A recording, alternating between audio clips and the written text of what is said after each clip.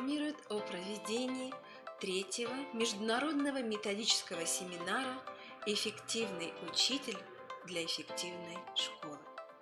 Семинар проходит в соответствии с планом мероприятий по повышению качества образования в школах с низкими результатами обучения и в школах, функционирующих в неблагоприятных социальных условиях, и направлен на формирование новых компетенций у педагогов, у руководителей образовательных организаций и направлен на повышение качества образования в системе образования нашей республики. Цель международного семинара – трансляция эффективных инновационных практик в области повышения качества образования, обмен опытом по вопросам профессионального развития школьных команд и педагогов. Участниками семинара являются руководители образовательных организаций, педагоги и, конечно, участники проекта «Эффективная школа», представители муниципальных органов управления образованием, председатели и члены республиканских и муниципальных методических объединений, региональной инновационной площадки. В числе спикеров международного семинара федеральные, республиканские эксперты в сфере качества образования, международные эксперты. Данный семинар проходит под патронажем Министерства образования, науки и молодежной политики Республики Коми. Формат работы международного семинара разнообразен. Это и стратегические, и форсат-сессии, интерактивно-дискуссионные площадки, мастер-классы, тренинги, круглые столы, профессиональные кейсы. Все мероприятия семинара в 2020 году будут проходить в дистанционном формате, в том числе в режиме онлайн-сессий, которые будут транслироваться на сайте эффективного учителя в рамках нашего семинара. Созданный сайт «Эффективный учитель для эффективной школы» очень логично представляет структуру профессиональных треков нашего семинара. Мы вместе с вами будем включены в 4 основных трека. Учитель будущего формируется сегодня. Качество образования в современной школе. Цифровая образовательная среда эффективной школы. Новые возможности для непрерывного профессионального образования. Кроме основных профессиональных событий семинара, в коворкинг-зоне ежедневно будут проходить мастер-классы и вебинары для учителей-предметников, для представителей республиканских и муниципальных методических объединений. На интерактивной панели сайта семинара можно будет познакомиться с информацией о программах повышения квалификации, переподготовки для представителей проекта «Эффективная школа», совершить виртуальную экскурсию в музей учительства и, конечно же, записаться на консультацию в Республиканский консультационный центр по оказанию психолого-педагогической, методической и консультативной помощи родителям. Очень важно, что вы можете задать вопросы экспертам нашего семинара и получить ответы в режиме онлайн. Трансляция всех мероприятий семинара будет реализована на сайте «Эффективный учитель для эффективной школы». Регистрация на все мероприятия уже завершена, но несмотря на это, уважаемые педагоги, руководители, эксперты, вы можете принимать участие в любом нашем мероприятии через регистрацию, которая будет активна в течение всего периода семинара на нашем сайте. Время проведения основных профессиональных событий семинара с 14:00 до 19:00. Семинар проходит в течение 4 дней с 19 мая по 22 мая 2020 года. Очень важно, что интерактивная панель и коворкинг зона будут доступны всем участникам семинара ежедневно, начиная с 10:00. Записаться на мероприятие семинара достаточно просто. Для этого достаточно нажать на кнопочку «Войти», зарегистрироваться, ввести необходимые данные. Пожалуйста, укажите свою фамилию, имя, отчество, выберите муниципальное образование, а если вы не из Республики Коми, то соответствующую надпись. Обязательно укажите наименование организации, и очень важно, чтобы вы отметили, являетесь ли вы участником проекта «Эффективная школа» 2020 года, либо участником проекта предыдущих лет. Отмечайте, какие треки планируете посетить, вписывайте адрес своей электронной почты, обязательно действующий, придумывайте для себя логин, пароль. К паролю есть определенные требования, в пароле должны быть и буквы, и цифры, и какой-нибудь символ, который не является ни буквой, ни цифрой.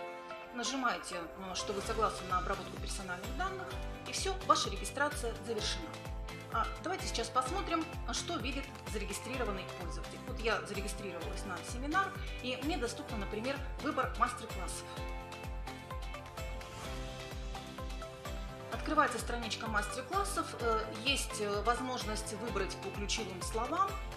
Давайте попробуем это сделать. Вот, например, мы выбрали ключевые слова. Нажимаем кнопочку «Применить», и нам открываются все мастер-классы, связанные с этими ключевыми словами. Если вы хотите принять участие в мастер-классе, то вы нажимаете соответствующую кнопку «Я буду участвовать». Теперь, когда мы с вами зайдем на вкладочку «Мероприятия, которые я хочу посетить», мы увидим все те мероприятия, которые вы отметили в программе семинара. Вот те мастер-классы, которые мы выбрали, те мероприятия с главной страницы нашего сайта, в которых вы отметили, что хотите принять участие по каждому дню. И давайте посмотрим, в каждом мероприятии мы видим краткое описание, мы видим модераторов, мы видим спикеров. И каждое мероприятие мы можем развернуть отдельно, щелкнув по его названию. Мы входим на страничку конкретного мероприятия. Здесь именно на страничке конкретного мероприятия располагается наша панель, на которой будут происходить непосредственно события нашего международного методического семинара. То есть именно во время того, как будет проходить это мероприятие, в этом окошке будет появляться вебинарная комната, в которую вы сможете зайти и принять участие в нашем мероприятии.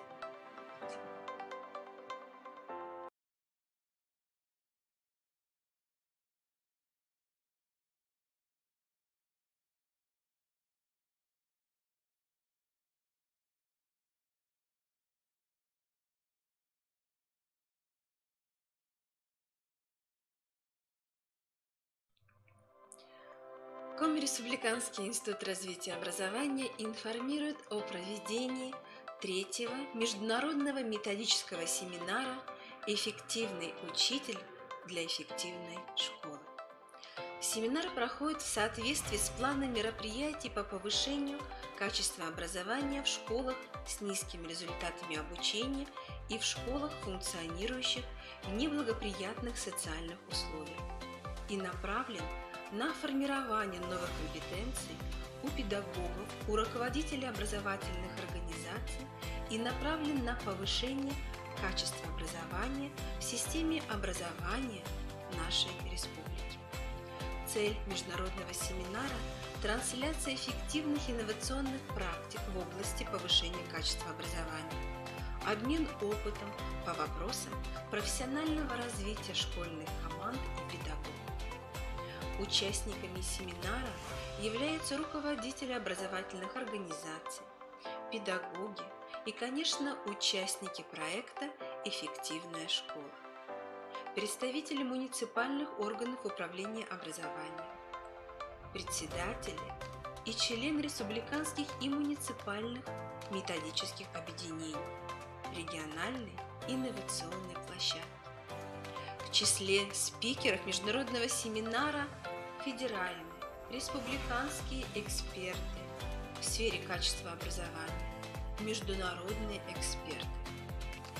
Данный семинар проходит под патронажем Министерства образования, науки и молодежной политики Республики Коми. Формат работы международного семинара разнообразен.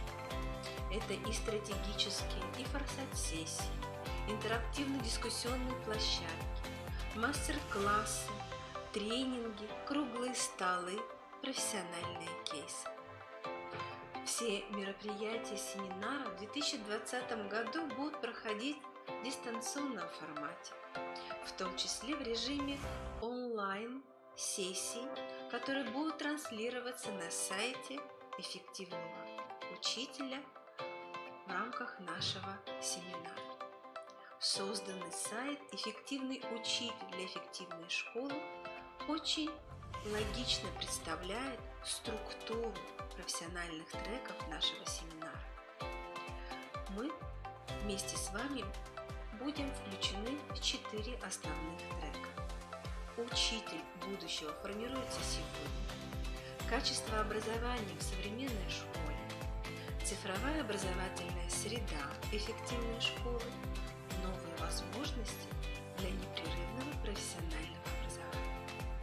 Кроме основных профессиональных событий семинара, в коворкинг-зоне ежедневно будут проходить мастер-классы и вебинары для учителей-предметников, для представителей республиканских и муниципальных методических объединений. На интерактивной панели сайта семинара можно будет познакомиться с информацией о программах повышения квалификации, переподготовки для представителей проекта «Эффективная школа», совершить виртуальную экскурсию в музей учительства и, конечно же, записаться на консультацию в Республиканский консультационный центр по оказанию психолого-педагогической, методической и консультативной помощи родителям. Очень важно, что вы можете задать вопросы экспертам нашего семинара и получить ответы в режиме онлайн. Трансляция всех мероприятий семинара будет реализована на сайте «Эффективный учитель для эффективной школы». Регистрация на все мероприятия уже завершена, но несмотря на это, уважаемые педагоги, руководители, эксперты, вы можете принимать участие в любом нашем мероприятии через регистрацию, которая будет активна в течение всего периода семинара на нашем сайте. Время проведения основных профессиональных событий семинара с 14:00 до 19:00. Семинар проходит в течение 4 дней с 19 мая по 22 мая 2020 года. Очень важно, что интерактивная панель и коворкинг-зона будут доступны всем участникам семинара ежедневно, начиная с 10:00. Записаться на мероприятие семинара достаточно просто. Для этого достаточно нажать на кнопочку «Войти», зарегистрироваться, ввести необходимые данные. Пожалуйста, укажите свою фамилию, имя, отчество, выберите муниципальное образование, а если вы не из Республики Коми, то соответствующую надпись. Обязательно укажите наименование организации, и очень важно, чтобы вы отметили, являетесь ли вы участником проекта «Эффективная школа» 2020 года, либо участником проекта предыдущих лет. Отмечайте, какие треки планируете посетить, вписывайте адрес своей электронной почты, обязательно действующий, придумывайте для себя логин, пароль. К паролю есть определенные требования, в пароле должны быть и буквы, и цифры, и какой-нибудь символ, который не является ни буквой, ни цифрой. Нажимаете, что вы согласны на обработку персональных данных, и все, ваша регистрация завершена. Давайте сейчас посмотрим, что видит зарегистрированный пользователь. Вот я зарегистрировалась на семинар, и мне доступен, например, выбор мастер-классов. Открывается страничка мастер-классов, есть возможность выбрать по ключевым словам. Давайте попробуем это сделать. Вот, например, мы выбрали ключевые слова. Нажимаем кнопочку «Применить», и нам открываются все мастер-классы, связанные с этими ключевыми словами. Если вы хотите принять участие в мастер-классе, то вы нажимаете соответствующую кнопку «Я буду участвовать». Теперь, когда мы с вами зайдем на вкладочку «Мероприятия, которые я хочу посетить», мы увидим все те мероприятия, которые вы отметили в программе семинара. Вот те мастер-классы, которые мы выбрали, те мероприятия с главной страницы нашего сайта, в которых вы отметили, что хотите принять участие по каждому дню. И давайте посмотрим, в каждом мероприятии мы видим краткое описание, мы видим модераторов, мы видим спикеров. И каждое мероприятие мы можем развернуть отдельно, щелкнув по его названию. И мы входим на страничку конкретного мероприятия. Здесь именно на страничке конкретного мероприятия располагается наша панель, на которой будут происходить непосредственно события нашего международного методического семинара. То есть именно во время того, как будет проходить это мероприятие, в этом окошке будет появляться вебинарная комната, в которую вы сможете зайти и принять участие в нашем мероприятии.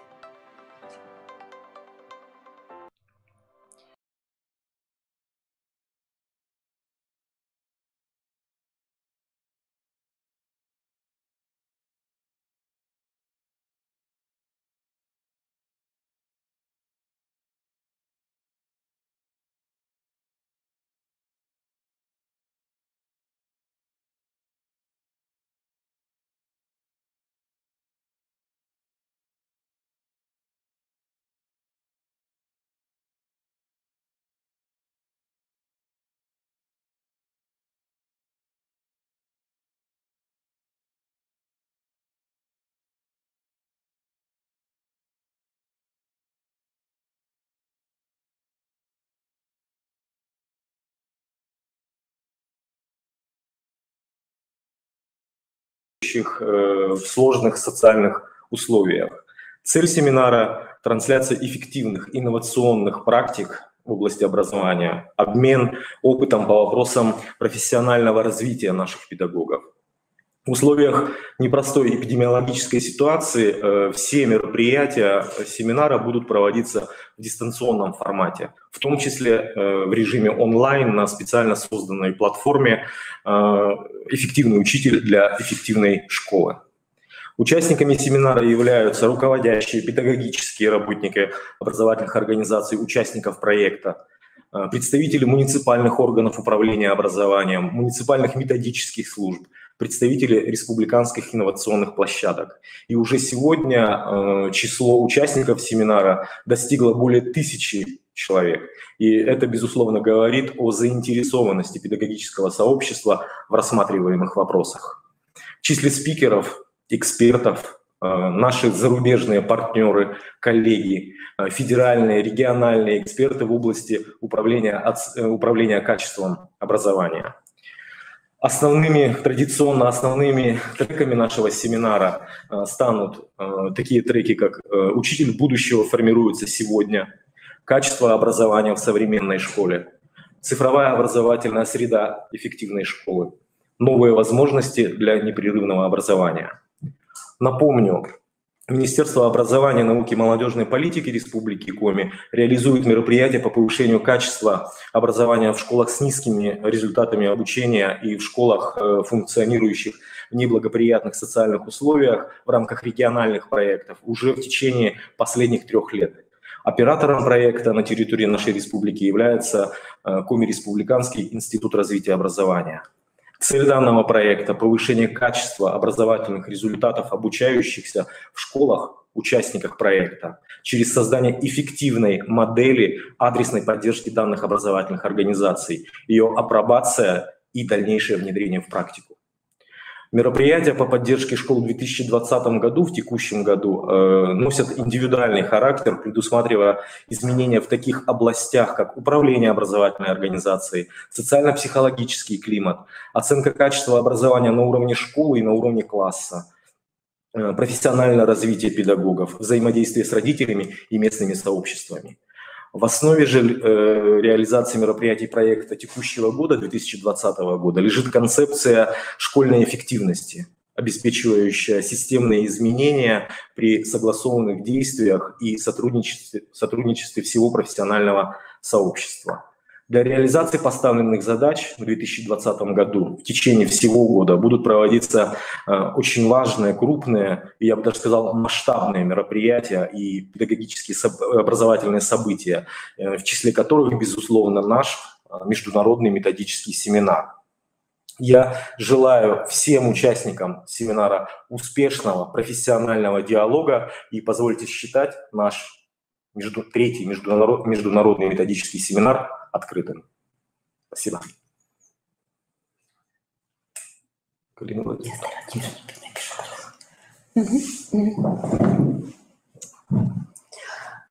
Добрый день, уважаемые коллеги, профессиональное сообщество нашей республики, Коми Республиканский институт развития и образования принимает все пожелания от имени Натальи Владимировны Якимовой и от Олега Александровича, и мы начинаем работу третьего международного методического семинара. Уважаемые коллеги, это значимое профессиональное событие для всего нашего сообщества. В течение 4 ближайших дней мы вместе с вами на онлайн-платформе нашего семинара будем обсуждать самые актуальные вопросы, связанные с развитием нашей системы образования. Сегодня, уважаемые коллеги, мы в рамках открытия нашего семинара проводим первую стратегическую сессию. Республиканская стратегия повышения качества образования, идеология проекта «Эффективная школа» в Республике Коми. Уважаемые коллеги, мы ежедневно вместе с вами можем задавать вопросы нашим экспертам. Нам очень важно выработать именно уникальные республиканские подходы к повышению качества образования.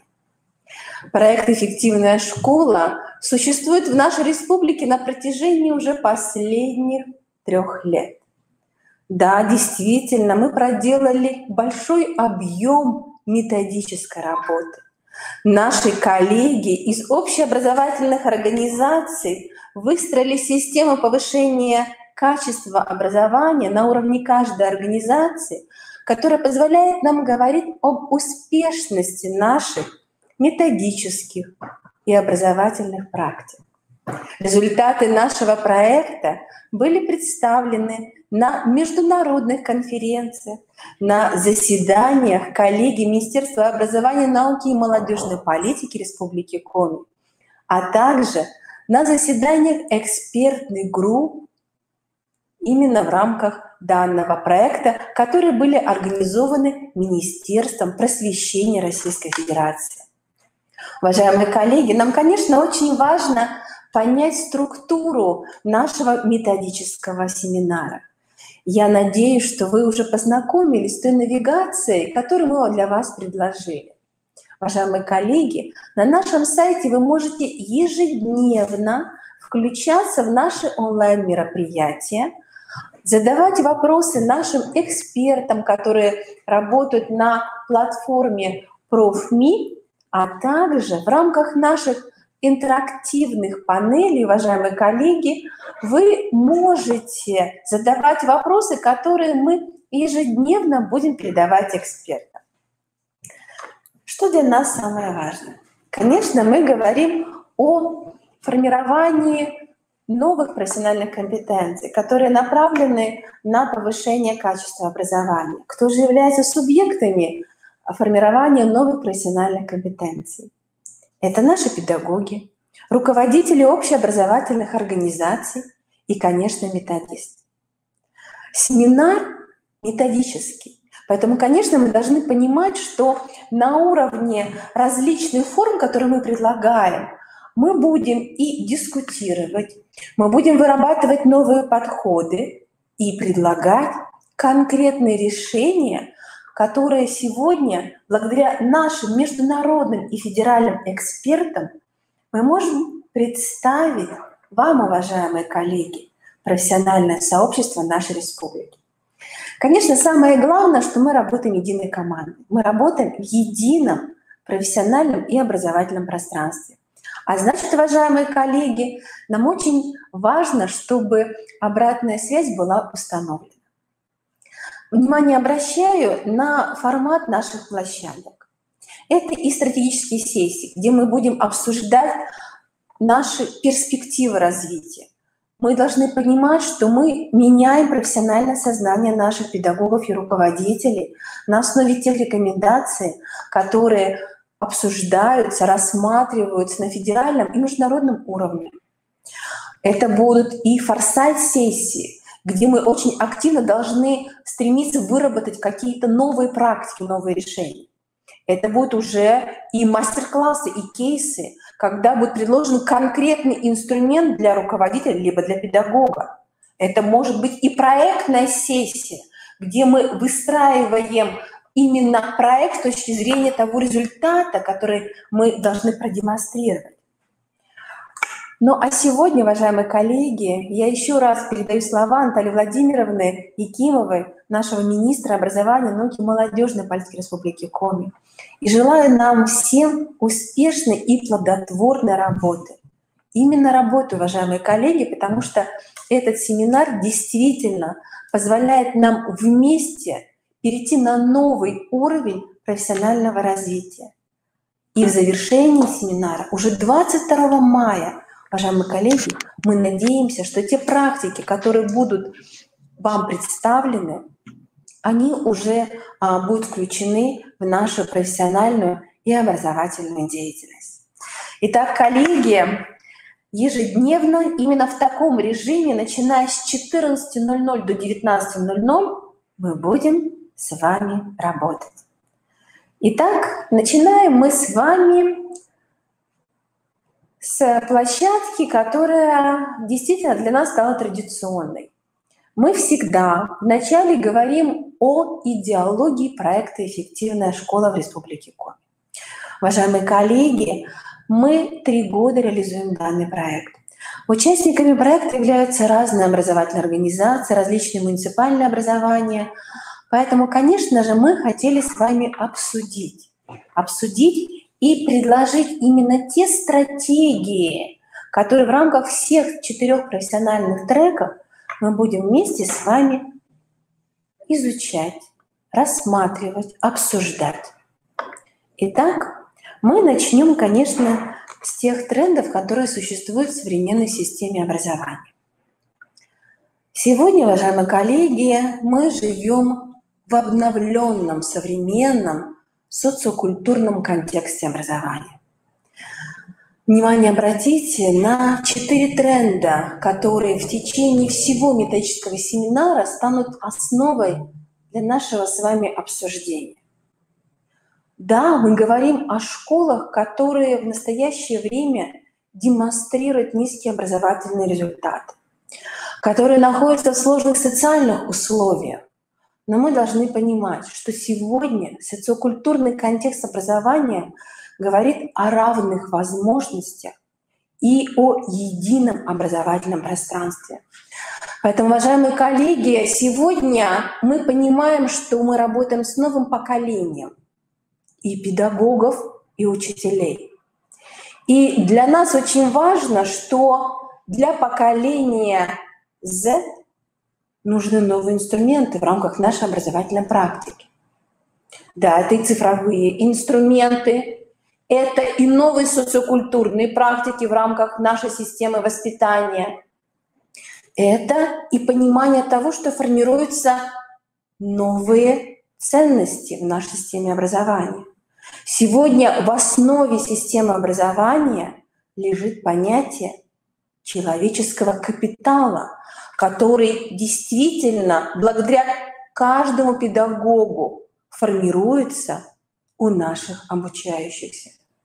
Сегодня мы говорим и о личностном росте, и о постоянном профессиональном развитии каждого педагога, о тех новых компетенциях, которые формируются у педагогов, как о педагога, который генерирует уже новые знания, который является дизайнером социального взаимодействия, создает новые среды, который умеет работать в рамках цифровой трансформации, умеет работать с облачными сетями, умеет формировать новые модели коммуникации в рамках виртуализации и облачных биг-дейта. Поэтому, уважаемые коллеги, вот все эти тренды, они будут являться стратегическими линиями, о которых мы будем постоянно с вами говорить. То есть мы с вами решаем не только задачу сегодняшнего дня, но мы понимаем, что эффективная школа, она должна стать тем образовательным центром, который работает на протяжении всего образовательного цикла. И сегодня мы понимаем, что запрос, который в наш адрес поступает от родителей, от государства, от общественных организаций, он связан с новой парадигмой мышления. Наш мир очень быстро меняется.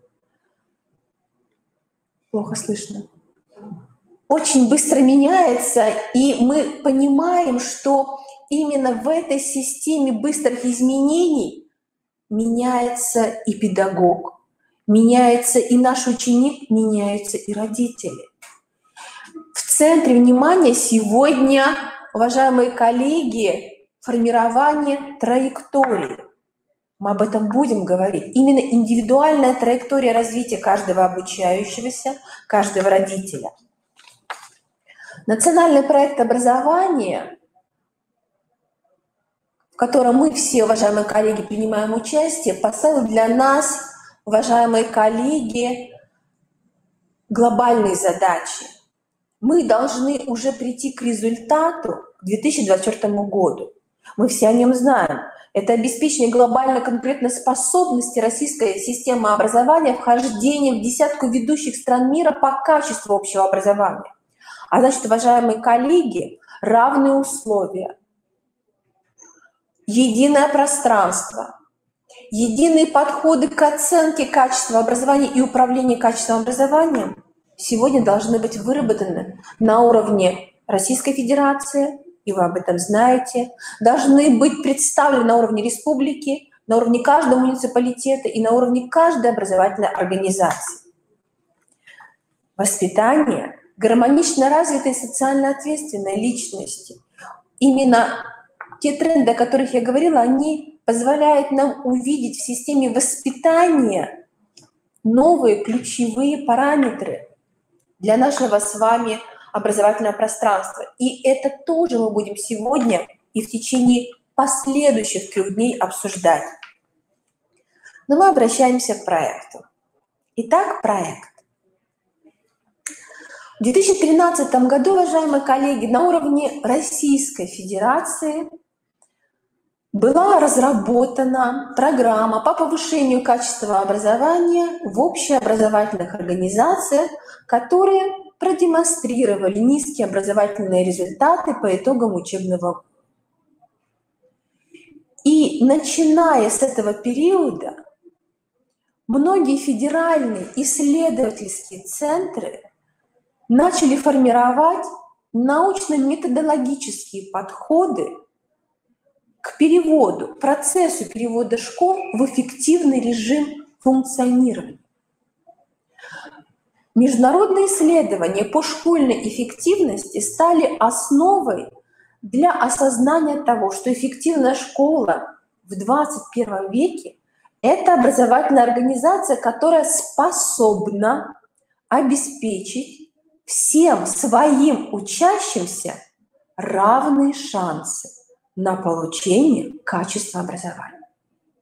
И в основе международной теории и уже российской теории, уважаемые коллеги, возникают субъекты, которые формируют не понятие, а формируют пространство эффективной школы.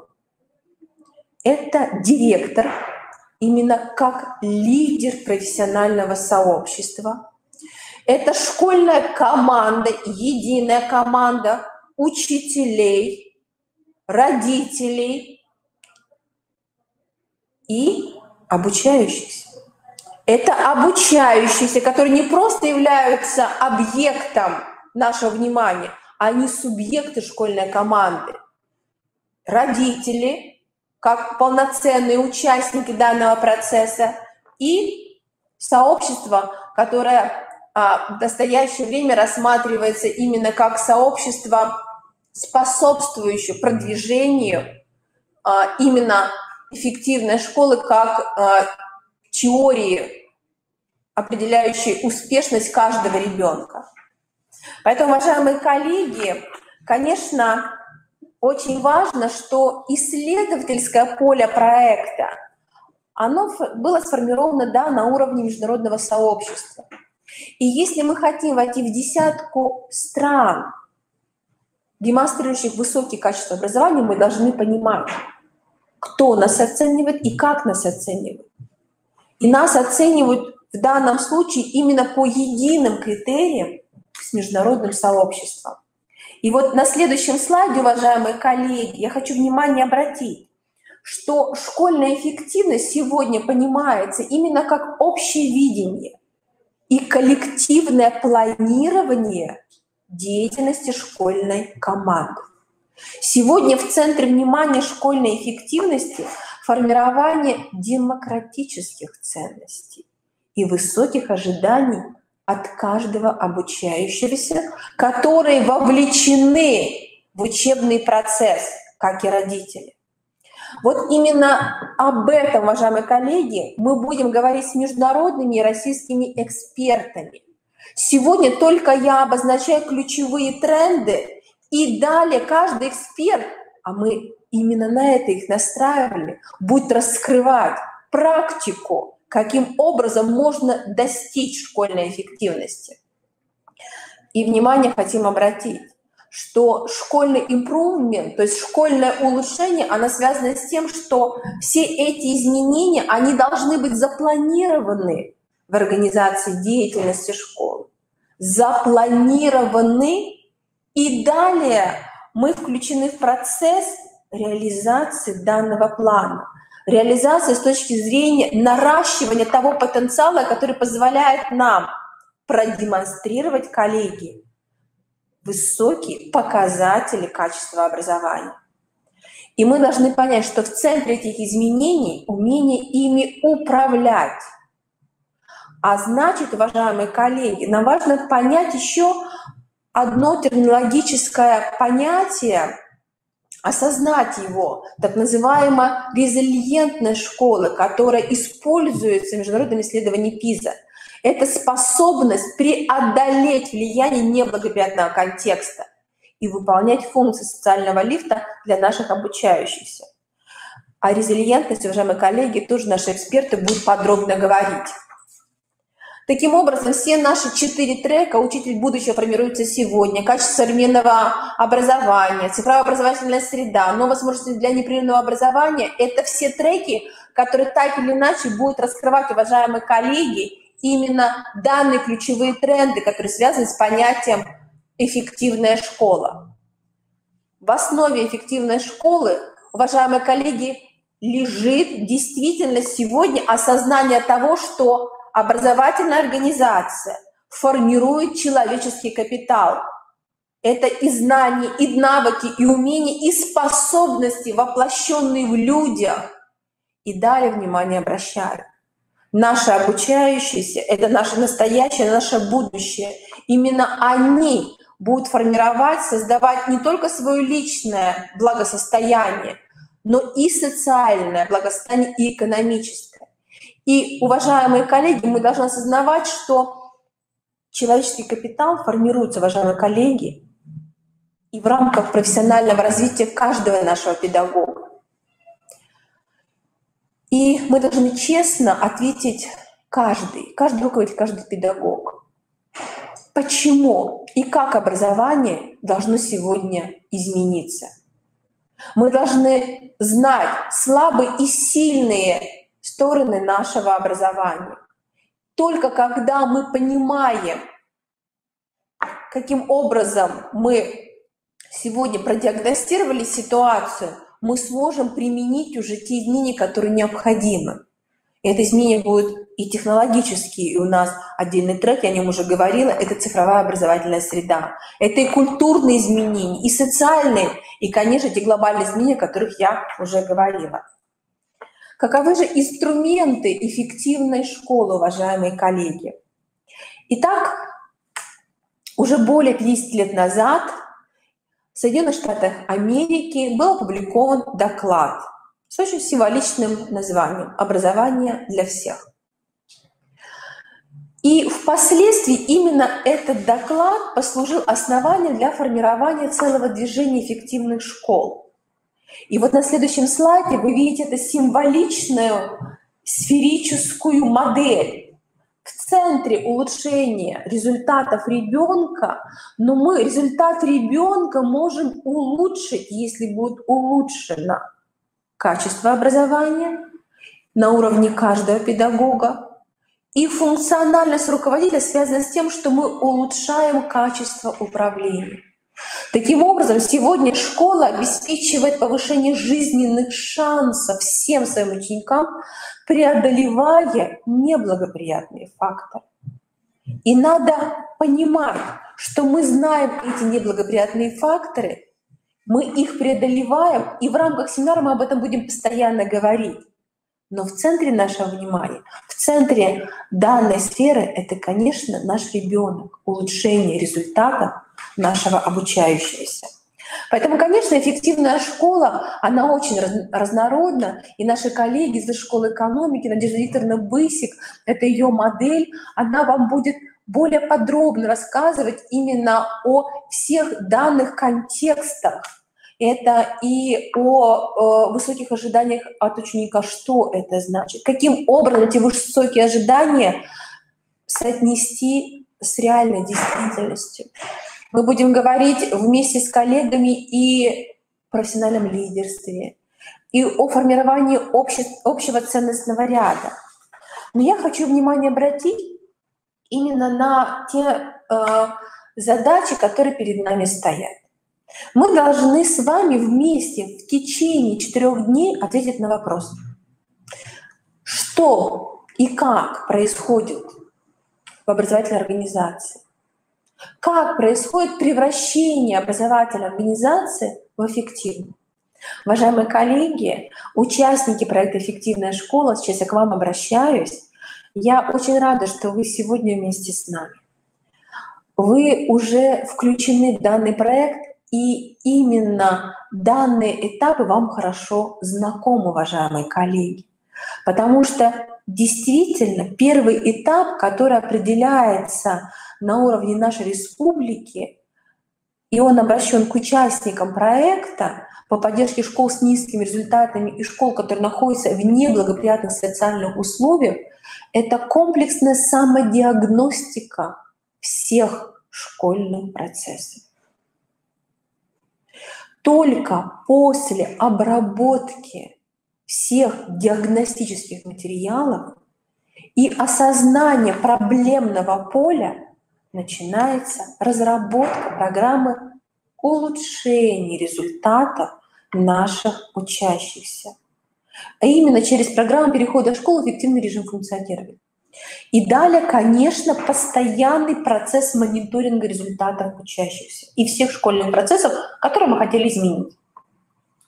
Но в центре нашего внимания сейчас это профессиональное развитие педагога.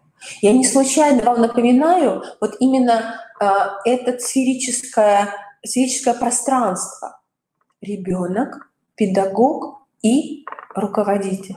Потому что действительно, уважаемые коллеги, от улучшения качества преподавания зависит, уважаемые коллеги, наш результат. А значит, уважаемые коллеги, мы должны знать. На уровне международного сообщества уже доказано, я не случайно говорю, что у нас семинар научно-методического характера даже. Посмотрите, пожалуйста, за один учебный год 10 лучших учителей в 3 раза эффективнее обучают своих учеников, чем 10% самых слабых учителей. За 3 года разница в учебных достижениях учащихся, которым преподают только высококвалифицированные учителя или только учителя низкой квалификации, может составлять 53%. Уважаемые коллеги, это исследование, которое сегодня используется на уровне не только международного, но и российского сообщества. А значит, мы должны понимать, что сегодня профессиональная компетентность учителя – это качество действий работника, которые обеспечивают эффективное решение профессиональных задач в реальных ситуациях педагогической деятельности. А значит, уважаемые коллеги, обращаю внимание, что от состояния, в котором мы сейчас находимся, мы должны перейти к изменению мышления нашей школьной команды, каждого педагога, для того, чтобы действие, которое применяется, оно стало необходимым результатом. Коллеги, успех состоит на 20% из нашего опыта и квалификации и на 80% из выбранной нами стратегии. Поэтому, коллеги, не случайно мы говорим, что первая наша сессия, она стратегическая. Мы должны с вами не представить сразу инструменты, а мы должны с вами действительно поразмышлять, подумать, каким же образом то состояние, в котором мы находимся сейчас, может измениться через именно новые подходы, обновленные подходы в каждой образовательной организации. Итак, уважаемые коллеги, наша государственная задача связана с тем, что действительно сегодня национальная система профессионального роста каждого педагогического работника – это система государственных и общественных институтов, которые обеспечивают непрерывное образование педагогических работников с учетом анализа, коллеги, не только профессиональных дефицитов. Мы сегодня говорим не о прошлом и не только о настоящем, а о будущем. В основе непрерывного образования сегодня лежит идеология потребности нашего педагога, который должен уверенно смотреть в будущее. Не случайно данная категория национальной системы педагогического роста, она включена в федеральный проект «Учитель будущего». Поэтому сегодня мы должны понимать, что все педагоги, которые работают вместе с нами в рамках методического семинара, они работают не только на свое настоящее, коллеги, но и на свое будущее. Они уверенно смотрят в будущее в рамках тех трендов, о которых я говорила. Цифровая трансформация, метакультурологическое пространство, изменение ценностного ряда, работа с новым поколением обучающихся. Поэтому, уважаемые коллеги, вот эти траектории изменений, мы будем их постоянно обсуждать в течение 4 дней. Они направлены на то, чтобы действительно сегодня, и мы это можем выявлять, мы выявляем затруднения наших учащихся, мы выявляем профессиональные дефициты наших педагогов, мы это умеем делать. Но теперь, благодаря этому семинару, мы говорим еще о том, что мы должны удовлетворить потребности наших педагогов и выбрать подходящие эффективные педагогические технологии. И мы здесь, конечно, говорим о том, что будут представлены в рамках нашего семинара и практики формирующего оценивания, и каким образом мы развиваем критическое мышление, и навыки 21 века, и так далее, и так далее. И мы будем внимание обращать, это очень важно, каким же образом сегодня происходит обновление педагогического статуса педагога, который сегодня должен быть готов работать в профессиональных сообществах через различные программы коучинга, технологии наставничества. Коллеги, мы тоже об этом будем говорить. Поэтому сегодня мы должны научить наших коллег работать в сообществе и вовлекать наших учащихся учебную деятельность, свою неурочную деятельность, мотивируя наших учащихся к улучшению результата. Это все те траектории изменений, которые на уровне Российской Федерации рассматриваются уже как данность. Поэтому, конечно, с точки зрения управления эффективной школы, проведение углубленной диагностики позволит разработать программу перехода школ в эффективный режим функционирования, позволит организовать профессиональное развитие педагогов, не педагога уже одного, а именно школьной команды, и выстроить взаимоотношения с родителями. Ну что же делает школу неэффективной? Это, конечно, низкие ожидания по отношению к ученикам. Это низкие ожидания по отношению к учителям. Когда между учителями нет никакого опыта, когда каждый работает индивидуально и не осознает возможности современного профессионального пространства, когда не происходит сотрудничество с родителями, когда, к сожалению, мы не можем предложить дополнительные занятия нашим обучающимся. Коллектив чувствует себя изолированным и неспособным к изменениям. Это самая большая проблема, о которой говорят наши коллеги, федеральные и международные эксперты. Поэтому не случайно вводим понятие, именно наше методологическое понятие «школьная команда». В рамках нашего проекта мы говорим, что мы работаем со школьными командами. Школы — участники проекта, школы — лидеры, школа-команда. Уважаемые коллеги, конечно, нам важно понять, чтобы все наши реалистичные цели и задачи, они были связаны именно с процессом развития. А значит, стиль эффективной школы — это живое управление. Да, в центре данного управления наш обучающийся, наш ребенок, но внимание обращаю, что мы включаем ребенка и педагога в единое пространство. Пространство, в котором единые ценности, высокие ожидания. Когда происходит активное взаимодействие, совместное планирование и анализ действий с участием педагогов и партнеров школы. Поэтому не случайно пространство, о котором мы говорим, оно связано именно с со-коммуникацией, со-деятельностью, со-творчеством, со-управлением. Уважаемые коллеги, вот об этом стиле жизни эффективной школы тоже будут прилагать информацию наши коллеги.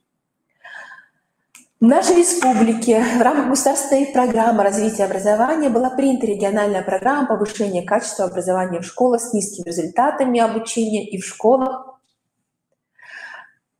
с функционирующих в неблагоприятных социальных условиях. Данная программа реализуется на протяжении 3 лет. И сразу хочу сказать, что все действия в рамках данной программы, они представлены. В течение последних лет мы выработали, уважаемые коллеги, подходы к мониторингу, диагностике, контекстному анализу результатов оценки качества образования. Мы знаем и применяем инструменты уровня профессиональной компетентности педагогов и управленческих кадров. Это не только повышение квалификации, это именно система формального, неформального и информального образования. Сегодня создается система именно адресной методической поддержки школ и совершенствуются механизмы государственного общественного управления. Поэтому в рамках нашего проекта мы действительно понимаем и идентифицируем, уважаемые коллеги, и школы-лидеры, и школам, которым требуется адресная методическая поддержка. Сегодня все 20 муниципальных образований принимают участие в нашем проекте. И образовательный ландшафт нашей республики, он связан с тем, что действительно сегодня мы, идентифицируя данные школы, выстраиваем адресную поддержку. В рамках нормативных оснований, уважаемые коллеги, это, конечно, соглашение Министерства просвещения Российской Федерации о выделении тех средств на поддержку школ в рамках нашего проекта. Поэтому, конечно же, в течение этого года, я уже сказала, мы работаем со всеми 20 муниципальными образованиями, которые на уровне каждого муниципалитета выстраивают программу сопровождения данных школ. Это адресные программы на основе именно тех этапов, начиная с мониторинга, диагностики, идентификации, о которых я говорила, до постоянного улучшения наших результатов. Мы должны, уважаемые коллеги, понимать, что именно наша задача создать эффективную модель адресной поддержки данных образовательных организаций, апробировать ее и внедрить в практику. Поэтому ежегодно участники проекта, они изменяются. То есть каждый проект дает толчок, именно профессиональный толчок и управленческий толчок каждой образовательной организации. И здесь, уважаемые коллеги, мы говорим о том, что в рамках нашей дорожной карты, принятой на уровне Республики Коми, мы создаем именно систему методической поддержки школы. В рамках логики развития проекта нам очень важно понять, что выработанные профессиональные уже траектории в рамках предыдущих 3 лет, они позволяют нам совершенствовать нашу систему поддержки образовательных организаций, совершенствовать республиканскую модель оценки качества образования. Созданная платформа «Мобильный методист» позволяет обмениваться лучшими практиками и использовать потенциал системы дополнительного профессионального образования. А также, уважаемые коллеги, нам очень важно, что на уровне Российской Федерации признаны наши результаты. Мы выступали с нашими школами-участниками, школами-лидерами в рамках экспертной сессии. И вот эта модель, которую мы демонстрируем как сетевую модель, определяет, уважаемые коллеги, что мы работаем в едином пространстве. Да, наш институт уже 3-й год является сетевым координатором. Но самое важное, уважаемые коллеги, что мы понимаем, что все международные и федеральные практики, они применяются в школах участников проекта и в школах, которые являются в настоящее время лидерами. Уважаемые коллеги, все наши 20 муниципальных образований входят в данную сеть повышения качества образования. В рамках структуры проекта предусмотрено 10 направлений именно в рамках концепции школьной эффективности. Мы понимаем, что это системные изменения, о которых мы и будем с вами, уважаемые коллеги, говорить, чтобы от мышления перейти к действию и к результату. Таким образом, уважаемые коллеги, результаты нашего проекта, они должны быть публичны. Каждое муниципальное образование, каждая школа должна разработать программу повышения качества образования. Мы понимаем, что именно благодаря тьюторскому сопровождению школ-лидеров мы приходим именно к обновленному результату. И это связано с тем, что действительно в центре внимания улучшение результата наших обучающихся. Сегодня, уважаемые коллеги, создана ресурсная база объединенных цифровых ресурсов. И региональная команда управления сегодня действительно открыто, публично представляет вам все цифровые ресурсы, о которых тоже, уважаемые коллеги, мы будем говорить. Наш сайт нашего семинара – это тоже один из ресурсов, который, уважаемые коллеги, первое, позволяет понять, в каком направлении стратегическом мы с вами будем двигаться на протяжении 4 дней. И в завершении, уважаемые коллеги, а именно 22 мая мы будем подводить итоги с пониманием того, что этот семинар – это только одно из профессиональных важных событий в рамках нашей программы повышения качества образования. Коллеги, итак, стратегия нашего семинара представлена. Я желаю вам успешной работы, будьте активными. Мы пригласили федеральных международных экспертов для того, чтобы они работали с командой республики.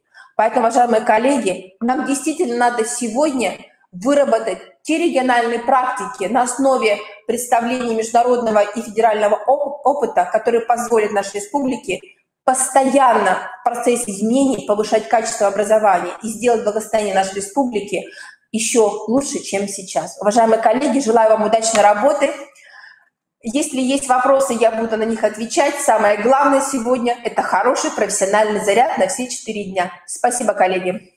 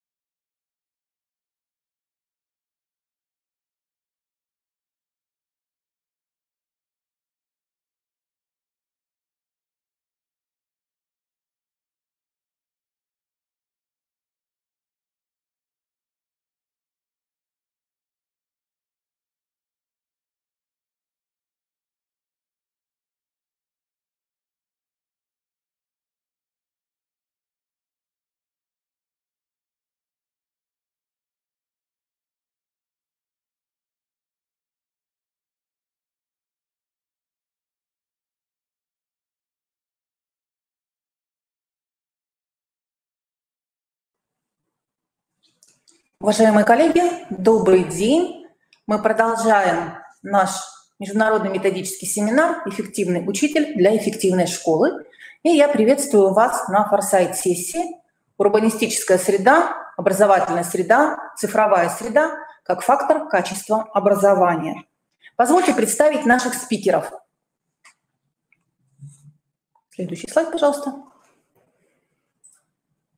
Итак, сегодня с нами работают Марина Ефимовна Вайндор-Сысоева, профессор кафедры технологии и профессионального обучения Московского педагогического государственного университета, доктор педагогических наук, доцент. Надежда Викторовна Бысик, ведущий эксперт Института образования НИУ Высшая школа экономики, исполнительный директор проекта в Якутии. Китайгородская Галина Владимировна, ректор Комреспубликанского института развития образования. И по возможности к нам подключатся наши американские коллеги Андрей Витальевич Коптелов, доцент, директор Центра международного образования Государственного университета Сэма Хьюстона, и Уильям Эджингтон, профессор Государственного университета Сэма Хьюстона. Итак, коллеги, сегодня мы можем говорить о том, что город может рассматриваться как воспитывающая и образовательная среда. Но при этом мы с вами можем говорить о том, что образовательная среда может стать и третьим учителем. В том случае, если она организована так, чтобы поддерживать процессы обучения. Педагогический потенциал мегаполиса можно рассматривать как компьютерную сеть с гиперссылками. Эти гиперссылки могут давать возможность бесконечно долго перемещаться между различными смыслами. Это может быть выявление особенностей ребенка, как субъекта или объекта воздействия пространства города. Это подбор средств и способов определения зависимости результатов образовательного взаимодействия от места проживания горожан.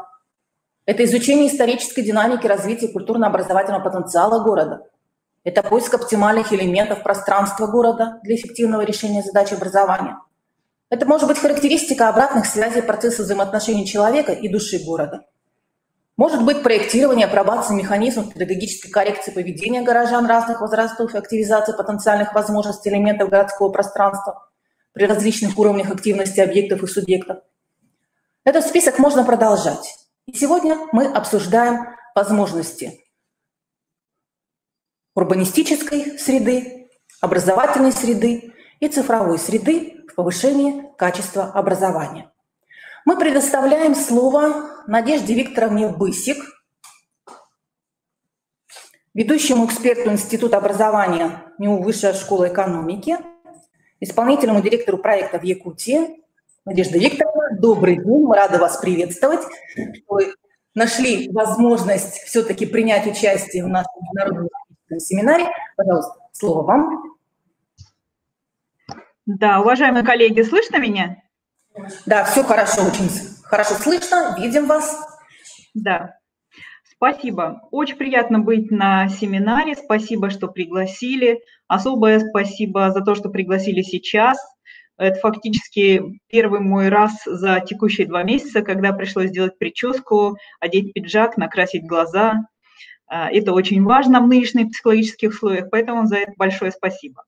Но все-таки вернемся к теме. Действительно, совершенно верно, что сейчас мы не можем ограничиться ресурсами нашей образовательной системы.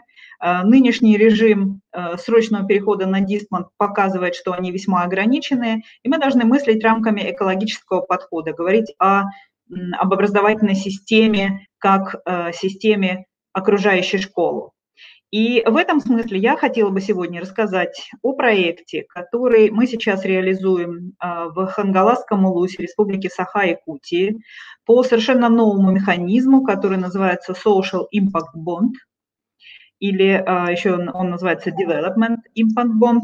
И я сейчас попробую расшарить вот свой рабочий стол, по-моему, видно, да? Я не готовила презентацию, но зато существует у этого проекта сайт, на котором вы вполне можете всю информацию более так детально просмотреть. Этот проект реализуется Высшей школой экономики совместно с Внешэкономбанком. Вот я открою еще одну страницу. Это страница, посвященная механизму данных проектов на сайте Внешэкономбанка.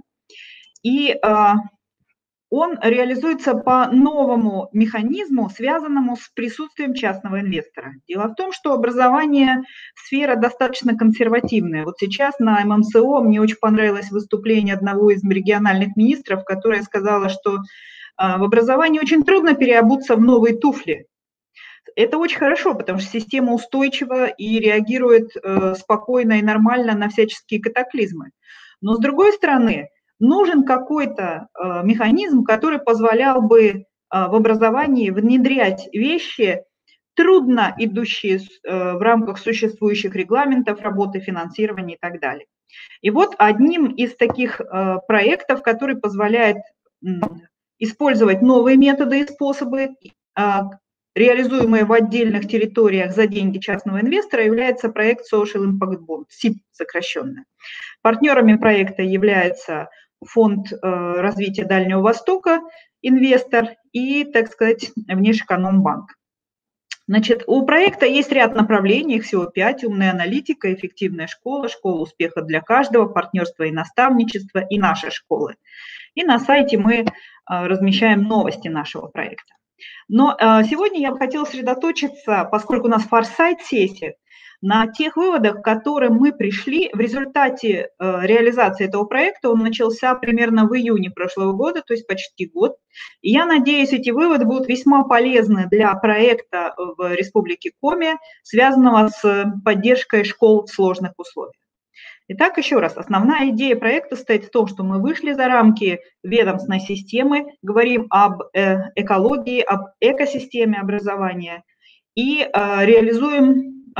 внедряем новые инструменты, доказавшие свою эффективность, о которых говорят в России и за рубежом, за счет помощи Внешэкономбанка и частного инвестора. Итак, что же мы делаем и что было бы полезно для республики и проекта республиканского? Первое, чем отличается проект ИСИП, это очень большая мониторинговая составляющая. Вот если мы откроем вкладку «Результаты» на сайте нашего проекта, то мы увидим совершенно четко, сейчас, одну секунду, раздел, который называется «Умная аналитика», и в котором представлены наши мониторинговые действия.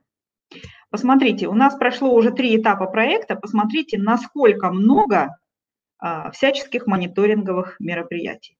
Для чего это нужно? Это нужно для того, чтобы в любой момент времени отслеживать, насколько эффективно работают разные части системы. Вообще проект ИСИП начинается с того, что внедряется некоторый мониторинговый продукт как социальный эффект или эффект социального воздействия, который рассчитывается по формулам обычно на основе каких-то внутренних мониторингов или даже результатов ЕГЭ, ОГЭ, участия региона в олимпиадах и так далее. И вот этот вот эффект или индекс социального эффекта является основным показателем проекта. И он раскладывается для каждой школы, для каждого учителя, для каждого ученика. В Якутии за счет прироста, в виде прироста образовательных результатов, профессиональной компетентности или места школы в общем рейтинге. И это очень важно. Кроме вот этого индекса социального эффекта существует еще измерение удовлетворенности, измерение того вклада или вовлеченности в мероприятие проекта, который существует на уровне каждой образовательной организации. Кроме того, мы запустили авторский мониторинг прогресса индивидуальных достижений. Это полностью компьютерный тест, который позволяет измерять достижения учащихся по отдельным темам русского языка и математики.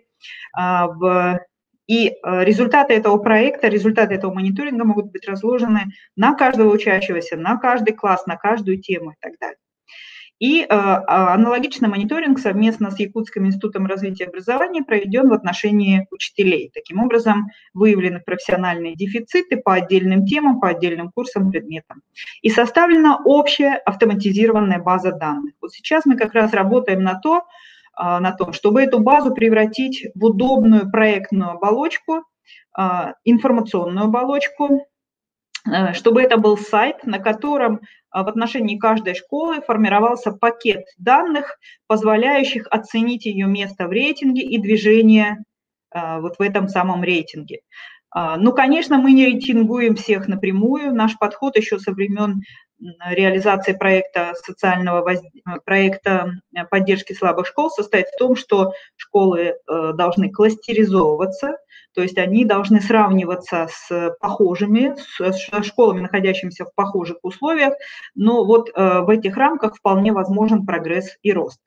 Таким образом, вот большое количество всяких мониторингов – отличительная черта нашего проекта, и, конечно, очень серьезной становится задача обучения учителей, заучей, директоров школ, даже специалистов управления образования тому, как с данными этого мониторинга работать. И мы двумя путями идем. С одной стороны, мы обучаем специалистов, с другой стороны, мы облегчаем инструменты восприятия этих мониторинговых данных. Но как только, значит, появляется возможность в режиме реального времени следить за тем, что происходит, с результатами учащихся, с другими показателями, возникает, конечно, большое желание двигаться вперед, искать себя в каком-то месте, сравнивать и так далее, и так далее. А дальше основные мероприятия проекта, связанные с прямым воздействием на учащихся, на педагогов, школы и родителей. И вот такое комплексное воздействие, впервые осуществляемое в отдельной территории, муниципалитете, оно дает свои результаты. И мы надеемся, что целевое значение индекса, которое запланировано на 3 года, к концу 3-го года точно будет выполнено. И я бы хотела обратить внимание на некоторые нюансы по каждому из этих направлений, для того, чтобы можно было предусматривать подобные вещи в программах поддержки школ Республики Коми и в школьных программах улучшения результатов. Ну, например, самый лучший и легкий способ улучшить результаты учащихся в сельских школах, отдаленных, например, и у учащихся, которые пока не блещут знаниями, это встретить их с хорошими, высококлассными профессиональными учителями. И мы это делаем. У нас в проекте существует уже 2 типа школ. Это школы роста для тех, кто тянется и растет, и школа успеха для тех, кто тянется, но уже к 100 баллам или к участию в олимпиадах. Это муниципальные школы. Они начинаются обязательно как очное мероприятие, для того, чтобы дети могли познакомиться, подружиться. Это, знаете, такой каникулярный лагерь. На каникулах обычно в течение 1-2 недель такие школы проходят. И основная задача этих школ – работать с дефицитами учеников. И мы привлекаем туда преподавателей, которые в нашей автоматизированной системе числятся сильными преподавателями и владеют информационными технологиями. И вот такую работу начинаем вести.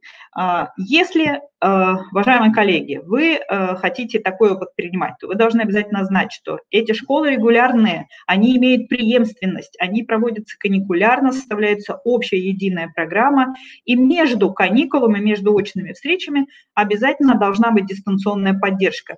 Поэтому существующая система карантина для нас способ отработать все дистанционные формы, которые, может быть, пробуксовывали или не было, так сказать, мотивации к этому. Сейчас для нас это очень важная задача. Кроме вот этих курсов очно-дистанционных, важно предусмотреть для каждого ученика перспективу. То есть он начинает как ученик школы роста, потом он может переходить в школу успеха. Школа успеха проводится уже совместно с Малой академией наук, учреждением дополнительного образования, работающим с сильными учениками в Якутии. Затем мы приглашаем учеников в Москву, в наши вышкинские школы для олимпиадников и детей высокого потенциала.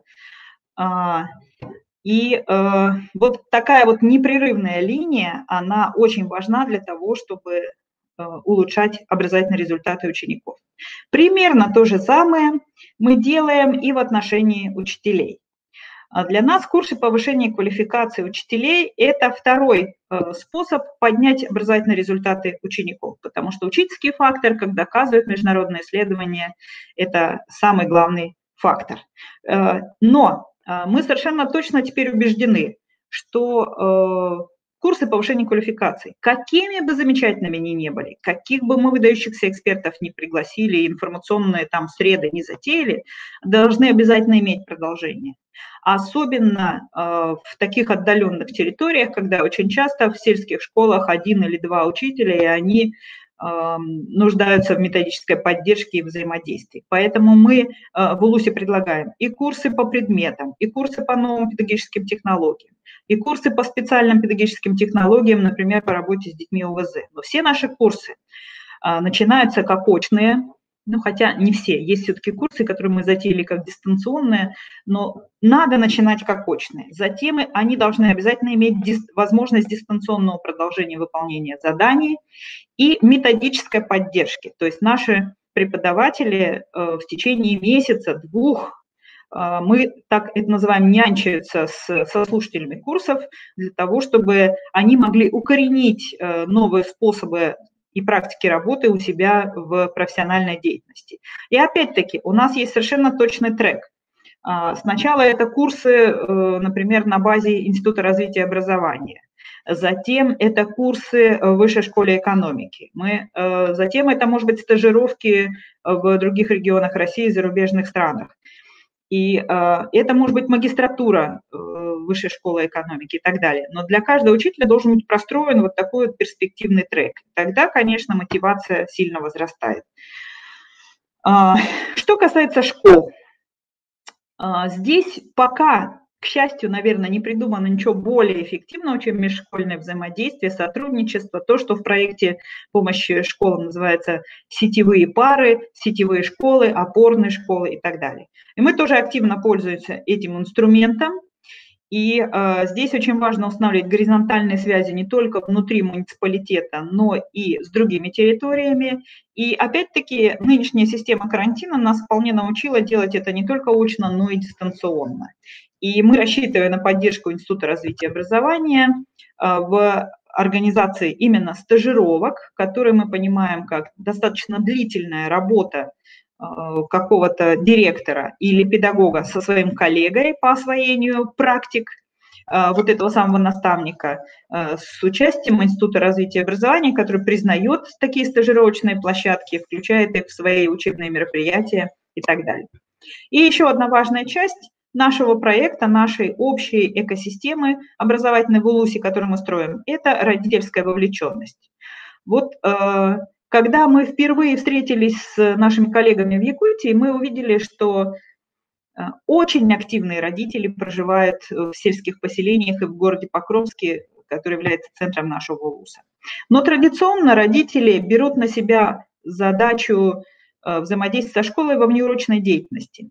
Наша цель – это повысить вовлеченность в учебный процесс. И вовлеченность в взаимодействие со школой, и вовлеченность, когда родитель взаимодействует с учеником дома, спрашивая его или общаясь с ним по поводу обучения.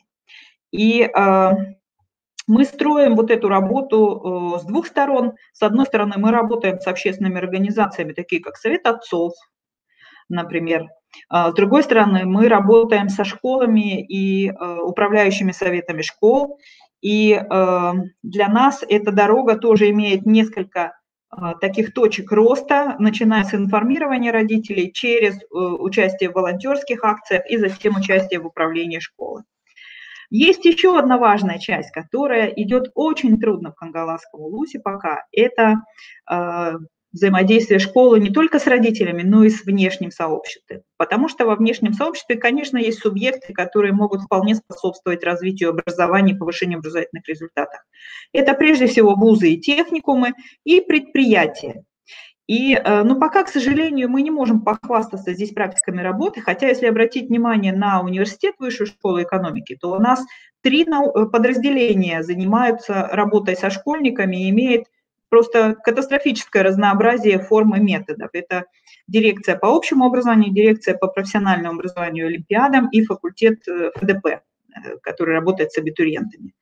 Вот. Существуют в разных территориях разные регионы взаимодействия, разные способы взаимодействия с колледжами. Это проект «Колледж-класс», например, или проект профессиональных проб. И если нам удастся вот в следующем учебном году эту работу наладить, то мы сможем уже похвастаться тем, что в Улусе создали действительно экосистему образования. Вот все, что я хотела сказать, готова ответить на вопросы.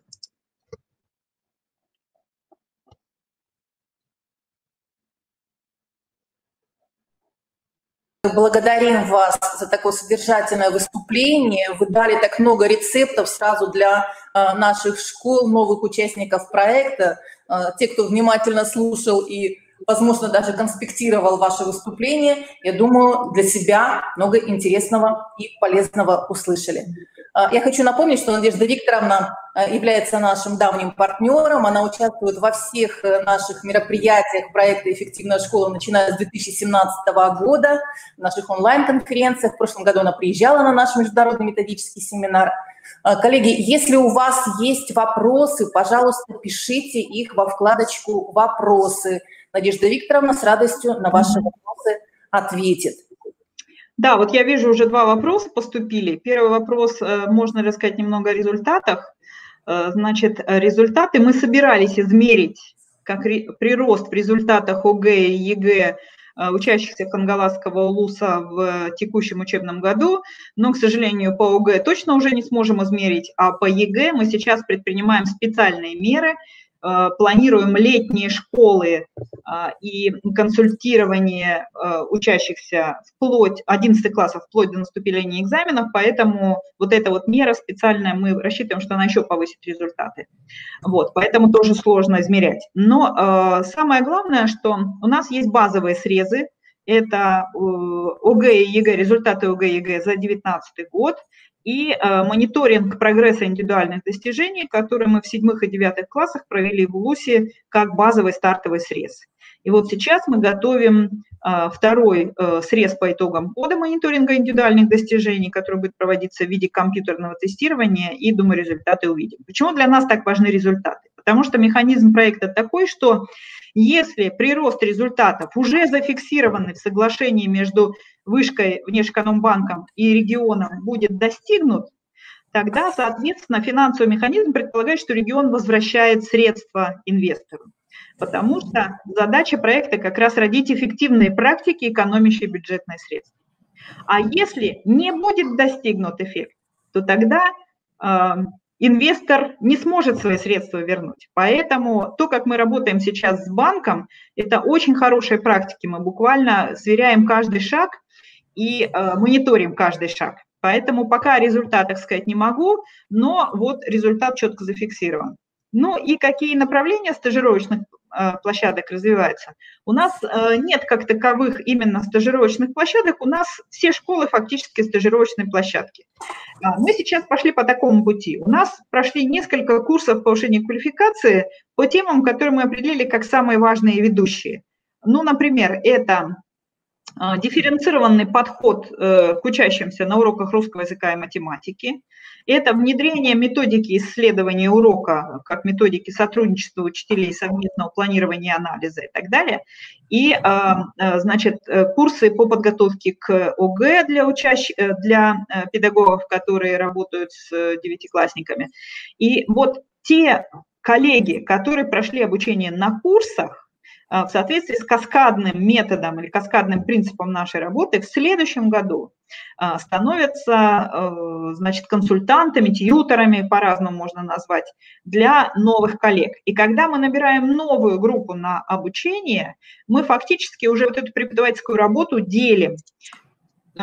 Есть определенный преподаватель, выдающий теорию, а затем каждый новый слушатель имеет возможность подключиться к слушателю, который уже прошел обучение и получил сертификат вышки. В общем, мы, когда обучение затевали, таким образом с людьми прямо и договаривались, что их задача будет потом расшаривать эти практики и быть тьюторами для других. Но это очень важно, потому что нельзя быть тьютором, если ты сам не применяешь. И для нас в курсах не просто познакомить, а именно научить применять. И вот таким вот образом мы делаем. Поэтому для нас стажировочные площадки открываются в каждой школе по разным предметам, и стажеров приглашают разные педагоги. Благодарим вас, Надежда Викторовна. Отпускаем на важное ваше другое событие, да, другой очень важный семинар. И передаем слово Марине Ефимовне Вайндорф-Сысоевой, профессору кафедры технологии профессионального обучения Московского педагогического государственного университета, руководителю магистерской программы электронные обучающие технологии, доктору педагогических наук, доценту. Надежда Викторовна в своем сообщении сделала акцент на том, что сегодня очень важно формировать цифровые инструменты, да, вот даже собирать данные мониторинга в цифровой базе. И Марина Ефимовна является как раз большим специалистом в области формирования цифровой среды. Сегодня она расскажет нам о том, как цифровую среду можно рассматривать в качестве современной экосистемы обучения. Марина Ефимовна, вы с нами. Марина Ефимовна, мы готовы предоставить вам слово. Так, да, Марина Ефимовна, подключайте камеру, пожалуйста.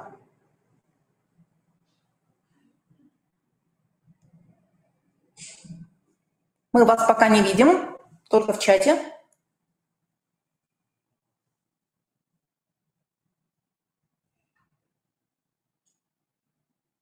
Марина Ефимовна. Подключайтесь к нам.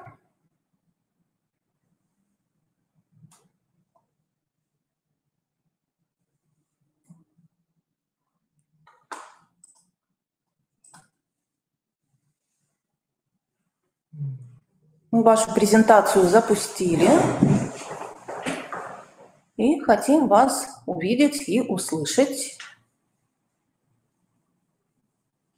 Марина Ефимовна, попробуйте закрыть, если у вас видео пошло в другой вкладке, попробуйте все лишние вкладки закрыть и вот только в этой нажать на иконку камеры.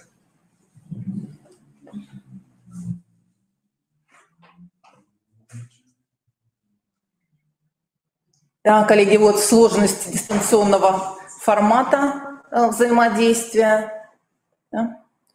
Бывают какие-то технические проблемы, технические сбои, но тем не менее все равно дистанционные образовательные технологии дают нам большие возможности, особенно в нынешних условиях, когда в очном формате мы с вами не всегда можем встречаться и решать какие-то серьезные вопросы. Так, Марина Ефимовна сейчас к нам подключится.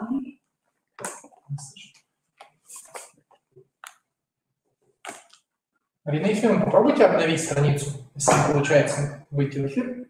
Возможно, какая-то проблема.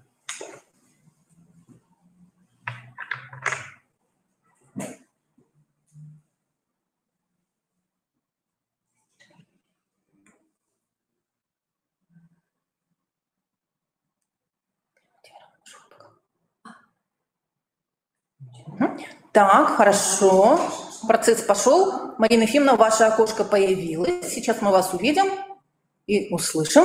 Вот. Здравствуйте, Марина Ефимовна. Очень рады вам. Добрый день. Марина Ефимовна тоже наш давний партнер, давний друг, принимает участие во всех наших мероприятиях по проекту «Эффективная школа». Пожалуйста, Марина Ефимовна, вам слово.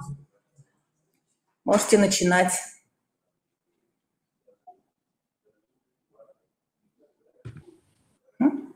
Марина Ефимовна, мы вас Спасибо большое.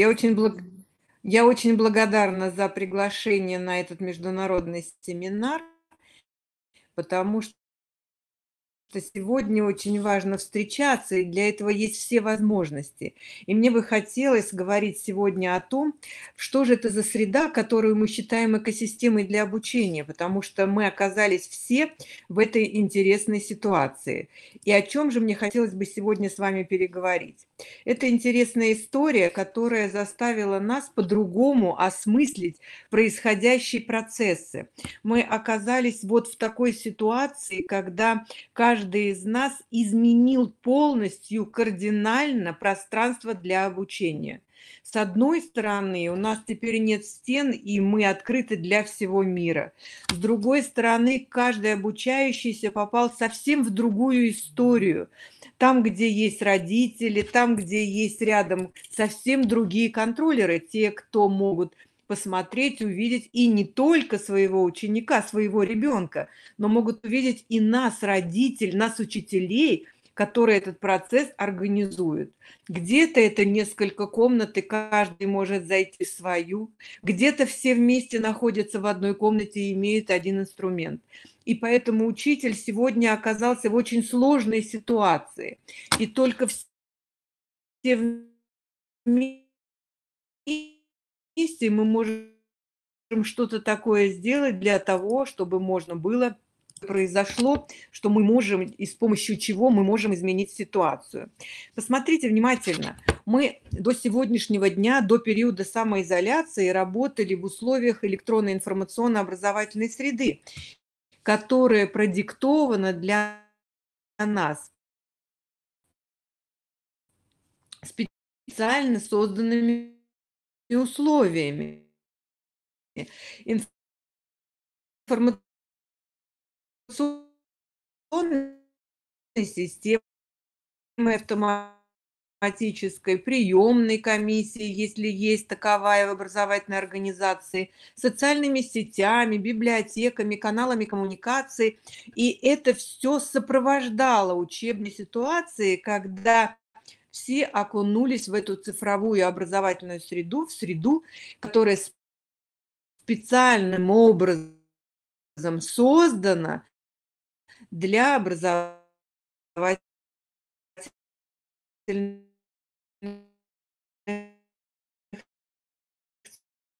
целей.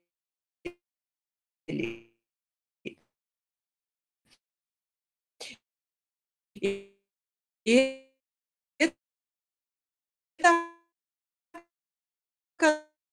оказалось совсем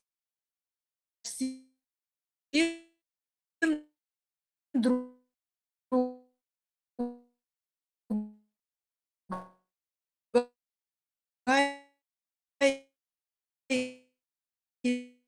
Ирина Ефимовна, к сожалению, связь не очень хорошего качества, поэтому мы предлагаем вам включить только звук своего микрофона, а камеру отключить. Возможно, помех тогда будет меньше. Там, где только микрофон. Нажмите только на микрофон.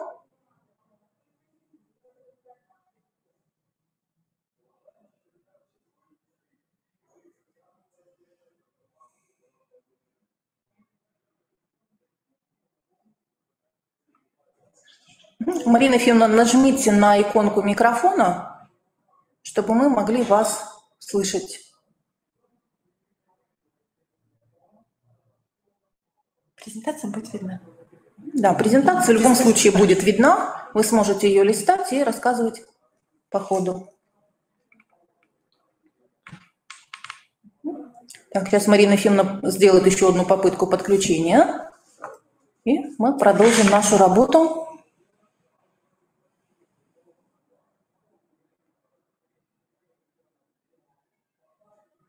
Все-таки, да, режим самоизоляции в домашних условиях не всегда дает нам возможность воспользоваться качественными услугами интернет-соединения.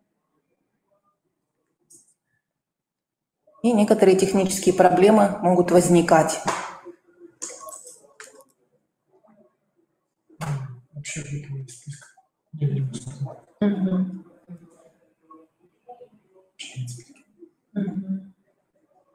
Так, видимо, какие-то серьезные проблемы возникли у нашего спикера. Еще раз попробую подключить. Вышли из вебинара. Вышел из вебинара? Если появится, тогда мы... Да? Да, можешь продолжать? Да, давай. Так, да. Как только у Марины Ефимовны связь наладится, мы предоставим ей возможность продолжить свое выступление. А сейчас, чтобы не терять время, мы предоставляем слово Галине Владимировне Китай-Городской, ректору Коми Республиканского института развития образования. Пожалуйста, Галина Владимировна, вам слово. Коллеги, еще раз добрый день. Марина Ефимовна к нам обязательно подключится. Мы ждем подключения Марины Ефимовны, но мы с вами продолжаем говорить об образовательной среде, урбанистической среде, ну и, конечно, цифровой образовательной среде.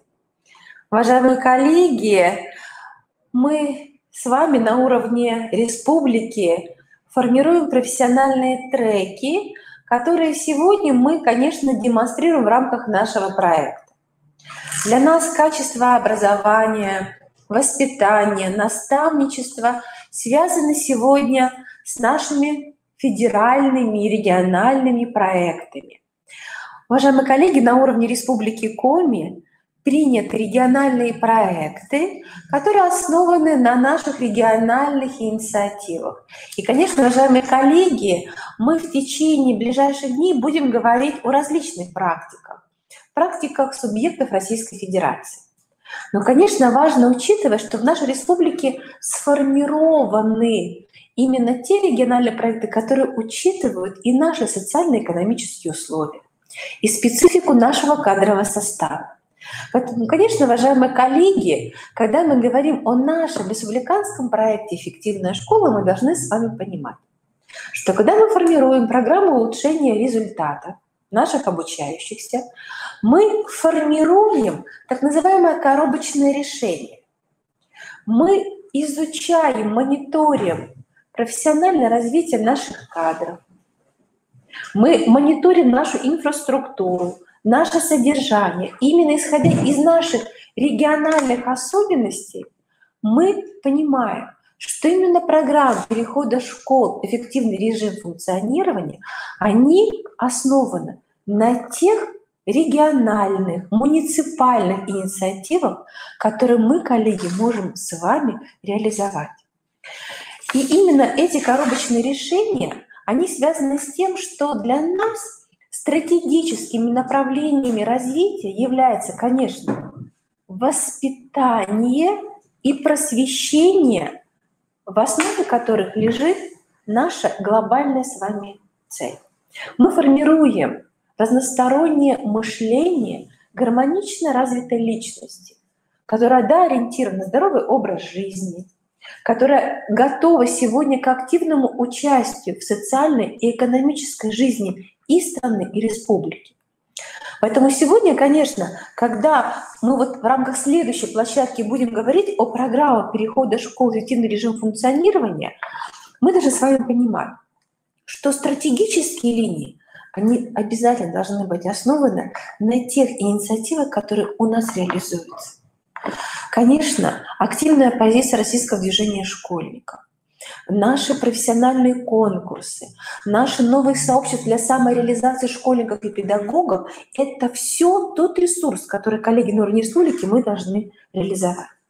И, конечно, сегодня, уважаемые коллеги, те новые протоколы в образовании, которые позволяют нам выстраивать горизонтальные формы обучения, связаны с тем, что на уровне республики созданы сети методических объединений, сети на уровне опорных школ Республики Коми, которые, уважаемые коллеги, тоже принимают участие в нашем проекте. Та модель наставничества, которой мы посвятим отдельно нашу площадку, она будет связана с тем, что мы будем говорить как раз о наших региональных инициативах. Поэтому, уважаемые коллеги, учитывать региональные инициативы и все наши особенности. Ну и, конечно, те тренды, о которых мы говорили. Сегодня базовая модель формирования человеческого капитала связана с тем, что мы сегодня осознаем, что от конкуренции мы переходим к кооперации. От владения чем-то индивидуально мы переходим к совместному доступу. От понимания «я победитель», «я лучший» мы переходим к профессиональной эмпатии. От потребления к совместному освоению и к социальному капиталу. Поэтому действительно та реальность, в которой мы живем, она формирует и новое мышление, новое наше сознание. И, конечно же, в рамках другого образования, именно другого, но которое формируется сегодня, мы осознаем, что мы работаем с поколением настоящего и будущего. И к нам подключается Марина Ефимовна. Да, Марина Ефимовна, вы к нам подключаетесь, мы вам попытаемся передать еще раз слово. Можно следующий слайд? У меня как раз, вот, да, здесь Марина Ефимовна, следующий мой слайд, да. И мы вот здесь, я внимание обращаю, это как раз из монографии Марины Ефимовны, которая определила те вопросы, которые надо задавать для именно нашего современного образовательного пространства. Вызовы цифровой эпохи. Кого мы учим? Как? Чему? Кто? Кто знает, как учить и у кого спросить? Поэтому, конечно, перестройка образовательного процесса, она в настоящее время определяет и поиск новых форматов и новых технологий. Марина Ефимовна, мы вас видим. Подключайтесь, пожалуйста, к нам. Так, я здесь с вами. Да, Марина Ефимовна, мы очень рады вас слышать. Передаем вам слово, Марина Ефимовна. Спасибо большое. Я хочу сказать, что действительно это очень такой важный вопрос, вопрос понимания, что мы должны делать и как. Ну вот мы вернулись к этой цифровой среде, и я перелистну страничку. Вот эта открытость процесса обучения, она сделала нас совсем другими. Она заставила каждого из учителей, каждого из преподавателей отвечать за каждое слово. И это другая ответственность. Это особенность той цифровой среды, в которой мы с вами на сегодняшний день живем. Мы получили в этой экосистеме другой регламент обучения. Оказалось, что сегодня в таких условиях работать, как мы это делали раньше, нельзя. Оказалось, что теперь мы должны выстраивать вот этот процесс обучения, исходя из возможностей, исходя из тех запросов, которые есть у тех, у кого мы с вами обучаем. Есть еще одна важная особенность, о которой нужно говорить. Это вопрос, касающийся оценки. Вот эти все возможности, они нас заставляют использовать оценку как технологию. Мы теперь не имеем права не проверить работу, мы должны все работы проверять. Мы не имеем права поставить цифру как отметку, мы должны ее обязательно комментировать. И исходя из этого, сам контент, который мы теперь разрабатываем для этой среды, он становится другим, потому что мы начинаем по-другому смотреть на учебный процесс. И я должна сказать, что теперь сам учебный процесс, он является и результатом обучения, потому что человек не только учится, а он осваивает очень много различных новых инструментов, новых видов деятельности. В этой экосистеме каждый обучающий должен решить для себя много вопросов. И один из них – это удобный инструмент. Один из них – это другая возможность этих ресурсов. Если вы вспомните, в традиционном обучении, в очном, у нас известные с вами форматы. Урок, на уроке объяснение материала, контрольная работа, практикум, например, или коллоквиум, если это в вузе. А что произошло сегодня? А сегодня у нас видов объяснения нового материала десятки. И это другая возможность. Это возможность экосистемы, это возможность глобализации. Мы теперь можем не просто сами читать, например, лекцию, а найти спикера репутационного, который авторитетен в науке, например, и пригласить его для своих обучающихся. Мы можем в обычный класс пригласить ученого, и он к нам придет, и совсем по-другому выстроится учебный процесс. Здесь есть одна очень серьезная опасность. Мы не имеем права брать все подряд. Мы должны очень хорошо задумываться, какой инструмент использовать, чтобы понимать, что именно этот выбранный нами инструмент будет работать для конкретной дидактической задачи. Тем самым мы очищаем пространство, мы убираем ненужные процессы, мы убираем контент, который не работает на обучение, а просто был контентом, который мы в какой-то момент, может быть, даже использовали. Очень хорошая возможность в современных условиях – это возможность дистанционного наставничества. Почему я об этом говорю? Сегодня это очень важный момент. Нам открыты глобальные сети. Мы можем найти тех коллег, мы можем найти тех учителей, тех специалистов, которые в какой-то конкретной области специализируются, и им задавать вопросы. А так как мир открыт, мы можем очень быстро получать такие ответы. Вы знаете, ведь сегодня обучение на курсах повышения квалификации – это не самое главное в нашей профессиональной жизни. Может быть, главнее получить поддержку в послекурсовой период, когда ты уже освоил, изучил, там поработал, а теперь использовать начинаешь. И вот здесь хорошо работает в том числе и дистанционное наставничество. Кроме этого, в этой экосистеме работает и персонализация обучения, потому что мы можем найти ответ на конкретный вопрос. Мы можем обучение персонализировать. Я могу учиться по запросу. Если, например, меня интересует цифровая безопасность, я, конечно, буду в сетях искать Алексея Лебеденко. Если меня интересует цифровая опасность обучающихся в этой среде, как защитить свой аккаунт, как защитить свою среду.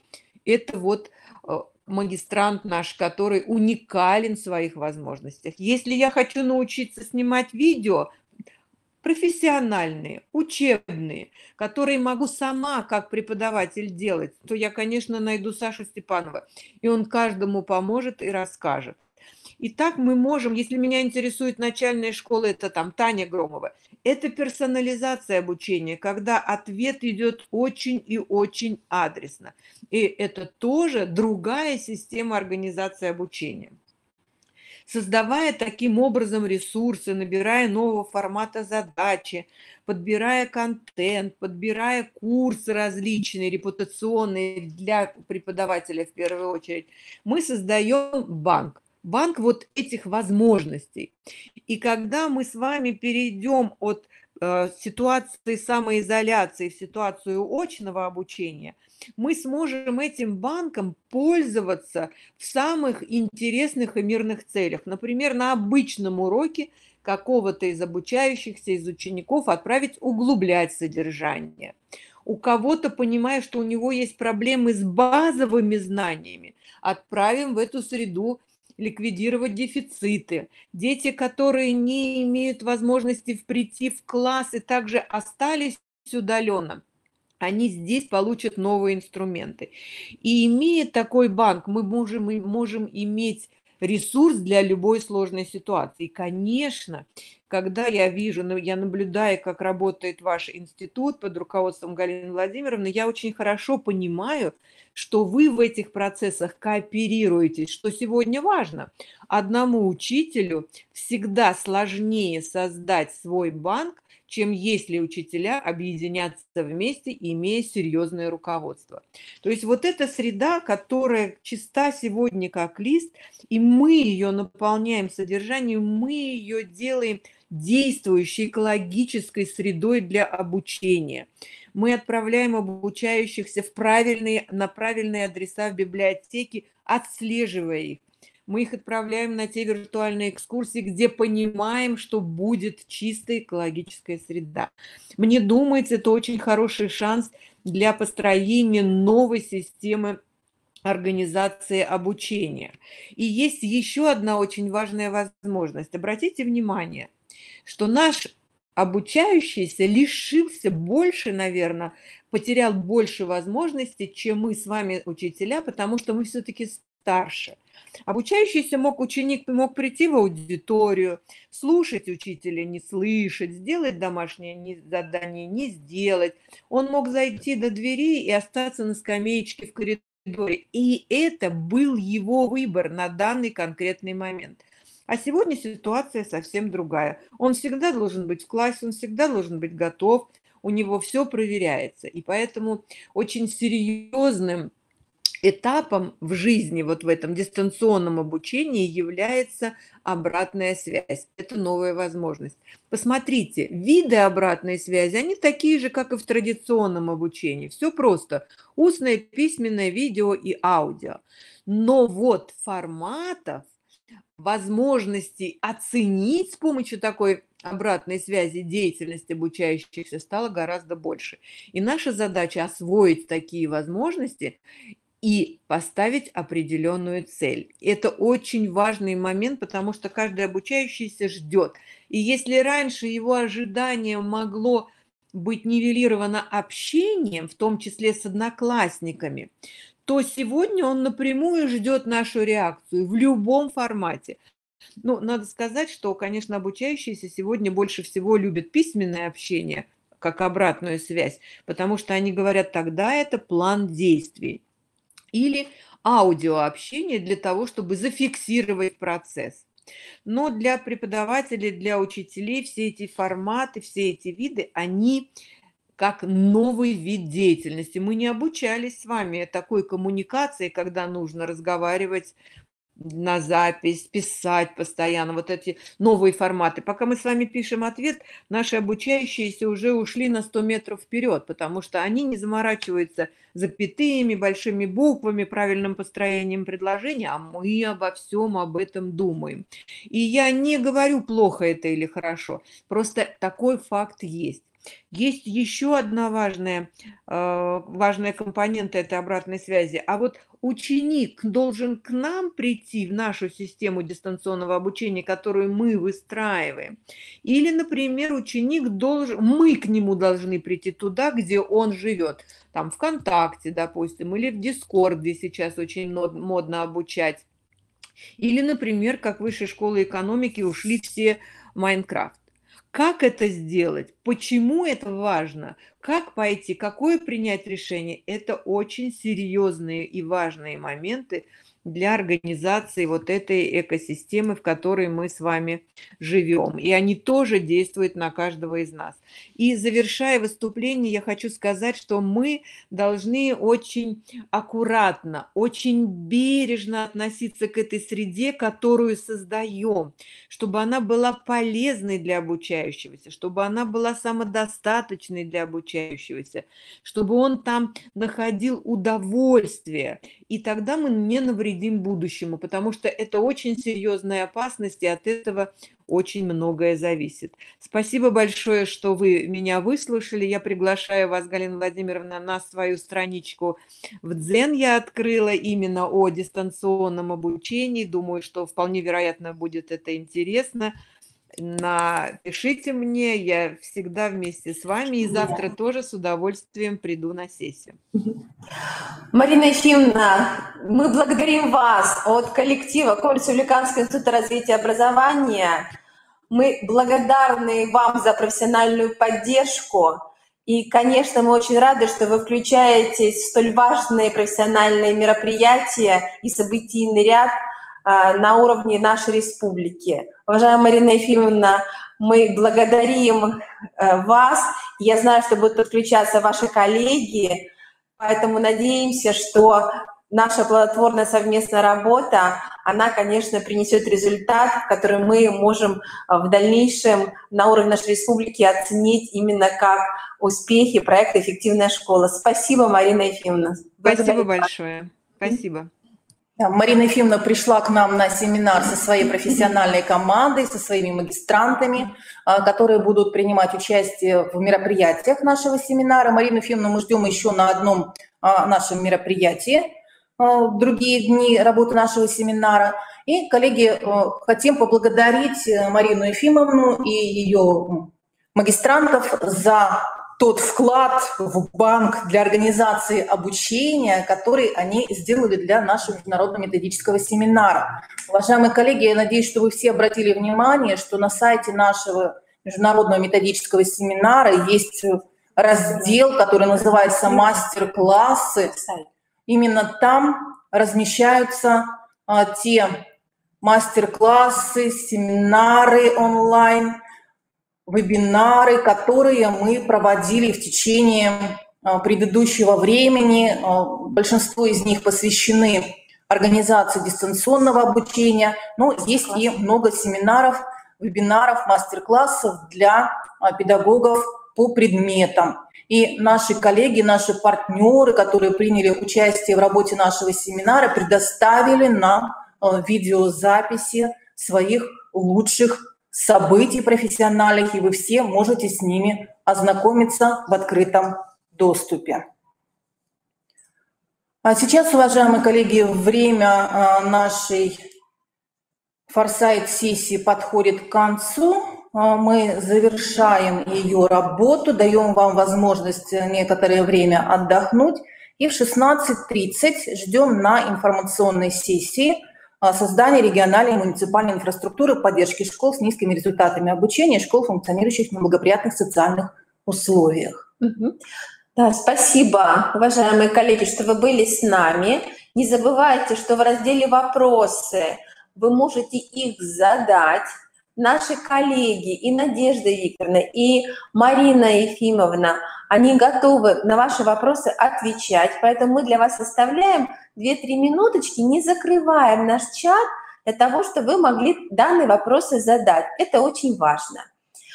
Конечно же, в завершении данной форсайт-сессии я еще раз внимание хочу обратить, что все презентации, которые, уважаемые коллеги, мы используем, наши коллеги, они будут обработаны и в завершении семинара нашего представлены. И, конечно же, подводя итог важной сессии, я хочу напомнить, учитываем региональный контекст. Коллеги, действительно, сегодня мы идем в рамках федеральных международных трендов и понимаем, что сегодня именно те решения, которые принимаются на уровне образовательной организации, муниципального образования, на уровне нашей республики, они всегда основаны на тех социально-экономических условиях, которые определяют специфику нашей любимой республики. Уважаемые коллеги, мы ждем ваших вопросов. Можете вопросы обозначать. И до новых встреч. Мы встречаемся с вами в 16:30, коллеги.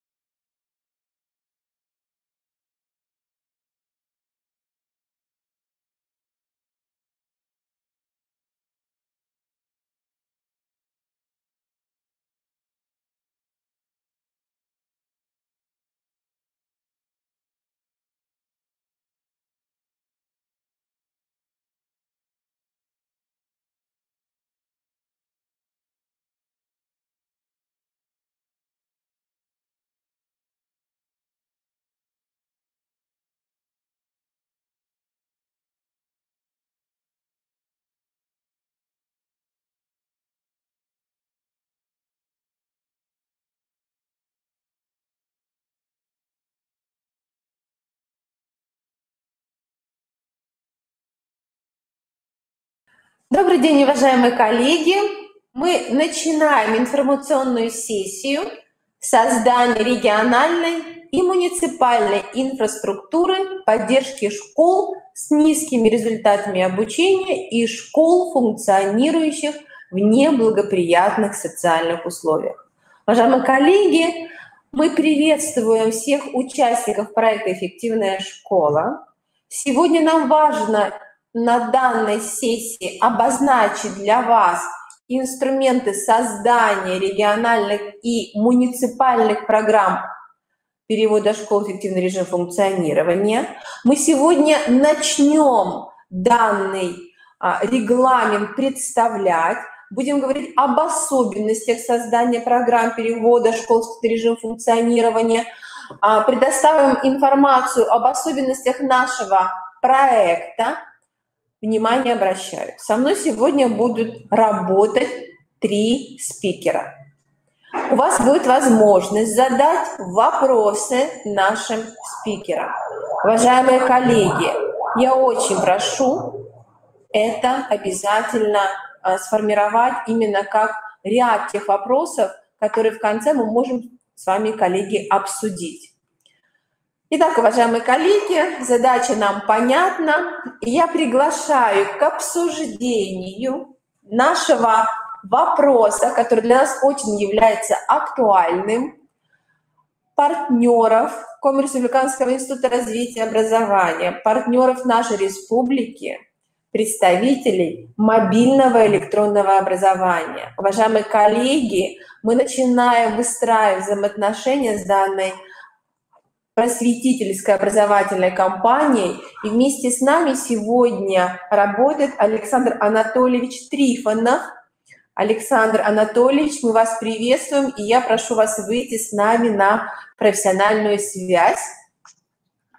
Добрый день, уважаемые коллеги. Рад вас приветствовать. Как меня видно, как слышно? Хороший звук? Да, очень хорошо, Александр Анатольевич. Видим презентацию, видим вас, звук прекрасный. Коллеги, я передаю слово Александру Анатольевичу, и я надеюсь, что мы с вами вместе будем вопрос задавать и выставим профессиональную траекторию, необходимую для нашего общения. Александр Анатольевич, вам слово, пожалуйста. Коллеги, я очень рад, что мне довелось выступить на вебинаре в Республике Коми. Это очень большая честь. И сегодня я буду говорить про создание муниципальной инфраструктуры для поддержки школ с низкими результатами. Основой этой инфраструктуры является мобильное электронное образование. МЭО – это федеральная компания, которая работает в 84 субъектах Российской Федерации. У нас почти 2 миллиона пользователей, и мы работаем с разными типами образовательных организаций. Это и ведущие школы нашей столицы, и школы, которые находятся в неблагоприятных условиях, поэтому у нас есть такой опыт. В частности, мобильное электронное образование является основой для построения муниципальной и региональной инфраструктуры в Республике Саха-Якутия. И как раз вот про основы этой инфраструктуры, про составные части, как ее создать, я сегодня буду вам рассказывать во время своего выступления. Коллеги, смотрите.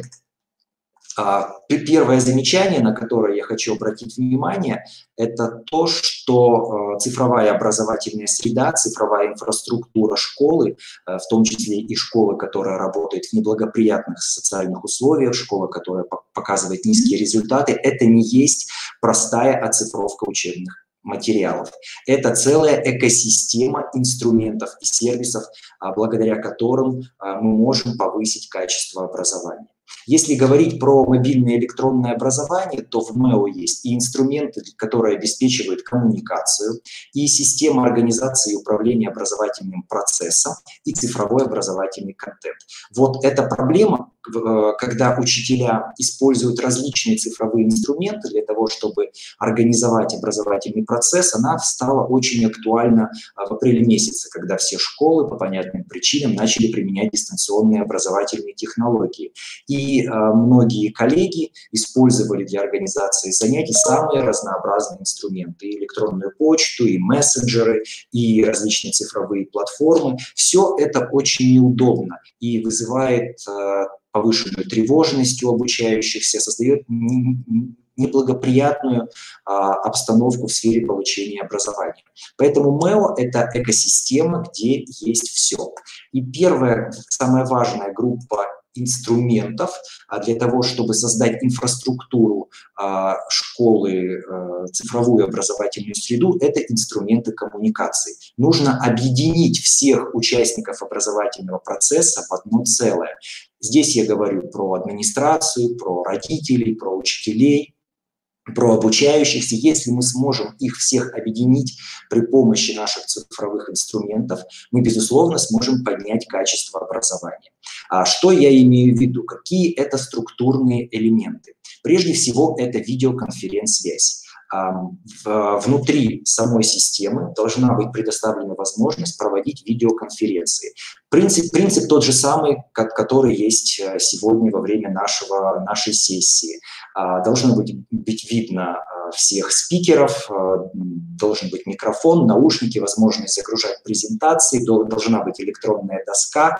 К тому же в нашей системе конференции есть возможность загружать и работать с ней, используя цифровые устройства, планшеты и смартфоны.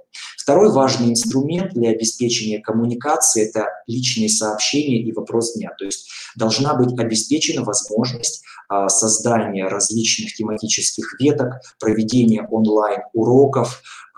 Все это происходит внутри одной среды. Обратите внимание, что в нашей подсистеме личные сообщения можно отправлять голосовые сообщения всем пользователям, можно отправлять файлы, можно отправлять текстовые сообщения, можно формировать самые разнообразные группы пользователей.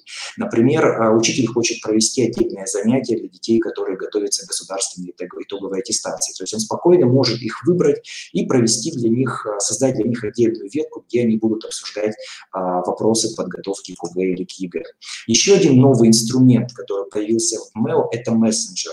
Плюс мессенджера – это мгновенные сообщения, то есть можно в режиме реального времени общаться обеспечить коммуникацию между учителем и учеником, учителем и родителем. Плюс мессенджер в том, что его можно установить на мобильное устройство. Коллеги, вот благодаря этим всем инструментам мы можем создать полноценное цифровое образовательное пространство. То есть вот эти инструменты обеспечивают инфраструктуру. И если они у нас есть, мы можем применять современные образовательные технологии. Но если использовать язык законодательства, то это электронное обучение, дистанционные образовательные технологии, различные формы обучения. И обращаю внимание, что вот мы наши модели строим как раз на совмещении, на смешивании вот этих образовательных понятий, этих прав, которые есть у образовательной организации. То есть школа может реализовывать образовательную программу при помощи любой формы получения образования, используя различные образовательные технологии, в том числе электронное обучение и дистант. То есть это одна из таких наших важных особенностей. Если говорить про МЭО, про современные образовательные технологии, то здесь хочу обратить ваше внимание на содержание интернет-уроков. Оно у нас очень разнообразное. Это и мультимедийные объекты, интерактивные задания, и тестовые задания, где учитывается количество правильных ответов, количество попыток, то есть ситуации ложного успеха нет. Дополнительное содержание в рубриках правого поля и, конечно же, задания с открытым ответом, которые проверяет учитель. То есть без учителя, без роли наставника в цифровом образовании, конечно же, никуда. Учитель – это важное лицо. Следующий момент, касаемо современных образовательных технологий, мы применяем активные формы обучения. То есть в наш контент встроено огромное количество заданий на проектную и исследовательскую деятельность. Ну, например, по литературе в 10 классе тема Федор Михайлович Достоевский. Школьники изучают роман «Преступление и наказание», и детям предоставляется задание представить, как бы выглядел аккаунт Родиона Раскольника в социальной сети. То есть такое творческое задание как раз проектного и исследовательского характера. Различные задания на групповую, на командную работу, они тоже есть в мобильном электронном образовании, и это наша сильная сторона. Следующий момент, который очень актуален для школ с низкими результатами, это вариативность. У нас избыточный образовательный контент. Благодаря этому учитель может подобрать задание, построить образовательную траекторию для каждого ученика. То есть не нужно давать все содержание наших курсов, потому что вы перегрузите ваших учеников, а нужно подбирать под каждого ученика конкретное задание. Только тогда вы сможете обеспечить высокое качество образования, а МЭО дает вам такие инструменты. Еще один важный момент, который встроен в наш образовательный контент, это адаптивность. То есть мы можем адаптировать контент под конкретного ребенка с ограниченными возможностями здоровья, под конкретное заболевание, под конкретную нозологию. Образовательный контент в 1 и во 2 классе буквально нажатием кнопки у нас адаптируется под конкретную образовательную программу. Появляются дополнительные вопросы, появляются помогалки. Все это делает образование, повышает качество образования, в том числе и для школ, которые находятся в неблагоприятных социальных условиях. То есть учитель может сконструировать задание так, чтобы ребенок был успешен и получил высокое качество образования. Ну и, конечно же, у нас есть инструмент, благодаря которому учитель может персонализировать образование. Это матрица назначения заданий. В матрице представлены все задания с открытым ответом, и учитель может выстраивать образовательные траектории, подбирая задания под каждого конкретного ученика. Кому-то попроще, кому-то полегче, то есть для разных категорий обучающихся. Такая возможность есть благодаря нашему инструменту. Ну и очень важный момент, который тоже есть в мобильном электронном образовании, это проведение мониторинга. Если мы говорим о школах с низкими результатами, безусловно, нужно постоянно держать руку на пульсе и получать обратную связь. Обратную связь о том, как проходит образовательный процесс, можно получать в режиме реального времени на уровне школы. Здесь я говорю про внутренний школьный мониторинг качества образования. У нас есть инструменты для предварительного, для текущего, для промежуточного и для итогового мониторинга. Безусловно, у нас есть электронный журнал, у ребенка электронный дневник. То есть благодаря этим инструментам, благодаря различным правам доступа, есть доступ учителя, есть доступ для директора, для заместителя директора, для классного руководителя, для муниципального руководителя. То есть в режиме реального времени можно получать информацию о том, как проходит образовательный процесс, благодаря тем инструментам, которые в настоящий момент представлены на слайде. Если мы говорим про внешний мониторинг, я знаю, что при выделении школ, которые функционируют в неблагоприятных условиях и показывают низкие результаты, огромное значение играет мониторинговые процедуры. Здесь речь идет о национальном мониторинге качества образования, всероссийских проверочных работах и о государственной итоговой аттестации. Это ОГЭ и ЕГЭ. Безусловно, в МЭО широкий спектр инструментов для того, чтобы подготовить детей, выпускников к столь важным в их жизни мероприятиям. У нас есть отдельные курсы по подготовке к основному государственному экзамену, единому государственному экзамену. Также мы проповедуем идею о том, что не нужно специально натаскивать детей на государственную итоговую аттестацию. Весь наш образовательный контент полностью соответствует федеральному государственному образовательному стандарту. В каждый интернет-урок встроены специальные задания, специальные рубрики, готовимся к ЕГЭ, к ОГЭ, к ВПР, и если ребенок выполняет все задания, у него не будет никаких проблем на столь важных мероприятиях. Олимпиады – тоже очень важная вещь, олимпиадное движение. Победа во Всероссийской олимпиаде школьников дает преимущество при поступлении в высшие учебные заведения. У нас тоже широкий инструментарий для подготовки детей к ОГЭ и к ЕГЭ. Коллеги, есть специальные сборники, есть специальные рубрики «Готовимся к олимпиадам» в рамках учебных курсов. Еще один важный элемент мониторинга – это международные сравнительные исследования. Все мы прекрасно знаем, что к 2024 году качество общего образования в нашей стране должно быть очень высоким, и мы должны войти в десятку ведущих образовательных стран мира. И основной критерий – это, конечно же, международные сравнительные исследования. Здесь речь идет прежде всего про ПИЗу. Это исследование, которое проверяет уровень функциональной грамотности, то есть насколько выпускники умеют применять полученные знания в реальной жизни. Ну, как говорил Сенека, не для школы, а для жизни учимся. Поэтому все задания в МЭО существуют в контексте, то есть у нас нет простых теоретических, оторванных от реальной жизни задач, которые проверяют конкретные когнитивные навыки и конкретное содержание. То есть все элементы можно подобрать под каждый элемент рамки международного сравнительного исследования ПИЗа, задания в мобильном электронном образовании. Вот в качестве примера я привел достаточно простое задание из ПИЗы на вычисление процентов, но здесь сложное задание в том, что огромное количество дополнительной информации, которая запутывает обучающихся. Но в МЭО мы тоже можем провести параллель и найти подобное задание. А в 6 классе по математике детям задается задание составить маршрут выходного дня, изучить города, которые входят в Золотое кольцо, рассчитать, сколько времени занимает маршрут и в какое время удобнее его начать, чтобы вернуться к окончанию выходных. То есть вот она функциональная грамотность, вот применение полученных знаний в реальном мире, в реальной жизни. Это мы считаем очень важным, потому что это основа экономики нашей страны, основа нашего будущего. И еще одна очень интересная модель, которую мы обсуждаем с нашими коллегами, это сетевая форма образовательных программ. Это 15-я статья Закона об образовании в Российской Федерации, и как раз школы, которые находятся в неблагоприятных социальных условиях, показывают низкие результаты, для повышения качества своего образования могут использовать такую форму, которая заложена в законодательстве. То есть я представил схему реализации программ с использованием сетевой формы. Как мы знаем, с 1 июля 2020 года вступает в силу новая редакция 15 статьи Закона об образовании, и Министерство просвещения должно выпустить подзаконные акты о том, как это будет выглядеть.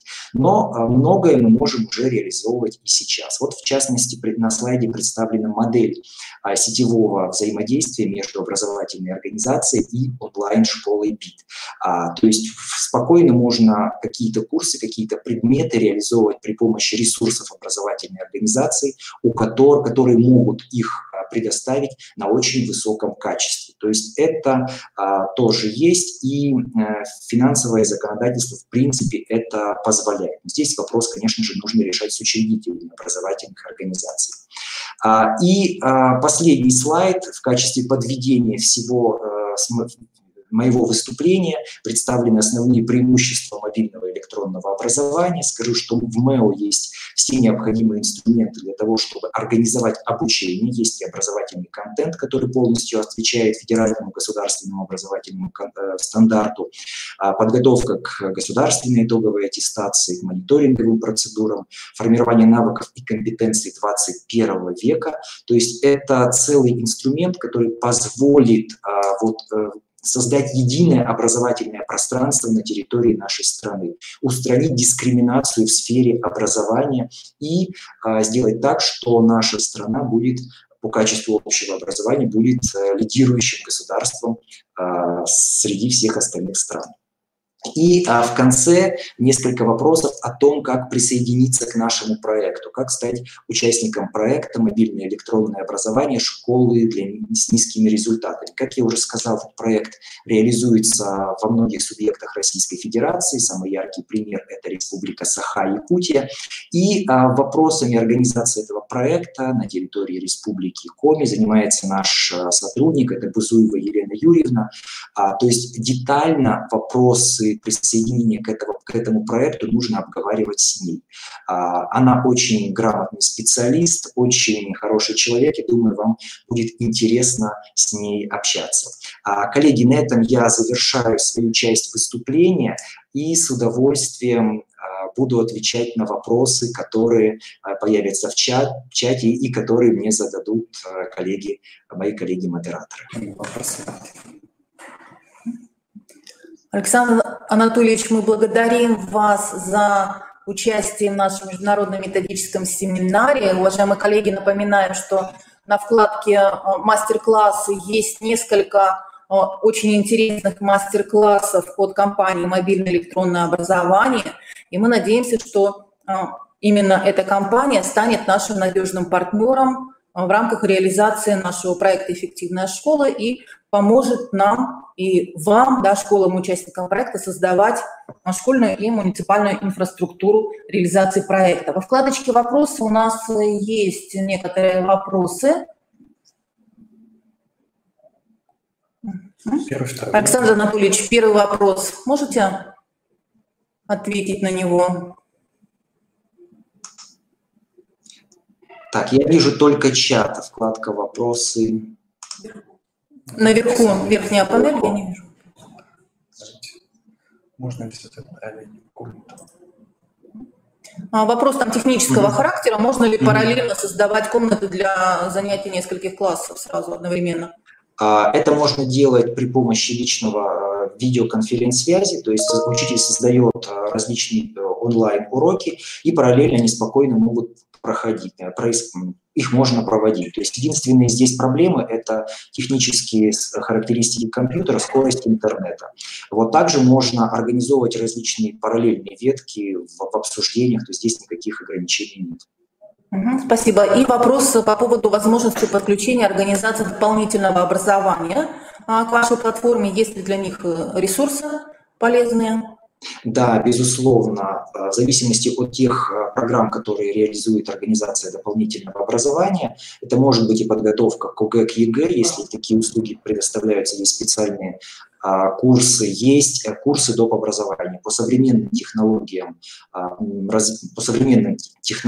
по достижениям науки и техники. У нас есть специальные курсы, есть курсы по психологии, по развитию soft skills, по коммуникации, по публичным выступлениям, по финансовой грамотности, по робототехнике. То есть такие курсы в структуре МЭО есть. Спасибо, коллеги. У Александра Анатольевича есть возможность с вами еще пообщаться в чате, а мы продолжаем нашу информационную сессию. И далее мы поговорим о том, как организовать региональную и муниципальную инфраструктуру в рамках проекта, какие для этого необходимо создать организационные, методические и информационные условия.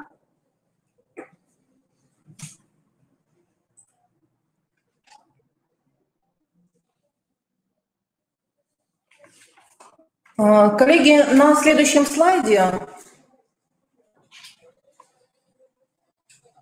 демонстрируется республиканская модель поддержки школ с низкими образовательными результатами, школ, функционирующих в неблагоприятных социальных условиях. Мы видим здесь участников нашего проекта, нашу республиканскую управленческую команду во главе с Министерством образования, науки и молодежной политики Республики Коми. Институт развития образования выступает в качестве оператора проекта и сетевого координатора всех мероприятий. Муниципальные органы управления образованием, школы-лидеры в каждом муниципалитете и школы-участники проекта в каждом муниципалитете. В левой части у нас обозначены, скажем так, нормативные основания нашего проекта. Это региональная концепция поддержки школ с низкими образовательными результатами, школ, функционирующих неблагоприятных социальных условиях. Это республиканская программа поддержки школ, муниципальные программы поддержки школ, школьные программы повышения качества образования. И те наши основные ресурсы, да, которые нам будут помогать в реализации этих процессов. Мы организуем консалтинговое тьюторское сопровождение, это сетевое взаимодействие, и в качестве такого стимулирования этого сетевого взаимодействия выступает грантовый конкурс, о котором тоже мы будем говорить в одной из проектных сессий нашего семинара. Это, конечно, разработка разнообразных методических рекомендаций, инструктивных материалов, это участие участников проекта в конференциях, семинарах, вебинарах, круглых столах, которые мы будем для них организовывать. И вот сегодня уже много мероприятий для вас мы подготовили. Это, конечно же, участие вас в мониторингах и в профессиональной диагностике. И, конечно, мы будем организовывать для вас курсы повышения квалификации. Да? То есть вот те механизмы, те инструменты, которые позволят нам реализовывать процессы повышения образовательных результатов в наших школах. Мы выделяем 3 группы условий сопровождения проекта. Это условия организационные, да, куда мы включаем четкое структурирование этапов проекта, регламентацию задач, проведение мониторингов и организацию сетевого взаимодействия. Это условия методические, куда входит консалтинговое сопровождение, обучающие мероприятия, повышение квалификации, методические рекомендации. И это условия информационные. Прежде всего, это наша платформа «Мобильный методист», которую мы чуть позже покажем. Это раздел на сайте КРИРО, тоже который мы покажем. Это различные информационные сессии, которые мы проводим уже начиная с февраля месяца. И это наши информационные рассылки. На следующем слайде представлены основные этапы проекта. Это наши информационные сессии, вебинары для погружения в проект. Это диагностика профессиональных затруднений и потребностей. Участие вас в международном методическом семинаре, в котором все мероприятия направлены на то, чтобы погружать в проект участников школ и школ-участников, да, и школ-лидеров проекта. Это участие педагогических и руководящих работников в курсах повышения квалификации, в том числе в летней дистанционной школе, в осенней сессии. Это участие руководителей школ в проектной сессии по формированию программ перевода школ в эффективный режим функционирования, которые состоятся у нас как раз в рамках нашего международного методического семинара. Мы планируем провести для молодых педагогов летнюю школу «Хакатон». Мы планируем в рамках международного семинара провести проектную сессию по профессиональной коллаборации школ-лидеров и школ-участников проекта, на которую мы вас тоже всех приглашаем, особенно школу-лидеры. Да, школы-лидеры прошлых лет поделятся своим опытом. Май-июль отведен на то, чтобы вы наполнили свои личные кабинеты школ на платформе «Мобильный методист», чтобы вы загрузили туда визитную карточку своей школы, чтобы вы разместили информацию о своей школе, и в дальнейшем там же будет размещена и ваша программа перевода школ в эффективный режим функционирования. Конечно, очень важно это мониторинг качества образования, внешних и внутренних условий функционирования школы. Сейчас уже завершается входной мониторинг, идет обработка результатов. Входной мониторинг предполагал заполнение анкет качества школьной среды, качества управления, качества преподавания, организации учебного процесса. И также нас с вами ожидает мониторинг эффективности реализации программ перевода школ в эффективный режим функционирования, которые будут проходить в ноябре-декабре. А также там будет заполнение анкет школами, участниками проекта и школами-лидерами. И, конечно, мы анализируем статистико-информационные материалы по итогам оценочных процедур, которые предоставляет нам Республиканский информационный центр оценки качества образования. Далее вот несколько слайдов демонстрируют нам те инструменты, которые мы используем для мониторинга, для входного мониторинга. Это анкета качества школьной среды, это анкета качества управления и анкета качества преподавания и организации учебного процесса. Александр Викторович подробно расскажет о результатах, если у нас будет на то время. Да? Ну, а мы с вами продолжаем дальше. Следующее очень важное условие организационного характера – это сетевое взаимодействие участников проекта. В качестве оператора проекта выступает Институт развития образования. В каждом муниципалитете создается муниципальное сетевое сообщество «Школьная команда», в который входят представители управления образования, представители школ-лидеров и школ-участников проекта. Также участниками реализации комплекса работ по мероприятию выступают Министерство просвещения Российской Федерации, правительство Республики Коми, между которыми заключено соглашение, и Министерство образования, науки и молодежной политики Республики Коми, которое это соглашение курирует. И все мероприятия выполняются под руководством и координационной поддержкой Института развития образования. И в этом процессе участвуют наши партнеры, многие из которых сегодня присутствуют на нашем международном методическом семинаре. Сетевое взаимодействие, которое выстраивается между школами и участниками проекта, позволяет грамотно распределять ресурсы при общей задаче деятельности, опираться на инициативу каждого конкретного участника, осуществлять прямой контакт участников друг с другом, использовать общие ресурсы для нужд каждого конкретного участника. Следующий слайд демонстрирует критерии показателей эффективности сетевого взаимодействия образовательных организаций. Это кадровые условия, организационно-финансовые, материально-технические, информационные, содержательные, результативные и средовые. Проект партнерского соглашения между школами представлен на платформе «Мобильный методист». Ну, здесь выдержка из этого проекта партнерского соглашения представлена. То есть внутри муниципального школьного сообщества должны быть заключены между школами такие партнерские соглашения. Школа-лидер заключает соглашение со школой-участником проекта. Мы предлагаем школьным командам принять участие в грантовом конкурсе, цель которого стимулирование командной работы между школами-лидерами, школами-участниками, школьными командами проекта по разработке программ перевода школ, функционирующих в благоприятных условиях, в эффективный режим функционирования с учетом выявленных ресурсов и профессиональных дефицитов педагогов. Мы разработали алгоритмы для школ-участников проекта и для школ-лидеров проекта, как принять участие в данном грантовом конкурсе. Ну, более подробно о грантовом конкурсе мы еще будем говорить, поэтому сейчас на этом останавливаться долго не будем. Остановимся на алгоритме для школьных команд. Следующий. В школьной команде необходимо будет согласовать цель, задачи и результаты программы перевода школы в эффективный режим работы и программы тьюторского сопровождения. Программу тьюторского сопровождения составляет школа-лидер, а программу перевода школы в эффективный режим работы составляют школы-участники проекта. Заключить договоры о сотрудничестве – это важное условие участия в грантовом конкурсе.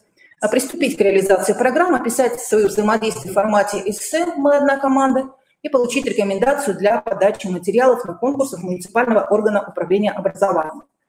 На платформе «Мобильный методист», следующий слайд, на платформе «Мобильный методист» уже сейчас сформированы сетевые сообщества. Сейчас демонстрируются на слайде сетевые сообщества прошлого года. Вы можете в архиве ознакомиться с материалами этих сетевых сообществ.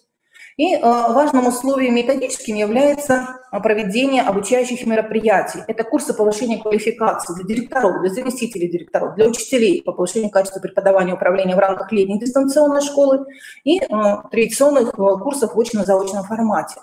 Это открытые онлайн-курсы на платформе «Единая система электронного обучения», в которых вы тоже можете принять участие, если еще не проходили на них обучение. И, конечно, все школы-лидеры проводят сетевые мероприятия для своих школьных команд. А некоторые школы-лидеры, которые имеют достаточный опыт уже участия в нашем проекте, могут проводить такие сетевые мероприятия не только для школ своего муниципалитета, но и для школ других муниципальных образований. Мы знаем, что в нашем проекте в этом году в качестве школ-лидеров участвуют и несколько опорных школ Республики Коми. Да, вот именно они выступают в качестве таких ресурсных центров. Конечно, в качестве методических условий выступает та методическая поддержка, которую мы представили в виде методических рекомендаций. Они тоже выложены на платформе «Мобильный методист», и вы можете с ними ознакомиться и в своей работе использовать. Ну и, конечно, сама платформа «Мобильный методист», которая является интерактивной площадкой проекта «Эффективная школа». Адрес ее очень легко запомнить – metod.krilo.ru. Именно на этой платформе идет взаимодействие между школами-участниками проекта и выкладываются все необходимые материалы для взаимодействия. Также на сайте института организован соответствующий раздел «Эффективная школа» во вкладочке «Проекты». И здесь также все основные материалы для нашей с вами эффективной работы представлены. Ну и, конечно, это те цифровые ресурсы, которые наш институт разработал, которые работают по принципу единого окна, и тот набор сервисов и инструментов, которые мы будем вам предлагать в процессе реализации нашего проекта. А сейчас я передаю слово Александру Викторовичу, который более подробно остановится на вопросах, связанных с нормативным обеспечением нашего проекта, да, с разработкой муниципальной программы школ, поддержки школ и с республиканской концепцией поддержки школ. Пожалуйста. Добрый день, уважаемые коллеги. После подробного представления всех условий, которые созданы для реализации данного проекта школьными командами, мне хотелось бы обратить ваше внимание на несколько моментов, связанных с реализацией концепции, региональной концепции поддержки школ и по переводу их в эффективный режим функционирования. Поскольку наше время истекает, я остановлюсь буквально на нескольких слайдах и попрошу показать следующий. Эту картинку вы уже видели, и мне хотелось бы обратить ваше внимание на то, что концептуально мы зафиксировали несколько принципов работы со школьными командами. Данный визуальный образ говорит о том, что самый главный принцип – это школа-центрический, то есть где школа-участник проекта непосредственно выступает центром, так скажем, да, оказания помощи и поддержки в той ситуации, с которой она непосредственно столкнулась. Либо это низкие образовательные результаты, либо это неблагоприятные социальные условия и так далее, либо это совокупность и первых, и вторых непосредственно условий. Во-вторых, мы, конечно же, перешли от принципов единоначалия к демократическим таким основам, когда мы предлагаем непосредственно муниципалитетам определить участников данного проекта на календарный год. То же самое случилось у нас и в этом году, и поскольку такие вопросы появляются и у школ-лидеров, и у школ-участников, то есть как мы попали в этот список и так далее, естественным образом я хочу сейчас сказать, поскольку у нас сессия информационная, все данные участники, весь состав был согласован с муниципальными образованиями. То есть фактически именно муниципалитеты были основным непосредственно заказчиком, да, как раз вот работы с образовательными организациями, которые составили, в общем-то, целую школьную команду. Хочу также обратить ваше внимание на то, что мы сохранили полный охват, в данном случае, всех муниципалитетов, участвующих в данном проекте. И, конечно же, основная направленность мероприятий проекта, которые были заложены еще в предыдущие годы, у нас также сохранилась. Сейчас в рамках семинара у нас появляются новые идеи относительно организации стажировок, относительно переориентации работы с управленческими командами, с педагогическими командами, к осмыслению того факта, что нам еще необходимо достаточно продуктивно организовать работу и с учащимися, с обучающимися общеобразовательных организаций, ну и, конечно же, родителей. Несколько таких кейсов у нас непосредственно в целом будет представлено в рамках семинара. Хочу обратить ваше внимание, что все наши мероприятия и вся концепция, региональная концепция поддержки школ, она призвана решать или преследует, так скажем, решение ряда принципов. Это, конечно же, обеспечение социальной гарантии государства на качественное образование детей. Это признание приоритетности права обучающегося на качественное образование. Это использование, в общем-то, системного подхода при формировании мероприятий, которые направлены на повышение качества образования в целом и на перевод школ в эффективный режим функционирования. Системный подход, он заставляет, так скажем, данные мероприятия реализовывать непрерывно и последовательно. Ну и, конечно же, это обновление определенных технологий, в частности, уход от технологий и принципов управления, связанных с ликвидацией какой-то определенной ситуации, ну, например, уже стойкой какой-то неуспеваемости, к ее прогнозированию, профилактике и так далее. Это отражается непосредственно и в содержании самих курсов повышения квалификации и прочее, прочее.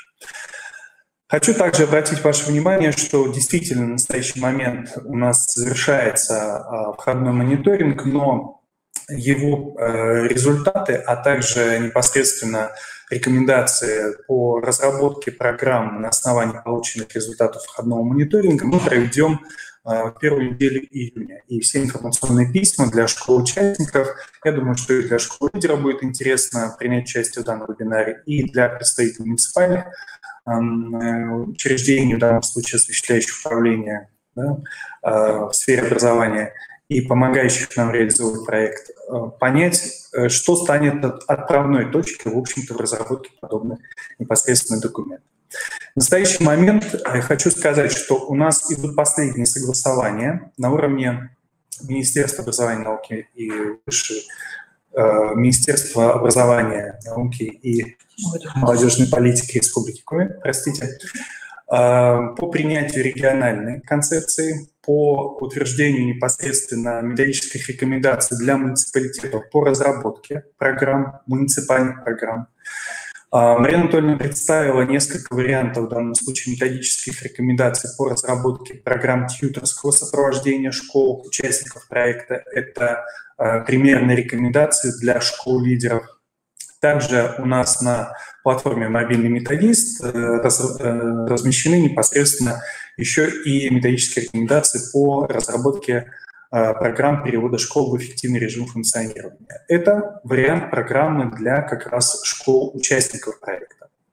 Ну и, как уже анонсировала непосредственно Марина Анатольевна, данные документы необходимы будут и будут основными для участия в грантовом конкурсе. Грантовый конкурс с денежным поощрением, поэтому я думаю, что все муниципалитеты, все школьные команды, которые образованы, в данном случае примут активное участие, и мы уже к нашим традиционным профессиональным праздникам, которые мы отмечаем в октябре, будем точно знать, какие школы у нас стали победителями, ну а какие стали призерами и участниками и так далее. Хочу также сказать, что у нас в рамках и разработанной региональной концепции, можно следующий слайд, представлены несколько механизмов реализации концепции, реализации региональной программы. Они объединены в 3 группы. Это институциональные механизмы, организационно-правовые и экономические. Институциональные механизмы непосредственно связаны с созданием организационных структур, которые объединяют непосредственно представителей самых разных участников в данном случае. То есть это и уровень муниципалитета, и уровень Республиканского института развития образования, это и представители школ-лидеров и школ-участников. На вебинарах мы уже об этом говорили, и на платформе «Мобильный методист» список участников у нас представлен. Кроме того, это межведомственная при необходимости и межуровневая кооперация или интеграция, которые необходимы для реализации ряда мероприятий, связанных с повышением качества образования. Ну и организационно-правовые, которые нам необходимы для обновления непосредственно «Вернитесь назад», действующие и для разработки новой нормативно-правовой в данном случае документации, актов. Это методическое обеспечение деятельности, о котором говорила Марина Анатольевна, ну и экономические, как я уже говорил, проведение мониторинга реализации концепции оценки эффективности, реализации основных задач и создание конкурентной среды, как раз вот посредством проведения грантового конкурса среди школьных команд. Уважаемые коллеги, мы в лице регионального оператора федерального проекта Коми Республиканский институт развития образования анонсируем, что буквально до конца уже мая, я думаю, что все наши региональные документы получат подтверждение и утверждение, и, естественно, образование будут размещены на сайте института в разделе «Проекты», «Проект «Эффективная школа» на платформе «Мобильный методист» и появится у каждого участника данного проекта. Я благодарю вас за внимание.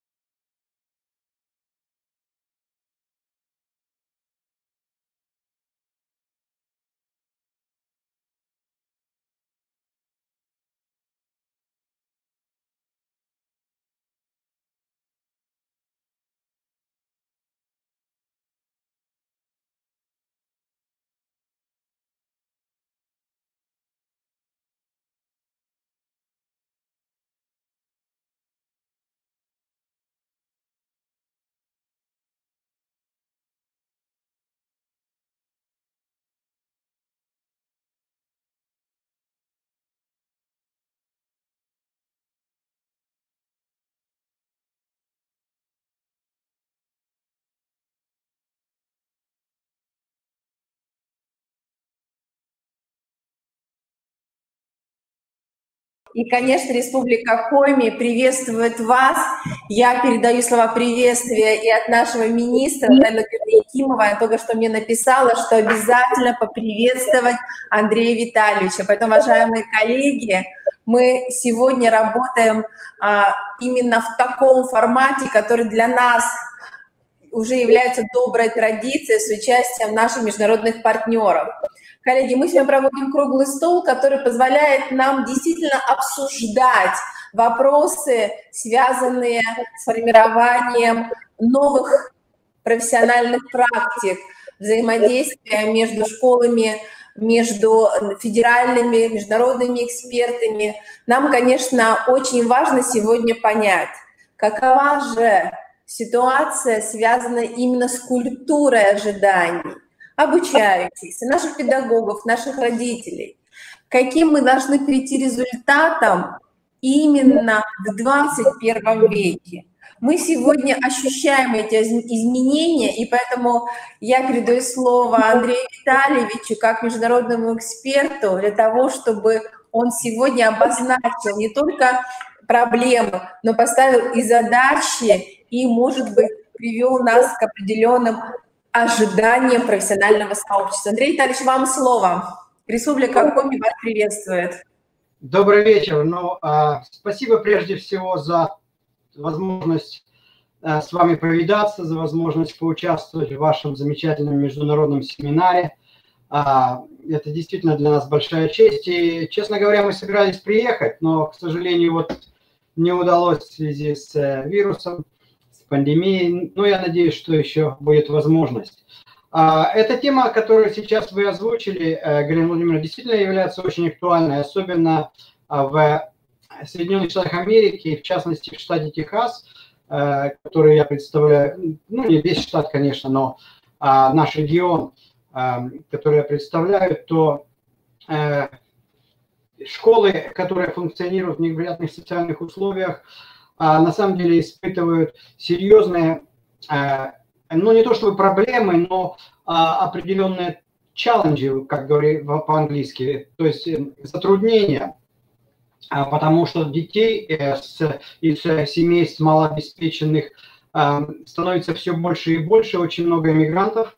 Вообще я сам живу в Хьюстоне, и Хьюстон является то третьим, то четвертым по величине городом в Соединенных Штатах Америки, там меняясь местами с Чикаго, и, естественно, граничит с Мексикой на очень большой территории. И эти семьи из малообеспеченных расформируются из иммигрантов из латиноамериканских стран. И мы ожидаем, что, в общем-то, после окончания пандемии их будет еще больше, потому что более 30 миллионов человек сейчас без работы в Соединенных Штатах Америки. И поэтому это очень актуальный вопрос на самом деле, и очень непростой вопрос. Прежде всего, я бы хотел начать с того, что сказать о нашем университете, буквально два слова для тех, кто не знаком со мной и с моими коллегами. Они еще будут выступать здесь на этой неделе. Университет имени Сэма Хьюстона, он является государственным университетом, расположен примерно в 100 километрах от центра Хьюстона и основан в 1879 году как педагогический институт. В то время была необходимость в учителях в Техасе, и он был основан как педагогический институт. Сейчас более 80 программ для подготовки бакалавриата и порядка 54, я думаю, уже больше даже немножко, программ магистерских и 5 докторских программ. Значит, более 75% преподавателей имеют степени докторов наук. Количество студентов по текущему, прошедшему уже, на прошлой неделе был последний день, по прошедшему академическому году было более 22 тысяч, включая более 400 международных студентов. Ну и примерно соотношение учитель, преподаватель, студент 1 к 22. Значит, для того, чтобы... И сейчас я хочу перейти уже непосредственно к теме нашего круглого стола, значит, и рассказать буквально в 2 словах о типах школ, которые существуют в штате Техас, ну и, в принципе, в американской системе образования это примерно такая же картина. Значит, самая хорошая школа, наиболее финансируемая школа считается отличная школа. Так вот она называется, отличная школа по-русски, если говорить. Она определяется по результатам академическим, то есть по тем оценкам, которые учащиеся в этой школе получили на окончательных экзаменах, которые разрабатывает штат.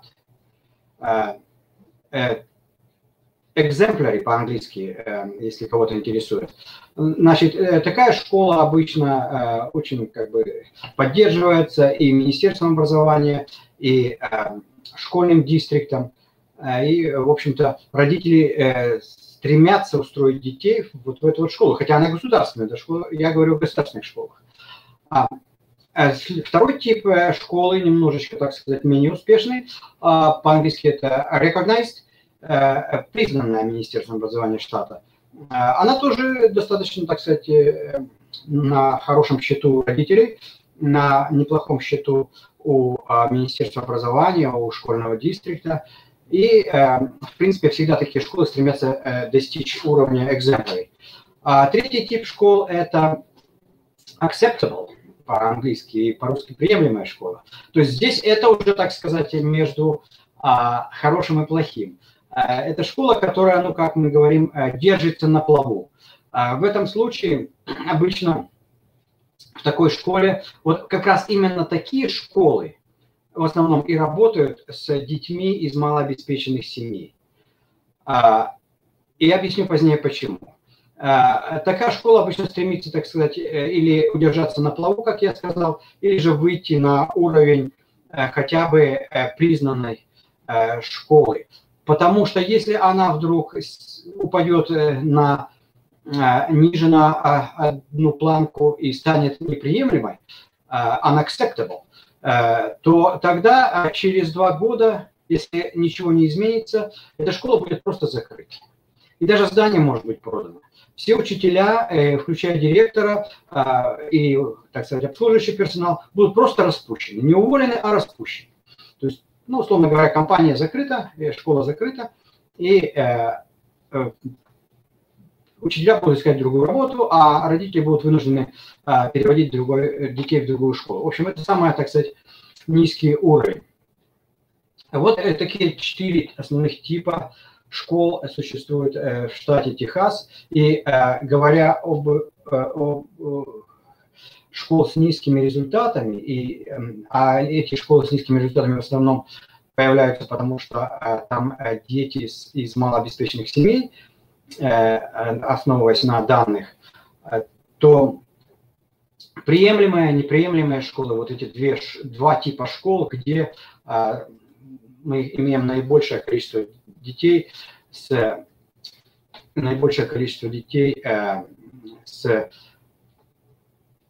из малообеспеченных семей, извиняюсь. Я просто пытаюсь переводить с английского на русский. Обучение в любой школе, включая и самую хорошую или самую плохую, построено на основе реальных данных.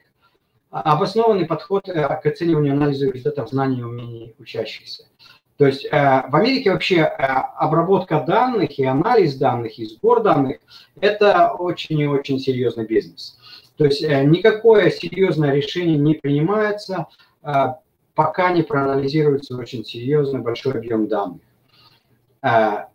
Обоснованный подход, он базируется на разработанных системах, которые применяются для школ, и они разрабатываются и министерствами, или какими-то сторонними организациями. И, в общем-то, цели и задачи обучения имеют смысл только тогда, когда мы четко представляем, каковы ожидаемые результаты для каждого конкретного учащегося или группы учащихся, и как они будут определены. Что значит группа учащихся? Вы можете меня спросить, что группа учащихся. Значит, в американских школах учащиеся классифицируются по определенным группам. Например, те учащиеся, родители которых только что приехали в страну, а Америка, безусловно, это страна иммигрантов, которые только что приехали в страну, они не владеют английским языком. Я, например, сам 11 лет работал в школе в средней школе, middle school. Middle school – это 6-8 класс. И у нас был специальный класс в школе, где были ученики, которые ни слова не говорят и не понимают по-английски.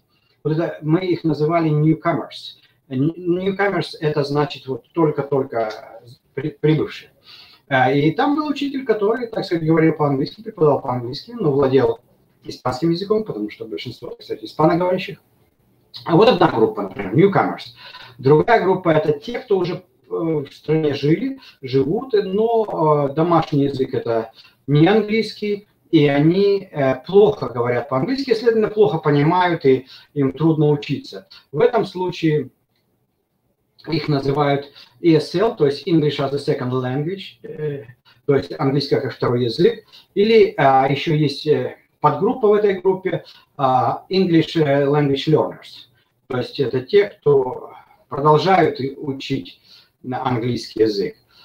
Есть группа, например, мне она очень нравилась, я всегда ее пытался как бы пролоббировать, если можно использовать такое слово. Это группа Gifted and Talented, то есть одаренные дети. А одаренные дети, к сожалению, вот в школах с такими вот низкими показателями, вот школа, например, которая приемлемая или неприемлемая, там ведь тоже могут быть, и не могут быть, там есть одаренные дети.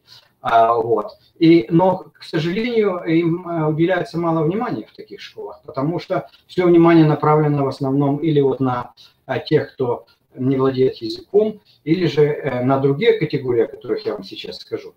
Значит, еще одна категория учащихся – это учащиеся так называемый special education. По-моему, в России это называется инклюзивное образование, если я не ошибаюсь. Это те дети, которые, в общем-то, не являются не имеют каких-то отклонений, но тем не менее они учатся по-другому, они понимают по-другому. Например, дети, которые читают, они не отказываются читать, они читают книжку, но они не понимают, что они прочитали. И так далее. И еще одна группа, последняя, это дети, которые, вернее, не последняя, она входит в special education, то есть инклюзивное обучение группа. Это те дети, которые имеют проблемы с дисциплиной. Дети, которые имеют проблемы с дисциплиной, они не хотят ничего знать, они вынуждены ходить в школу, потому что родители их туда посылают, привозят. Но, тем не менее, это вот, так сказать, трудные подростки или трудные дети. А последняя группа – это группа детей-инвалидов. И, наверное, вы знаете, что в американских школах нет разделения. Например, инвалиды там в одной школе, а одаренные дети в другой. То есть все учащиеся школы – это те дети, которые живут в определенном районе, окружающем эту школу. Если в этом районе есть одаренные дети, они идут в эту школу. Если в этом районе есть дети-инвалиды, они тоже идут в эту школу. И в этой же самой школе существует класс, который называется Life Skills. Life Skills Education. То есть образование, которое создано для детей, инвалидов, с различными, так сказать, отклонениями в здоровье, для того, чтобы их подготовить к жизни и в той степени, чтобы они могли, в какой-то степени, в которой это возможно для них, они могли бы обслуживать сами себя. В моей школе, где я работал до 2012 года, там еще был класс, где были очень-очень серьезно больные дети, которые практически не двигались. Но, тем не менее, вот тоже в школе, там 6, 7, 8 класс, в школе были такие дети, и они тоже должны были пройти какой-то курс обучения, но, безусловно, это отличалось. Вот что имеется в виду, когда мы говорим о том, что четко представлять, каковы ожидаемые результаты для каждого конкретного ученика, извиняюсь, или группы учащихся. То есть вот разные группы учащихся бывают в школе. Значит, и в связи с этим, на самом-то деле, планирование и анализы и пути оценивания знаний учащихся осуществляются в начале процесса преподавания. Я вам скажу, почему и как. То есть вот результаты тестов, которые проходят, государственных тестов, тестов штата, так скажем, И это в любом штате то же самое, на самом деле. Потому что я, например, знаю, как образование организовано в штате Колорадо, очень похоже. И результаты тестов анализируются в самом начале года. Получаются данные буквально на каждого ученика, что у него получилось там в конце прошлого года, что не получилось. И в зависимости от этого уже, так сказать, коллектив педагогически нацеливается на работу с группой, с конкретной группой учащихся или уже даже именно с конкретным учеником. Все результаты тестов анализируются и сохраняются в течение нескольких лет для анализа, так сказать, картины, как изменяется кривая, что изменяется конкретно. Большое значение сейчас применяется, безусловно, применению информационных технологий, включая и мобильных устройств. Но насколько, вот сколько я бывал в школах, а я бываю в школах практически каждый семестр в нескольких школах и практикой руковожу педагогической, так мы работаем со школами, с управлениями образования. Практически каждая школа выдает учащимся какие-то или лаптопы, или же планшетники. Но это другая тема, так сказать, мы поговорим о ней уже, наверное, завтра.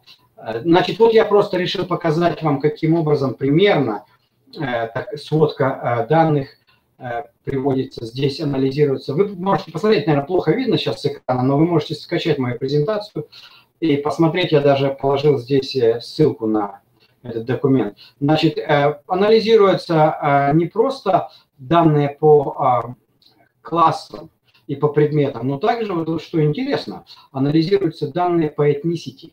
Например, вот здесь вот есть African American, Hispanic, White, American Indian, Asian и так далее. Вот. И вот такие вот сводки получают директора после анализа, обработки данных, тестов, и на основании их уже в следующем году идет работа. А здесь приведена таблица, вернее таблица, информация по тому, какие требования к учителю, я думаю, что это интересно коллегам тоже будет, какие требования к учителям предъявляются. Значит, ну, как мы поняли, что в школах существует несколько групп учащихся. Значит, учащиеся должны сдать финальный экзамен. Он в Техасе, например, называется STAR-тест. И результатом этого экзамена уже планируется работа школы в будущем году. У учителя идет очень серьезная, на самом деле, тоже проверка или, так сказать, оценивание. Вот здесь 4 домена, вы можете потом посмотреть, я не буду на них останавливаться, потому что не так много времени, вот, по которым оценивается работа учителя. И, в принципе-то, результаты этой оценки могут повлиять на контракты, на присутствие этого учителя в школе на будущий год. Значит, сейчас мне бы хотелось вернуться уже вновь к школам с низким, школам поддержки, вернее, школ с низкими результатами обучения. Вот наиболее яркой характеристикой такой школы является школа, которая называется Title I. Title I, ну, вот такой термин принят.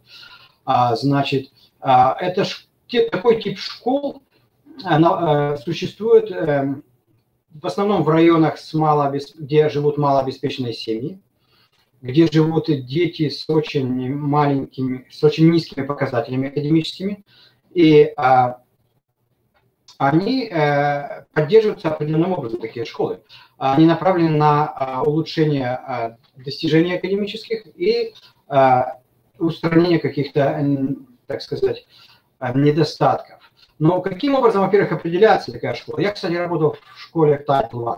В каких школах каким образом определяется такая школа? Ну вот в нижней части вы можете прочитать, что такая школа, она может получить ну, такой лейбл Title I, что ли, или категорию Title I, и в связи с этим уже и определенные деньги, когда процент учащихся из малообеспеченных семей, живущих в регионе, где находится эта школа, на основании посещаемости.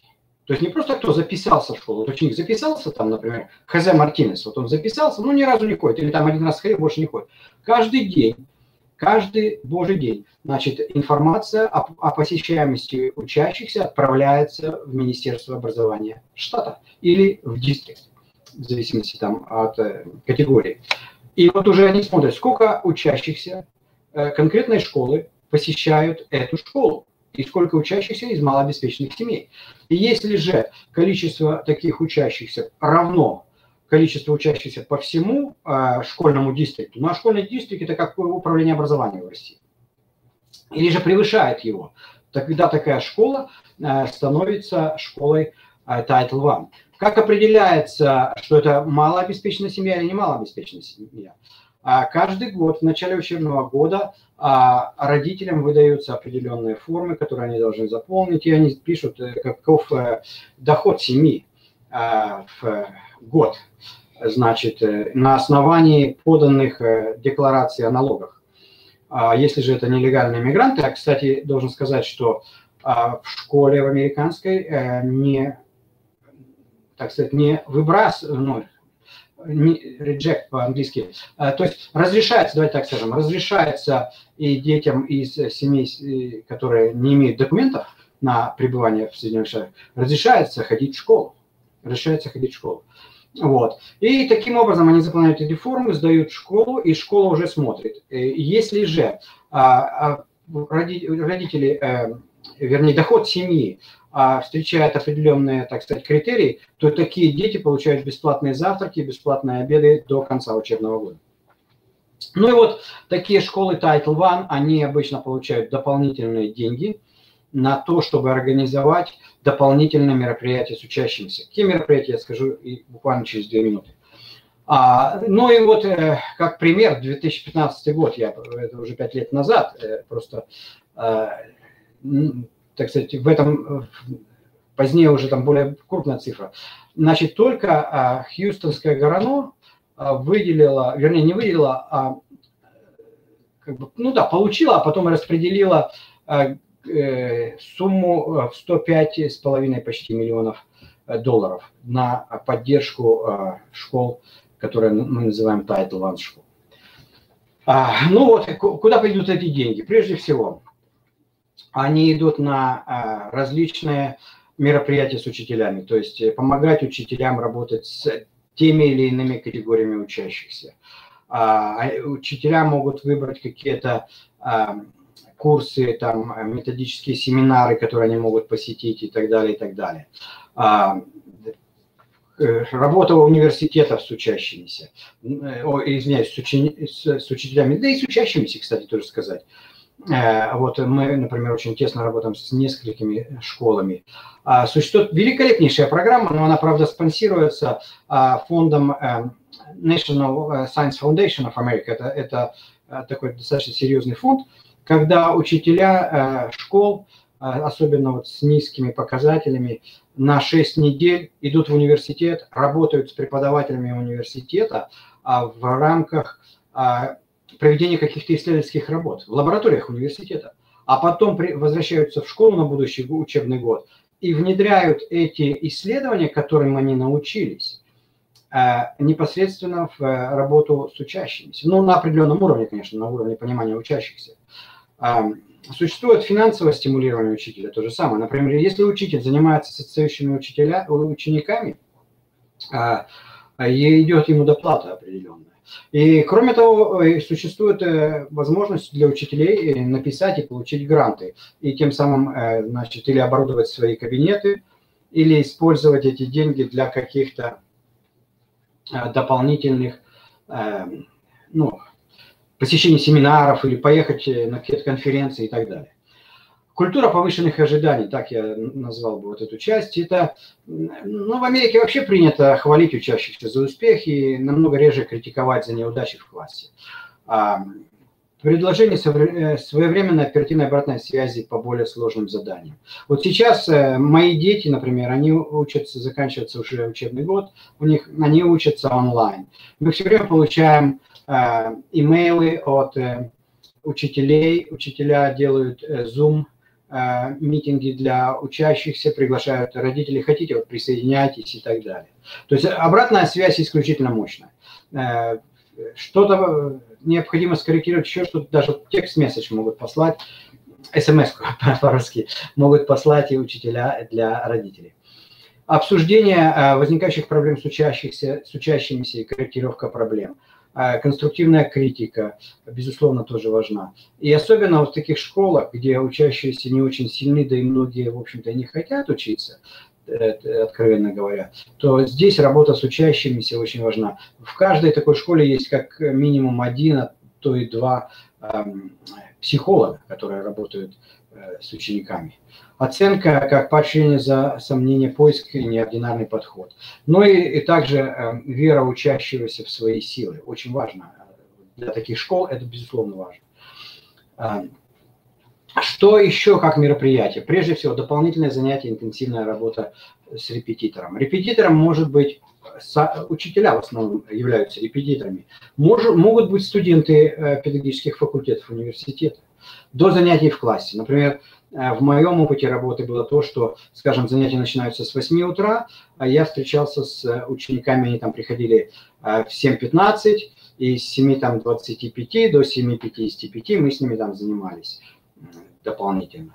После уроков тоже ученики остаются. Причем после уроков могут быть даже не просто как бы такое репетиторство, а иногда проектная деятельность, что очень интересно. И на мой взгляд, это великолепное, наиболее правильное направление.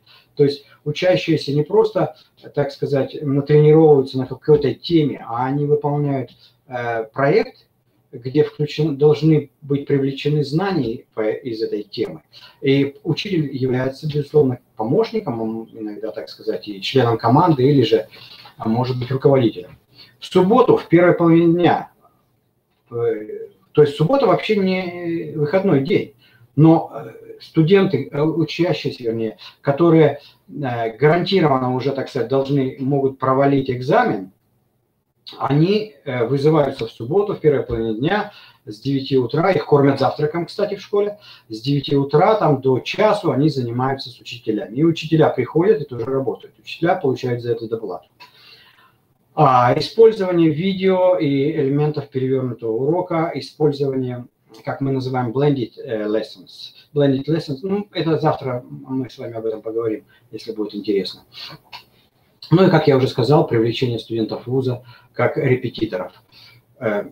Кружки по интересам очень интересная форма. Летняя школа. Те, кто завалили экзамен, месяц после окончания школьного года ходят вновь в школу, те же самые предметы изучают, за исключением физкультуры, вернее, таких вот по выбору, предметов по выбору, и снова сдают другой тип теста по окончанию этого дела, где-то через месяц, там, в конце июня, и уже, так сказать, со второй попытки большинство из них сдают. Если же нет, то тогда дается задание на лето под контроль родителей. Вот таким вот образом. А если работают учителя, так вот дополнительный месяц, они получают зарплату за дополнительный месяц. Вот это сейчас, наверное, кое-какие недостатки, которые, в общем-то, и снижают ученическое достижение или ученические успехи. Это я привожу примеры из публикации определенной, там ссылка есть. То есть родительская практика, которая, в общем-то, препятствует интеллектуальному и поведенческому развитию. Как известно, и это известно из исследований, бедные слои населения, они нацелены на развлечения, на друзей и на семью. Вот. Более, так сказать, состоятельно, они уже нацелены на образование. Ну, там это целое исследование. Значит, вот первое – это то, что они как бы противодействуют или вообще не помогают развиваться детям интеллектуально и поведенчески. Одинокие родители, которые не имеют нерегулярное рабочее расписание, то есть учащийся утром встает, мамы, папы нет, он должен что-то сделать и идти в школу. Вот. Вечером приходит, там мамы, папы нет. играть в игры там или смотреть телевизор и так далее. Также не совсем, как сказать, адекватная возможность получать медицинскую помощь, потому что страховка медицинская в США очень дорогая. И те люди, которые являются малообеспеченными, они себе позволить это не могут. Если ребенок заболел, он ходит больной в школу, он мучается, ему на все наплевать, и, безусловно, это влияет на его академические результаты. Ну и даже вот такой фактор, я приведу пример, это влияние каких-то вредных веществ, вот в качестве здесь приведен, например, олова, свинца, извиняюсь, в состав свинца в крови. То есть раньше дома строили, где применялся асбест, и даже школы строили. И вот эти вещи все, они тоже могут очень здорово влиять на основании исследований на успеваемость учащихся. Я не знаю, может быть, я много времени занял. Спасибо за ваше внимание. Есть ли вопросы?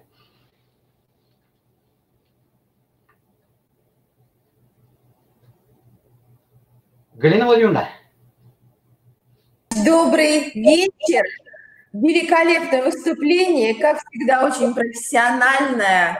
Мы видим, что в чате наши коллеги благодарят, вот пишут «отличная информация». Конечно, очень важен международный опыт. Нам важно понимание, что происходит сегодня с точки зрения выработки эффективных моделей поддержки обучающихся. Андрей Витальевич, я надеюсь, что вопросы будут поступать, поэтому, конечно, мы будем обращаться к вам еще за экспертной позицией. А сейчас, уважаемые коллеги, у вас есть еще возможность вопросы задать. Андрей Витальевич, мы вас благодарим. Вот коллеги пишут: спасибо за ваш доклад, спасибо, спасибо. Вот, Андрей Витальевич, конечно, ждем вас уже в следующем году. Надеюсь, что мы будем вместе в рамках уже нашего очного международного семинара. И завтра, уважаемые коллеги, я анонсирую, что Андрей Витальевич будет выступать на информационной сессии, которая посвящена цифровой образовательной среде. Андрей Витальевич, большое спасибо. Мы знаем, что у вас сейчас еще раннее утро. Конечно, благодарим, что вы были с нами. Спасибо вам, Андрей Витальевич. Всего доброго, спасибо. Да, всего доброго, всех благ. Спасибо. Спасибо. Уважаемые коллеги, мы продолжаем. К нам подключаются коллеги из Ассоциации «Сельская школа». Марина Анатольевна, я прошу вас представить и уже работать в рамках наших партнерских отношений с коллегами. Пожалуйста, представляем, да, сначала? Сельские школы, много их и в нашей стране, и в Соединенных Штатах Америки. Сельские школы имеют свои проблемы, имеют много своих вопросов. Эти проблемы тоже необходимо каким-то образом решать. И я представляю Николая Аркадьевича Махнева, руководителя проекта Фонда Института воспитания строителей страны, исполнительного директора национального проекта энциклопедии сельских школ России. К сожалению, он не смог к нам подключиться в режиме онлайн, но он прислал видеозапись, в которой он говорит о том, как сельские школы могут помочь самим себе и как выстраивать взаимодействие с социальными партнерами.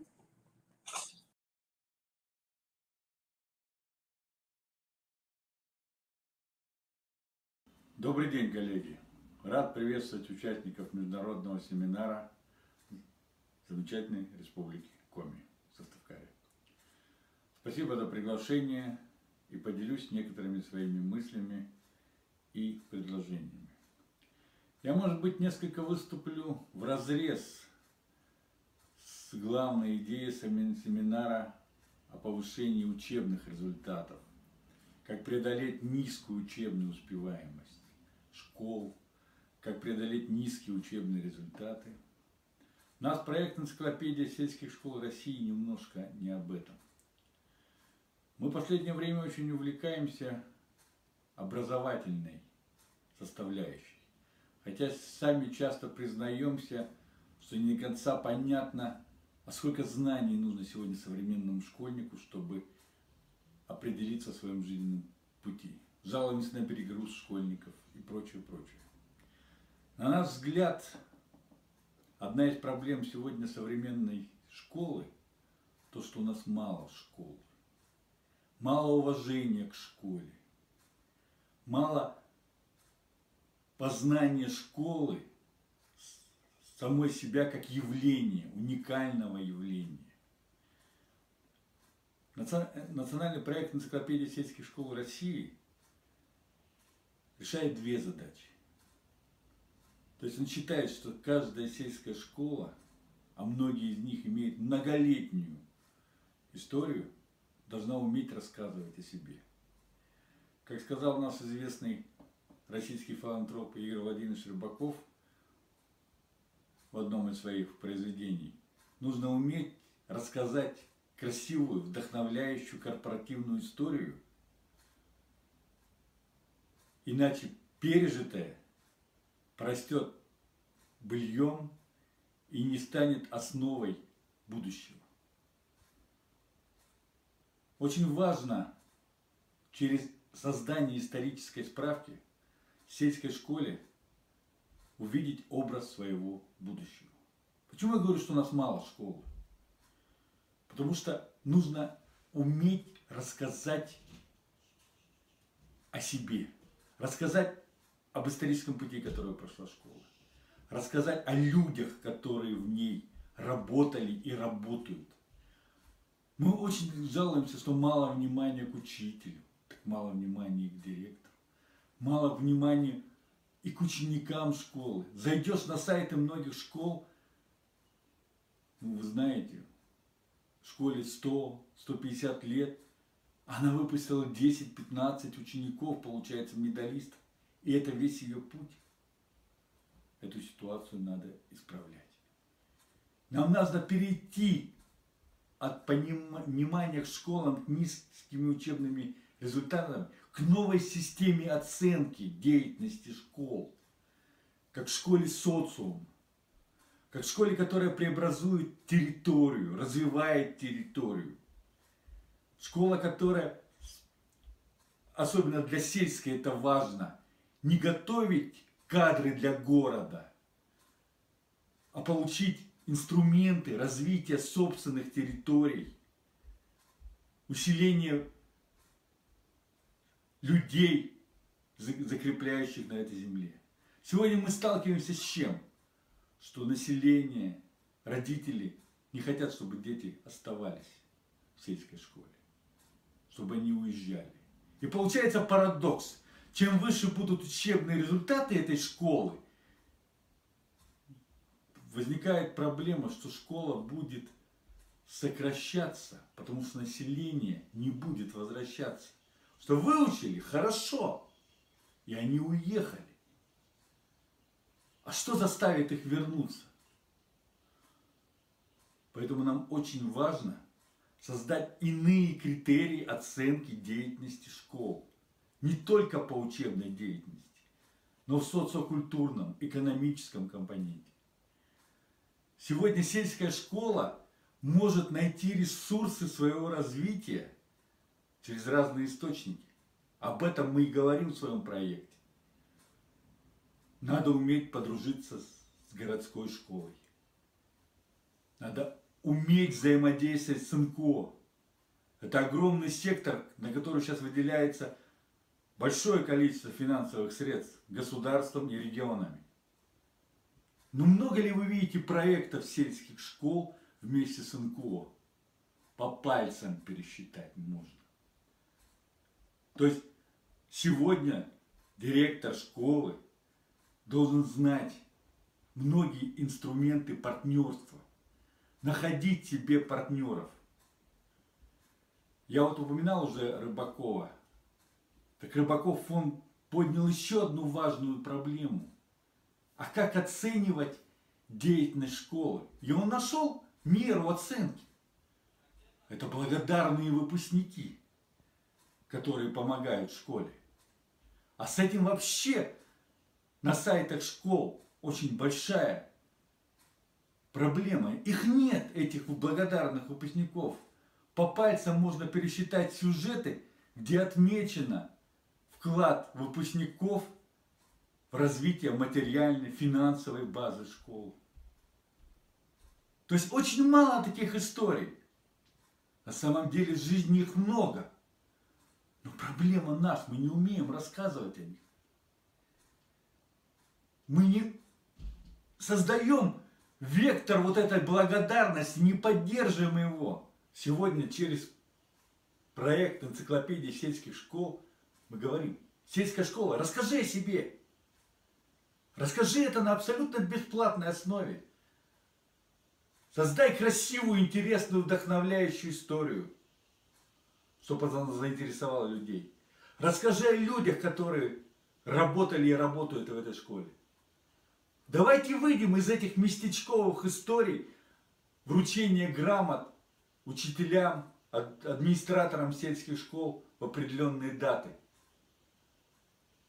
Сельская школа – это уникальное явление. Давайте относиться к этому так.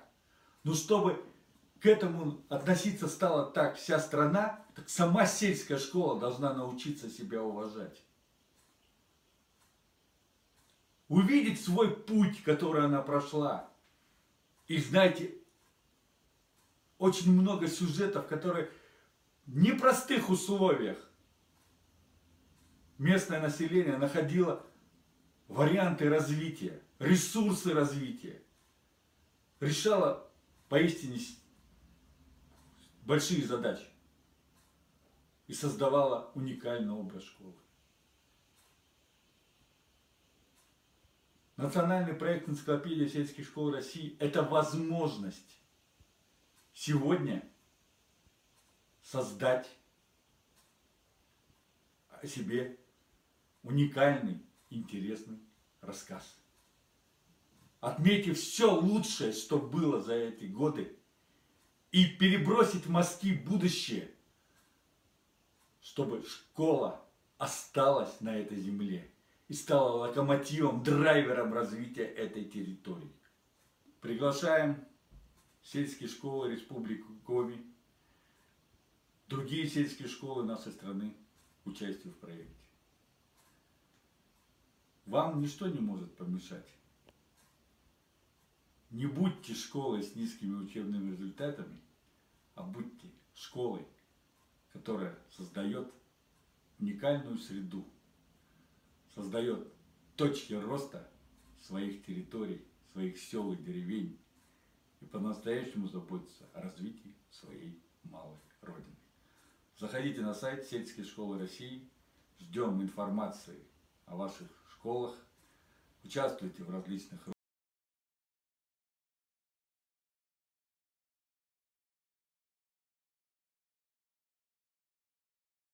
Уважаемые коллеги, мы благодарим Николая Аркадьевича и присоединяемся к его призыву. Да? Не будьте школами с низкими результатами, будьте школами-лидерами, будьте школами-точками роста.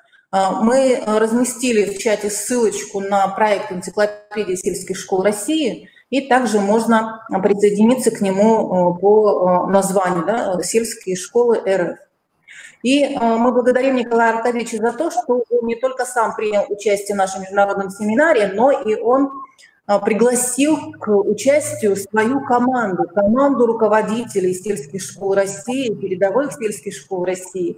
И сегодня мы приветствуем Татьяну Анатольевну Марченко из Иркутской области, из регионального института кадровой политики, которая представит идею, да, которую можно взять за основу реализации агробизнес-образования на базе сельской школы.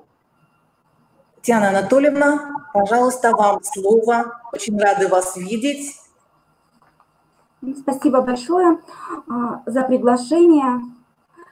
Я хотела бы рассказать о проекте, который реализуется в сельских школах Иркутской области. Это агробизнес-школа, условия формирования системы непрерывного агробизнес-образования. Ну а тема моего доклада – это агробизнес-образование от идеи до результата. Социально-экономическое развитие Иркутской области на период до 30 года обусловлено прорывом в развитии ряда отраслей. Одной из значимых структурных точек роста экономики области является агропромышленный кластер. В регионе разработан ряд документов, которые определяют развитие агропромышленного комплекса, и подготовка рачительного хозяина земли начинается с детства. На сегодняшний день более половины школ области расположены в сельской местности. И большое количество малокомплектных школ – это особенность региональной образовательной системы нашей области. Именно поэтому в 2014 году была разработана и утверждена концепция развития непрерывного агробизнес-образования на территории Иркутской области. Концепция определяет основные направления государственной политики по созданию условий для развития непрерывного агробизнес-образования на сельских территориях. Также определены уровни развития концепции от дошкольного до взаимодействия с предприятиями АПК. С целью координации и реализации деятельности были созданы областной совет по агробизнес-образованию, областной ресурсно-методический центр непрерывного агробизнес-образования при региональном институте кадровой политики и областной совет директоров агробизнес-школ. И решением областного совета по агробизнес-образованию утверждена организационная схема реализации концепции, которая представлена на слайде. Направления деятельности центра также представлены на слайде. За 5 лет реализации концепции увеличилось количество муниципальных образований, участвующих в проекте. То есть на начало их было 13, сейчас 21. Также увеличилось количество пилотных площадок. На начало проекта их было 18, сейчас 51 пилотная площадка, и увеличилось само количество и участников проекта. Вопрос развития непрерывного агробизнес-образования постоянно рассматривается на различных уровнях в нашей области. Центр осуществляет учебно-методическое сопровождение, это разработка и реализация дополнительных профессиональных программ повышения квалификации, разработка планов и программ проблемных семинаров, стажировок, подготовка учебных пособий, разработка учебно-методических материалов. Также различные формы работы, как вебинары, видеоконференции, форумы, слеты, педагогические чтения, круглые столы, ну и различные семинары. Научно-методическое сопровождение деятельности образовательных учреждений реализуется по разработке модели агробизнес-школы. Также руководство инновационной, научно-исследовательской деятельностью педагогических работников пилотных площадок по разработке и реализации модели агробизнес-школы. Проводится экспертиза учебно-методической продукции по агробизнес-образованию, материалов передового педагогического опыта, учебных программ, учебных материалов, поступающих из образовательных учреждений. Очень хорошо зарекомендовала себя такая форма обобщения и распространения опыта работы агрошкол, как цикл областных семинаров. Это агробизнес-образование, опыт, проблемы, перспективы. Интересная региональная форма представления опыта работы – это агропоезд «Растим хозяина земли». Он прошел уже у нас в 3 муниципальных образованиях, агрофестивали. На данных мероприятиях школы обобщают опыт работы, показывают свое взаимодействие с органами местного самоуправления, образовательными организациями района. И участники мероприятий имеют возможность познакомиться с долгосрочными проектами, результатами экспериментальной деятельности на школьных учебно-опытных участках, ну и многое другое. Также в числе участников проекта у нас студенты и педагогические работники профессиональных образовательных организаций области. И очень хорошо зарекомендовала себя такая форма взаимодействия, как интенсив-семинары на базе техникумов, в которых участвуют педагоги школ, педагоги профессиональных образовательных организаций, представители власти, Министерства сельского хозяйства, работодатели, школьники, студенты. Такая форма взаимодействия позволяет всем участникам реализации концепции получить больше информации по профессиям, востребованным в агропромышленном комплексе, познакомиться с новыми технологиями, используемыми в сельском хозяйстве. В рамках интенсив-семинаров проходят профориентационные мероприятия, профессиональные пробы и мастер-классы. И основами такой деятельности, результатами стало увеличение количества студентов и школьников, поступающих в вузы и профессионально-образовательные организации сельскохозяйственной направленности. Определенным и значимым показателем бизнес-составляющей содержания программ являются такие областные конкурсы, как «Начинающий фермер» для учащихся старших классов и студентов, «Юный фермер» для воспитанников дошкольных образовательных организаций и учащихся начальной школы, научно-практические конференции «Студенты творчества», где учащиеся и студенты представляют свои идеи и проекты, научно-практическая конференция «Будущий хозяин земли». И в этом учебном году очень интересно прошла первая научно-практическая конференция для дошкольников и учащихся начальных классов «Маленький хозяин», где все выступающие были отмечены призами и грамотами. В течение, у нас в области уже в течение 4 лет проходит агробизнес-школа, это Академия предпринимательства на базе школы села Верхний Булай Черемховского района. И слушателями Академии являются студенты и учащиеся школы.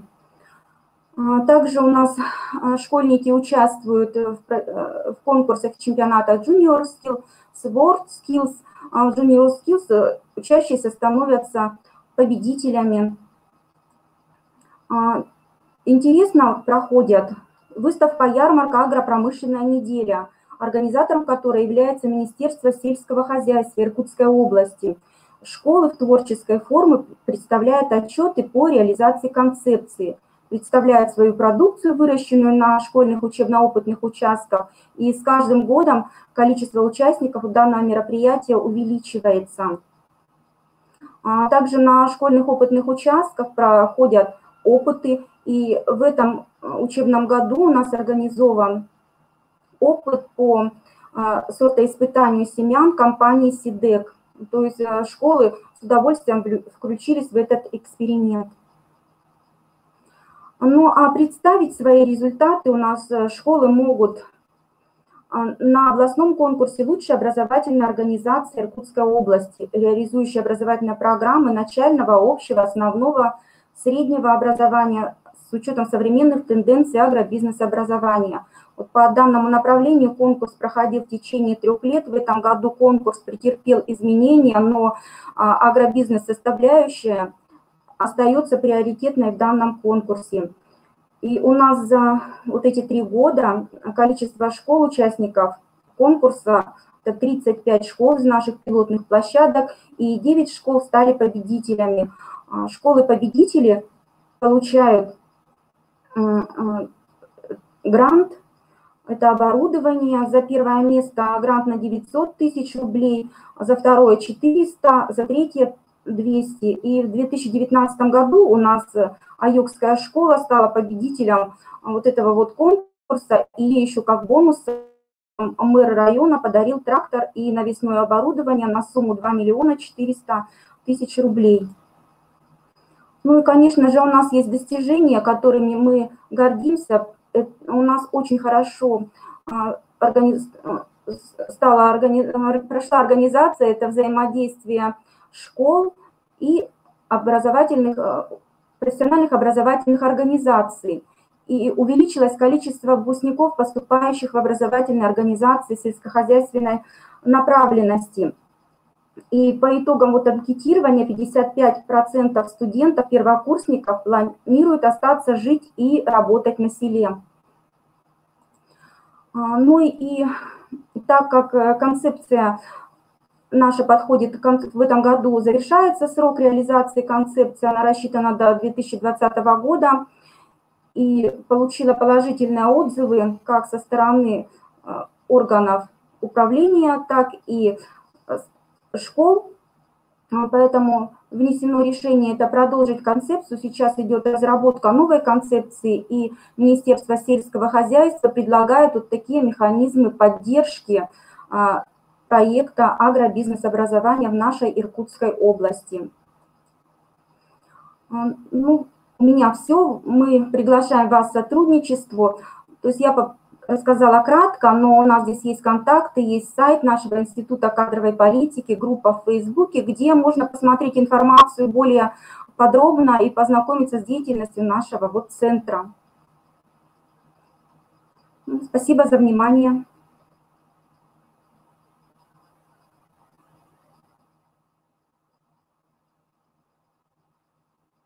Уважаемые слушатели, если у вас есть вопросы, вы можете их во вкладочке «Вопросы» написать, либо в чате. Татьяна Анатольевна с вами сможет еще пообщаться. Мы напоминаем, что у нас целая команда от энциклопедии сельских школ России. Татьяна Анатольевна – один из представителей Иркутской области. Да, у нас еще в других площадках будут принимать участие руководители сельских школ Иркутской области. Будет у нас еще Оренбургская область представлена и некоторые другие регионы. Очень интересные подходы к организации агробизнес-образования. И мне кажется, что сельские школы Республики Коми также могут найти поддержку в энциклопедии сельских школ России в этом проекте, вступив в него, и воспользоваться опытом школ Иркутской области. Спасибо. Так, у нас там Андрей Витальевич что-то хотел сказать. Андрей Витальевич, можете подключиться. Мы видим, что вы выходили с нами на связь.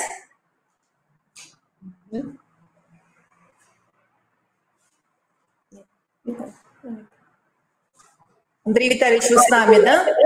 Да, я нажал какую-то кнопочку, и поэтому вдруг появилась. Но я сразу ее быстро убрал. Андрей Витальевич, ваше окошко появилось, но мы пока вас не видим и не слышим. Не слышно сейчас, нет? У меня все работает нормально. Хорошо. Ну, если Андрей Витальевич захочет с нами еще пообщаться, мы ему такую возможность предоставим в конце нашей информационной сессии. А сейчас я предоставляю слово Галине Владимировне Китайгородской, ректору Республиканского института развития образования. Она расскажет об очень интересном исследовании, которое проводилось в школах арктического региона. Добрый день, уважаемые коллеги. Мы продолжаем с вами говорить о культуре повышенных ожиданий. И я хочу вам напомнить, что в рамках проекта прошлого года нашим партнером был Санкт-Петербургский государственный университет. И мы сейчас подключим нашу презентацию, где мы представим исследование, проведенное совместно с преподавателями, с профессурой Санкт-Петербургского государственного университета. Я хочу вам напомнить, что Андрей Витальевич представлял международную модель поддержки школ в Соединенных Штатах Америки. Нам очень важно, что в рамках региональных практик мы особое внимание уделяем сегодня поддержке сельских школ и культуре повышенных ожиданий именно через регламентацию деятельности сельских школ. И вот в нашем исследовании, которое мы подготовили совместно с профессором Галиной Ивановной Грибановой, мы представляем вам международные модели поддержки школ в регионах арктической зоны. Уважаемые коллеги, данное пособие, оно содержит анализ государственных программ и конкретных образовательных практик в Финляндии, в Канаде, в Австралии. Конечно, это не арктическая зона, но есть некоторые интересные образовательные практики и государственные программы, которые очень синхронны именно с нашими особенностями, я о них расскажу, а также в Австрии и Федеративной Республике Германии. Уважаемые коллеги, если мы говорим о данном пособии, то, конечно, оно адресовано участникам нашего проекта, и мы бы хотели внимание обратить, конечно, на основные функции школы, которая сегодня рассматривается как эффективная школа. В рамках стратегической сессии мы с вами уже определяли, что основными трендами развития эффективной школы является, конечно, обновление механизмов вовлеченности обучающегося в образовательный процесс. изменение тех образовательных практик преподавания, которые сегодня являются традиционными. И вот в контексте культуры повышенных ожиданий все страны, которые имеют государственные программы по поддержке школ с низкими образовательными результатами, они выстроили свою практику именно на основе новых подходов в контексте экономики знаний. Сразу хочу сказать, что программы поддержки школ существуют во всех странах, которые сегодня входят в Европейский Союз, и во многих странах, которые сегодня рассматриваются именно как претенденты на вхождение в Европейский Союз. Итак, уважаемые коллеги, вот я попыталась сфокусировать внимание именно на общих позициях такого концентрического характера. Посмотрите, пожалуйста. Сегодня школа готовит к жизни. И вот здесь мы, конечно, говорим об опыте Иркутской области, когда мы понимаем, что именно ранняя профориентация и учет социально-экономических условий субъекта, они определяют именно то содержание образования, ту особенность внеурочной деятельности, которая может способствовать именно повышению образовательных результатов. Второе, что очень важно, учитель во всех программах, которые представлены в данном пособии, он работает в команде, он вовлечен в профессиональное сообщество. Уважаемые коллеги, в данном пособии даже представлена регламентация вхождения педагогов в профессиональное сообщество. Мы здесь говорим именно о тех практиках горизонтального обучения, которые на самом деле сегодня представлены. Внимание обращаем, в рамках неформального образования мы как раз работаем на основе тех профессиональных уже компетенций, которые сформированы у нас у школ лидеров. И в течение последующих дней наши коллеги как раз будут представлять именно свои уже профессиональные компетенции, которые применимы и другими школами. Внимание еще обращаю, что и у педагогов, и у родителей, и у обучающихся формируется внутренняя установка на личностный рост. Коллеги, мы с вами понимаем, что это самый сложный процесс. Осознание, что действительно сегодня ценностный ряд сформирован именно на основе ожиданий конкретного субъекта. И анализ ожиданий, повышенных ожиданий родителей, обучающихся и наших педагогов, если я обращаюсь к руководителям, лежит сегодня в основе ценностного ряда проекта «Эффективная школа». И вот, внимание обращая на данное пособие, я как раз хочу остановиться, что действительно в каждой программе, которую анализировали наши коллеги, мы были подключены к данному исследованию в центре обучения ученик, именно с его индивидуальными потребностями. Включение особенностей именно персональных процессов обучения, коллеги, это очень сложно. И мы в течение семинара будем об этом говорить. И когда мы говорим об амбициозных задачах для каждого обучающегося, здесь идет речь как раз о том, что мы действительно сегодня понимаем, что высокие результаты могут быть достигнуты каждым, но на основе именно его индивидуальных потребностей. Поэтому, уважаемые коллеги, вот данные принципы, как учить, они формируют им наше понимание того, что мы живем и мы существуем, мы функционируем в едином пространстве. Да, у каждой страны есть свои практики. И вот я хочу внимание обратить на практику Канады. Действительно, данная страна относится к арктической зоне, и в нашем исследовании приводятся конкретные примеры принятой государственной программы в штате Онтарио. И на что мы здесь внимание обращаем? Воспитание характера, гражданской грамотности, критического мышления. То есть, уважаемые коллеги, наверное, вы чувствуете, что это то, что сегодня рассматривается как наша национальная цель. Но мы здесь внимание обращаем, что на первом месте в Канаде вот эти 6 принципов образования, они связаны с тем, что формируется не только функциональная грамотность, о которой мы будем, коллеги, говорить, но первое чувство, как они определяют для себя, первое чувство, которое должно быть сформировано у обучающегося и у педагога, это именно воспитание гражданской ответственности за свою деятельность. Внимание обращаю на Финляндию. Сейчас вы увидите совокупность вот этого смыслового центра внутри вот этой ромашечки. Человек развитый как личность и как гражданин. То есть, уважаемые коллеги, во всех странах действительно сегодня в центре внимания личность. Личностный рост, человеческий капитал. Поэтому, конечно, уважаемые коллеги, очень важно, мы сейчас перелистнем Китай, обратить внимание именно на общие черты в рамках образовательной практики. Сегодня, когда мы говорим о культуре повышенных ожиданий, мы в центр внимания ставим обучающегося.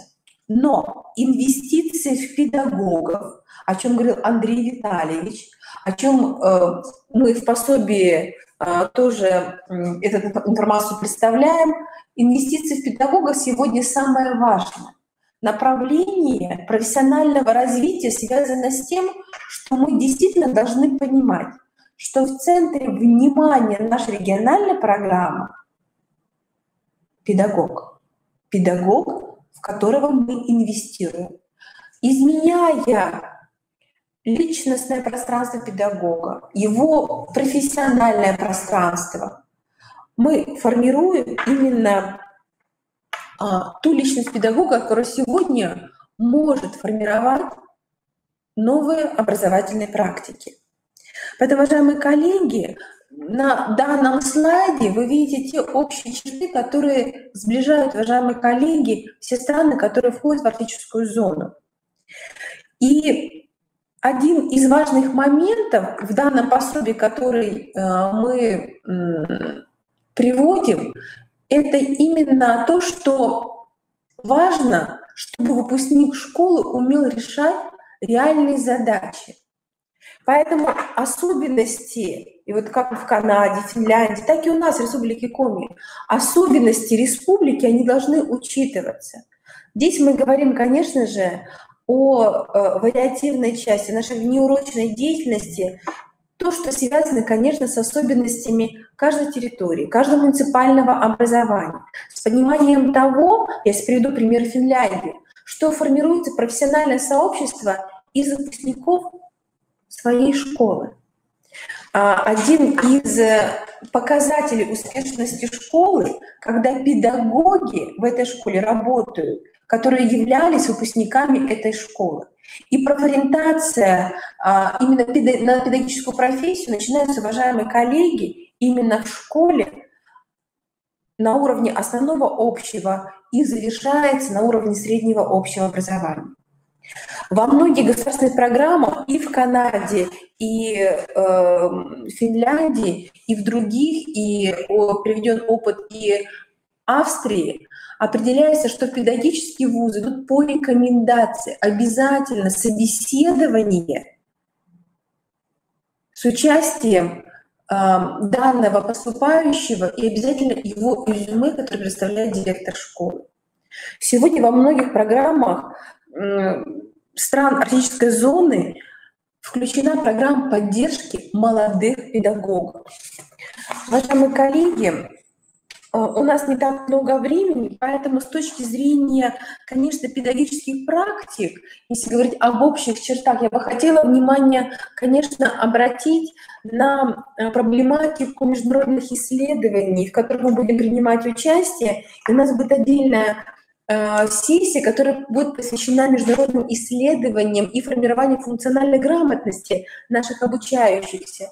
И вот здесь я бы хотела внимание обратить, что действительно то, что сегодня внедряется на уровне республики, на уровне Российской Федерации, сегодня это является тоже основой для формирования компетентности и различных видов грамотности во всех странах. То есть развитие тех универсальных компетенций, оно сегодня включено во все образовательные программы. Я бы хотела еще внимание обратить, что в рамках зарубежной практики важно понимание, что сегодня фокус не на деятельности учителя, а именно на ученике, который благодаря педагогу умеет формировать свои учебные задачи, который действительно сегодня включен в образовательный процесс благодаря тому, что вера в ученика, понимание того, что именно от него тоже зависит его результат, формируется благодаря именно учителям и родителям. Очень важно в этом пособии исследование, связанное именно с обучением через практическую деятельность, то есть обучение через исследование. И в рамках государственных программ в Финляндии, в Канаде и в Австралии ученик обязан включаться в совместную проектную деятельность не только с разновозрастными обучающимися, но в этой проектной деятельности участвует и учитель, участвуют и родители, и те примеры, которые приводятся в пособии, они как раз определяют, что проекты, они связаны как раз с конкретной местностью, с исследованием климатических условий, с рассмотрением того профессионального ряда, который важен именно для той или иной территории.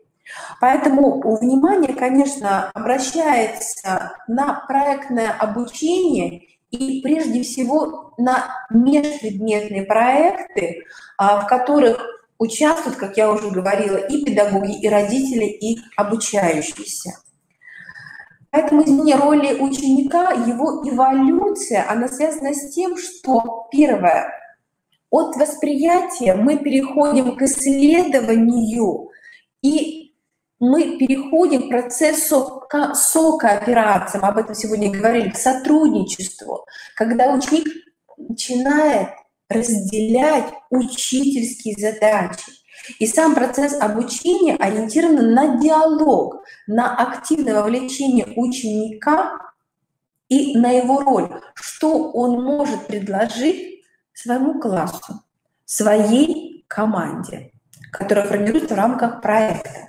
Поэтому, уважаемые коллеги, мы действительно сегодня понимаем, что изменяется роль учителя, который в рамках международной практики, и мы об этом будем говорить впоследствии, помогает формировать уже не только ответы, но и вопросы ученику.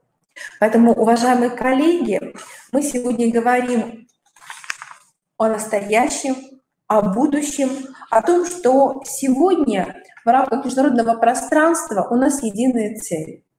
Это высокое качество образования, это формирование тех компетенций, которые необходимы нашему обучающемуся, чтобы в 21 веке быть успешным и быть счастливым. И, конечно, многое зависит от наших педагогов, которые сегодня меняют свои профессиональные роли. И наш семинар тоже этому посвящен.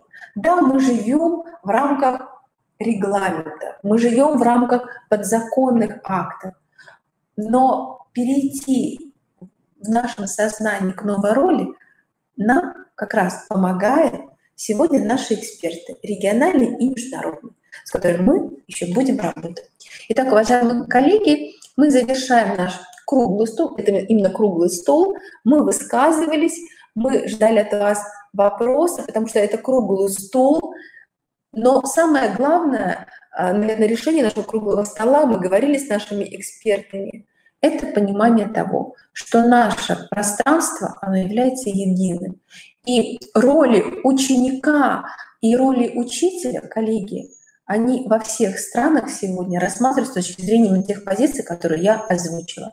Ну и, конечно, я еще раз анонсирую, обращайтесь к данному пособию, оно опубликовано у нас на нашем сайте в разделе «Ресурсы» и также в разделе нашего проекта. Изучайте опыт других стран, он интересен. Спасибо, коллеги, на этом будем завершать. Коллеги, мы завершаем, вы можете задавать вопросы. Андрей Витальевич к нам еще будет присоединяться несколько раз в рамках наших профессиональных треков, поэтому, коллеги, у вас будет возможность задать ему вопросы. Коллеги, благодарю за внимание. До новых встреч, до завтра. Спасибо.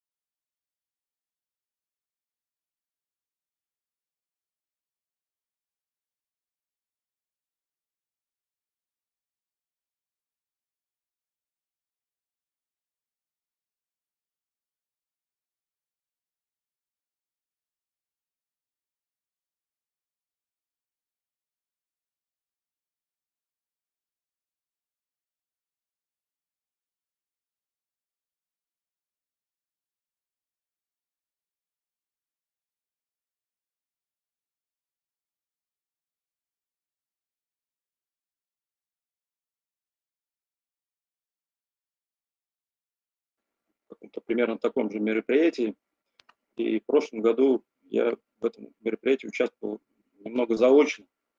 То есть отправляли мы какой-то материал, но вот лично не получилось. В этот раз вот у нас такая встреча получилась.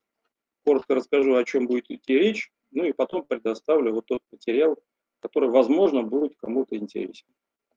В настоящее время я работаю и представляю Казанский федеральный университет. Вот в прошлом году я также работал в Институте развития образования Республики Татарстан. И институтом была проведена достаточно интересная большая работа по, соответственно, вот государственной программе по поддержке школ с низкими результатами и в школах, находящихся в сложных социальных условиях. Я был руководителем отдела развития профессиональных и личностных компетенций. И вот мы с коллегами старались осуществить некоторые, на наш взгляд, любопытные и полезные мероприятия, среди которых как раз и было одно из мероприятий, было проведение стратегической сессии для руководителей общеобразовательных организаций. Это мероприятие, оно было не единственным, оно было одним из комплексов мероприятий, который проводил в том числе вот наш отдел.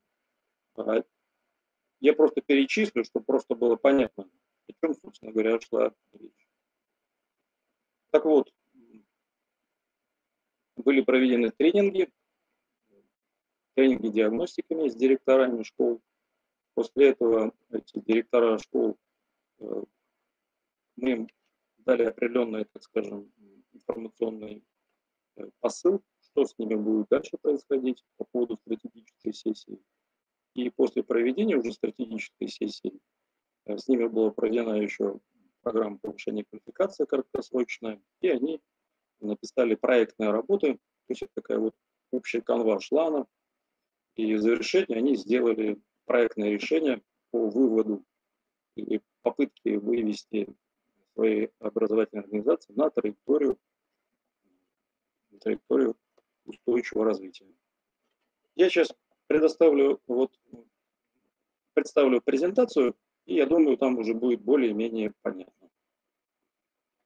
Вначале, если получится такой короткий ролик, с вашего позволения, а потом уже будет сама презентация. Если мне позволят здесь технические средства, я, пожалуй, сейчас вот начну.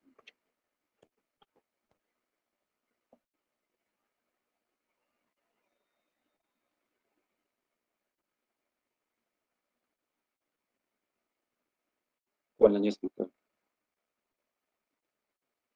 минут, и мы с вами сейчас это увидим.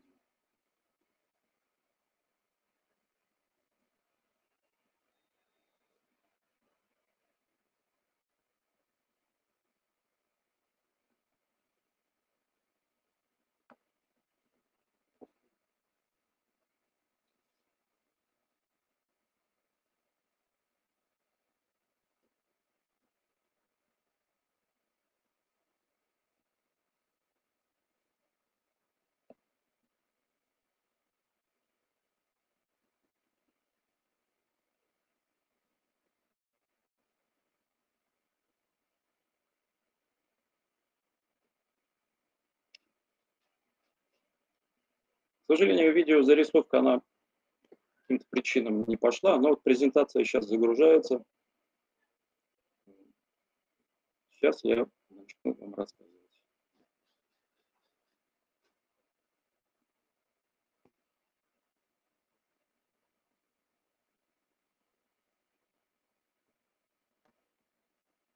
Что касается формата нашего взаимодействия, я постараюсь ответить на любые вопросы, какие могут быть, поэтому, пожалуйста, пишите здесь в чате.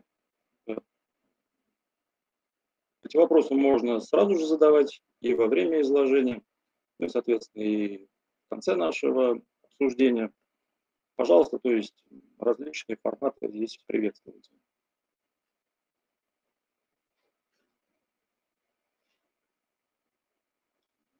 Презентация загрузилась. Всем ли ее видно хорошо?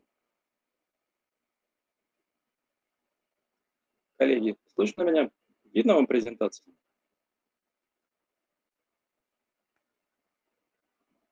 Прекрасно, видно. Я приступаю. Итак, стратегические форсайт-сессии для руководителей образовательных организаций. Это вот, тот опыт, я старался здесь представить тот опыт по прошлому году, который мы делали с руководителями образовательных организаций. Мы постараемся с вами обсудить 3 вопроса, 3 части. Первое – это форсайт. Что это такое общие сведения? Вторая часть – это будет рекомендация по управлению рисками анализируемого объекта, то есть наших образовательных организаций. И третье – это программа проведения стратегической сессии для директоров школ, которую, собственно говоря, я и проводил с своими коллегами в сентябре прошлого года. Так, первая часть. Я постараюсь, сейчас немного поясню. То есть вначале я раскрою такие теоретические вещи, то есть что же заложено в этой стратегической сессии, то есть что мы в этом добивались. И от этого общего перейду уже к частному, то есть к этому третьему вопросу, собственно, что мы делали с директорами. Понятно логика? Итак, форсайт. Общие сведения. Ну, в соответствии вот с нашими нормативными источниками, здесь источник показан, форсайт – это метод прогнозирования, который основан на анализе состояния и тенденций, возможно, научного, технического, технологического, то есть такое общее определение. Далее. Форсайт позволяет сформировать приоритеты, мобилизовать большое количество участников для достижения качественных новых результатов в очень широком смысле, в широких отраслях, сферах знания. По результатам создаются дорожные карты для отдельных объектов, субъектов, ну и так далее. Далее. Есть достаточно любопытный материал, я здесь представил источник, это агентство стратегических инициатив. Я думаю, слышали эту организацию, достаточно интересная она. Так вот, если кому-то интересна более подробная информация, на этом сайте это представлено. Я буду ссылаться на этот сайт, насколько они достигли достаточно интересных результатов. Так вот, форсайт – это социальная технология, такой формат коммуникации, который позволяет участникам договариваться по поводу образа будущего, а также, определив желаемый образ будущего, договориться о действии в его контексте. На мой взгляд, достаточно любопытное, интересное такое определение. Далее. Форсайт как способ мышления. Он предусматривает нашу деятельность, мы рассматриваем наше будущее состояние с точки зрения сегодняшнего, через, соответственно, точки приложения определенных усилий. Мне вот такая точка зрения импонирует, мне нравится, то есть близка к моей, поэтому я вот тоже ее здесь привел. Далее. Форсайт как способ мышления. То есть в данном случае есть разные подходы, здесь вот они представлены. И вот отличительной особенностью форсайта является то, что это не просто прогнозирование, да, это еще попытка нахождения тех решений, стратегических решений, которые могут приблизить тот образ будущего, который нам нужен. То есть какой-то целевой ориентир. В этом смысл этого форсайта. Далее. Форсайт как технология предусматривает такой способ организации групповой работы, который включает определенные процедуры. Конечно, они не строгие, не формализованные. То есть каждая организация может в рамках достаточно вот этого поля этой технологии использовать ее и давать какие-то определенные результаты. Продуктом этого метода форсайт технологии является какой-то конкретный документ. Это может быть прогноз, либо прогнозное поле, то есть не один прогноз, а несколько. Дорожная карта, то есть какие-то мероприятия, которые должны становиться руководством для принятия каких-то решений. Далее. Форсайтов может быть очень много. То есть есть глобальное, менее глобальное, региональное, национальное. Нам интересен, конечно, вот, собственно говоря, образовательный форсайт, он тоже такой здесь здесь присутствует. Базовые принципы здесь представлены на слайде. То есть будущее вариативно, то есть оно зависит от решений процессов, от участников процессов. Будущее нельзя предсказать достоверно, потому что оно может быть измениться. Ну и, соответственно, будущее зависит от наших усилий. Достаточно тривиальные вещи, но все-таки нужно иметь их в виду, чтобы понимать то, о чем я буду говорить дальше. Методы, используемые в Форсайте, они достаточно известны. Это метод Дельфи, соответственно, разнообразные, тоже никакие не фантастические, а известные методы. Тот же SWOT-анализ, мозговой штурм, фасилитация, ну и так далее, и так далее. Особенностью этого метода является анализ большого объема данных для того, чтобы увидеть какие-то закономерности, а также формирование определенных фокус-групп. То есть сложно сделать форсайт-сессию с количеством участников более 100. Фантастическое количество. Конечно, намного меньше. Это может быть и 25 человек. Если хорошо подготовиться, можно, конечно, сделать 40. Но мы вот делали на уровне 25 человек. У нас была группа, вернее, участников больше. Мы разделили их на части. И вот примерно 25 человек было в каждой группе, в которой мы проводили стратегическую сессию. Далее. Определенная рекомендация по управлению рисками. С точки зрения рисков, это достаточно сложная тема. Я здесь не буду много об этом говорить. Если в этом есть необходимость, об этом можно говорить отдельно или, скажем, в другой раз. Мы тоже занимались этими вопросами, и я, скажем, скромно могу сказать о себе, что занимаюсь этими вопросами давно. Здесь я представлю только очень короткие такие рекомендации, чтобы вы потом с пониманием этого подошли к тому, что, собственно, мы сделали на стратегической сессии. Так вот, рекомендации следующие. Первое.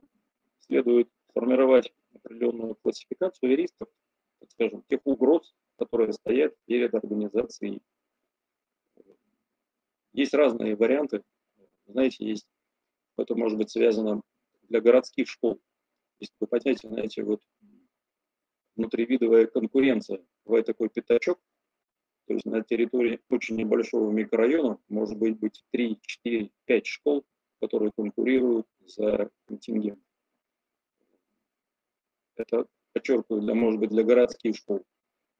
Бывает для сельских школ, то есть укрупнение с точки зрения оптимизации, и детей возят автобусами в школу, и в рамках этого здесь несколько другая ситуация может быть. Так вот, все это совокупность рисков следует характеризовать и разделить на две большие части. То есть те риски, те ситуации, которые мы можем управлять, и те риски, которые мы не можем, и к ним следует адаптироваться, то есть приспосабливаться. Это первая нехитрая рекомендация. Вторая. Процесс управления рисками, он находится в такой простой технологии. То есть есть у нас стратегические цели, диагностика рисков, она делится на анализ рисков, идентификация, описание.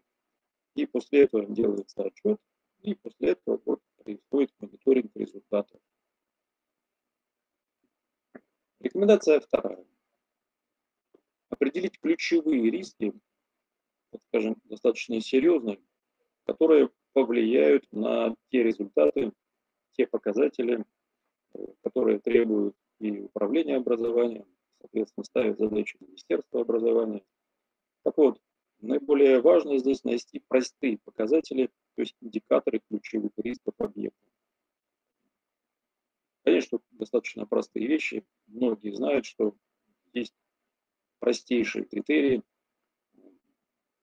Главными среди них являются показатели сдачи государственных экзаменов. Если эти показатели достаточно серьезные, то, соответственно, школа никакую категорию школ с низкими результатами не попадает. Но не всем школам везет. Знаете, есть, условно скажем, старые советские школы, определенной подготовки, языковой, физико-математической подготовки, которые могут себе позволить выбор своего контингента обучающихся. То есть они отбирают, они приходят, одни из лучших. И, конечно, в этих условиях показать результат можно достаточно серьезно. Другое дело сельская школа, малокомплектная школа, в рамках которой вот какие есть дети, они живут в ближайшем населенном пункте или в ближайших населенных пунктах, вот они должны давать определенный результат. Достигается это, конечно, вот достаточно сложно. И некоторые категории могут быть и получить тот результат высокий, я имею в виду, которые требуются, представляет больших усилий с точки зрения педагогического коллектива образовательной организации. Вот здесь идет об этом речь. Я имею в виду, если говорить более конкретно. Третья рекомендация – это мониторинг. Дело в том, что мониторинг осуществляют практически везде, в том числе управление образованием, при помощи своих показателей. Здесь предполагается вот внутренний мониторинг. Ну, по-разному может называться, и у многих организаций уже давно осуществляется. Это внутришкольный контроль качества и так далее. Можно по-разному это называть. Я здесь не пропагандирую создавать что-то новое, просто расставить акценты на тех задачах, которые стоят перед директором школы. Четвертая рекомендация. Она может показаться немного необычной. И дело в том, что и в самом начале я говорил, есть такое понятие допустимые остаточные риски. Допустимый риск – это приемлемый уровень отклонения от какой-то поставленной цели. А остаточный риск – это риск, который остается после принятия любых решений с точки зрения уменьшения риска. Мы с вами, как руководители, должны прекрасно понимать, что бы мы ни делали, всегда остается место каким-то форс-мажорным обстоятельствам, каким-то достаточно сложным, тяжелым моментом в жизни. Каждый руководитель, директор школы сталкивался с такими достаточно сложными ситуациями в своей жизни, а именно могло бы произойти, например, люди увольняются перед 1 сентября, либо, например, вот сложная ситуация, невозможно найти, например, математика, или, например, может быть, там, химика, вот достаточной компетенции, может даже не вообще компетенции, а вообще вот его найти нужно, чтобы, собственно говоря, он полностью вел нагрузку. И масса других достаточно сложных ситуаций, я имею в виду с точки зрения кадровых рисков. Так вот, здесь по опыту предлагается достаточно простое правило, что вот этот остаточный риск, он должен быть в пределах допустимых границ. То есть этот остаточный риск, он должен быть меньше допустимых значений. То есть входить в это поле допустимое. Все это вместе вот может лежать вот в такой платформе. Может быть, она достаточно сложная для восприятия, кажется. Но цель такова вот этого алгоритма – проверить, насколько риски приемлемы, ну и, соответственно, вот, принять для себя какое-то командирское решение с точки зрения, вот, принимаем это решение, либо от него отказываемся. В завершение вот такая картинка. Любая картинка, она нам дает возможность иллюстрировать то, что я рассказал об этом. Так вот, до управления вот такой системой, рисками или стратегическими рисками, субъект управления мы с вами видим, да, вот он принимает определенные решения, постановку задачи, объект выполнения, объект управления выполняет стратегию, соответственно, формирует нам отчеты, причины таких отклонений. Если с системой такой мы работаем, и мы ее внедряем, то, соответственно, вот объем таких рисков мы можем уменьшить за счет того, что вот мы могли сделать то, что я говорил немного выше. На этом вот краткое такое теоретическое введение я заканчиваю и перехожу, собственно говоря, дальше. Программа как раз проведения стратегических стратегической сессии для директоров школ. То, что мы делаем. Основные этапы такой стратегической сессии. 4 этапа. Первый этап – это роль образовательной организации в системе образования района или города, в зависимости от местонахождения, локализации образовательной организации. Второй этап – это стратегический анализ образовательной организации. Третий этап – это анализ и выбор стратегии образовательной организации. Четвертый этап – это готовность образовательной организации к стратегическим изменениям. Вот это 4 основных этапа. Теперь более подробно, что означает каждый этап. На первом этапе вначале мы проводили такой информационный инструктаж, то есть зачем мы проводим такую стратегическую сессию, в чем ее смысл, то есть какой будет конечный результат. Многих, конечно, директоров вызывало определенное сомнение, поскольку неоднократно с ними уже проводилось разнообразные мероприятия, поэтому такой достаточно реалистичный скепсис, он всегда существует. Ну, надо объяснять людям, зачем все это происходит. Вот на этом этапе проводилась индивидуальная работа, и каждый участник должен был ответить на определенный перечень вопросов, посвященных целям, задачам образовательной организации. И результатом должен был быть такой особый продукт, как я его назвал, такой портрет-образ образовательной организации, как уникального объекта в системе взаимосвязи с ключевыми субъектами управления образования либо района, либо города.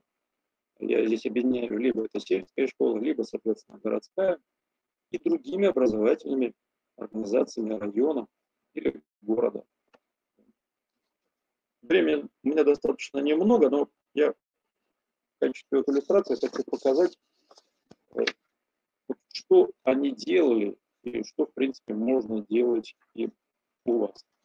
Это вот, может, плохо видно, вот сам вот этот листок. Видно его, да? Это вот такой трафарет, в рамках которого и слушатели заполняли.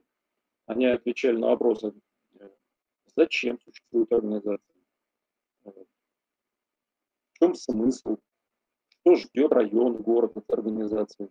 Есть очень разные образовательные организации.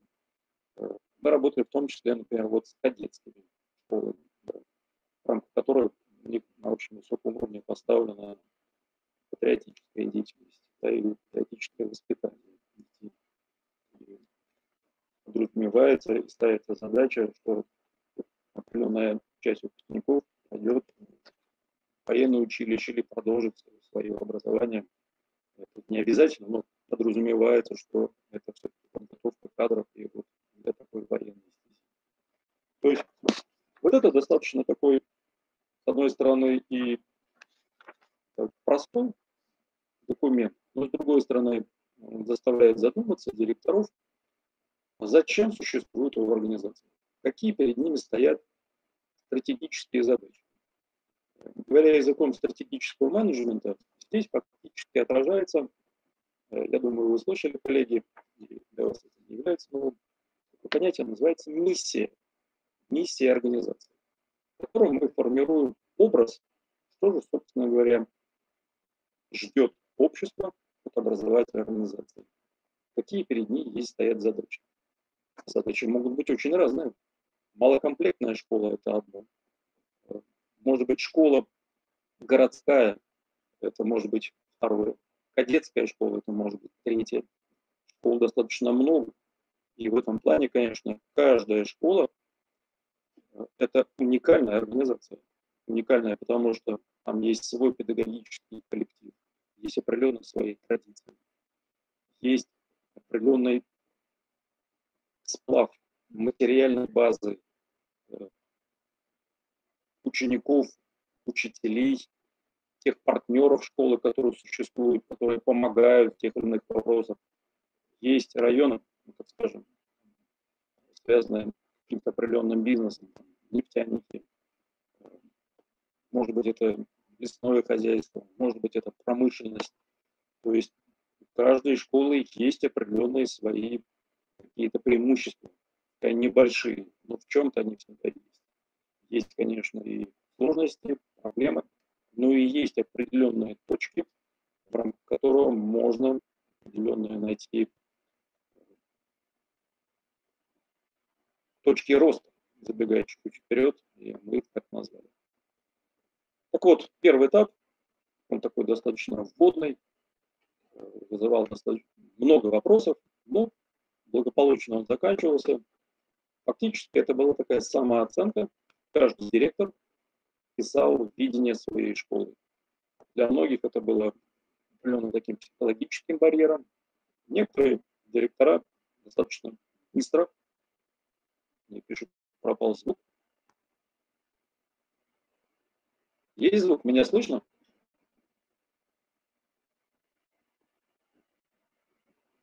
Ну, возможно, коллеги. Так вот, это первый этап. Хорошо, звук есть. Второй этап. Также мы проводили здесь небольшой инструктаж, то есть вводную относительно методов стратегического анализа. Это классический, конечно, есть SWOT-анализ, но есть и масса других. Здесь можно было достаточно широко использовать все виды стратегического анализа, но классический, конечно, это SWOT-анализ. Каждый участник здесь также должен был определить сильные, слабые стороны своей организации, возможности и угрозы внешней среды.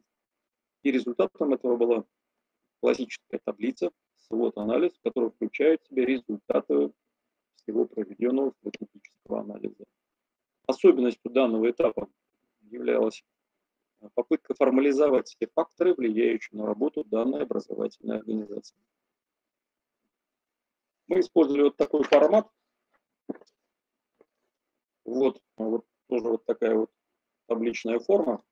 Кому было тяжело в табличной форме, мы предлагали и в такой простой описательной манере можно отметить, формализовать все факторы, которые влияют на работу образовательной организации. Что мешает, что помогает, какие внешние условия способствуют или, наоборот, препятствуют достижению тех поставленных целей перед школой, находящейся в сложной ситуации или имеющей низкие результаты. Это тоже достаточно такой трудоемкий, кропотливый этап, поскольку каждый здесь задумывался и пытался, скажем, систематизировать все эти направления своей деятельности. И в рамках этого было любопытно наблюдать. Дело в том, что это же происходит в группе, да, у каждого очень близкие проблемы. Кто-то пишет, обсуждает. В рамках этого осуществляется такое горизонтальное взаимодействие. Директора общаются, спрашивают, у тебя какие существуют проблемы, и каким-то образом их ты решаешь. Конечно, есть масса вопросов, в первую очередь связаны, конечно, с финансированием, но это не единственная проблема. Есть и кадровые риски, и материальная база многих школ, попадающих в эту категорию, уже оставляет желать лучшего. Проще говоря, достаточно много у каждой проблем, но можно найти что-то очень близкое. И в рамках этого вот это горизонтальное взаимодействие, оно очень ценно. И вот, как показал опыт, она дает определенный результат. Так вот, особенностью этого этапа второго является формализация всех тех факторов, которые влияют на работу образовательной организации. Далее. Итоги первого, второго этапа.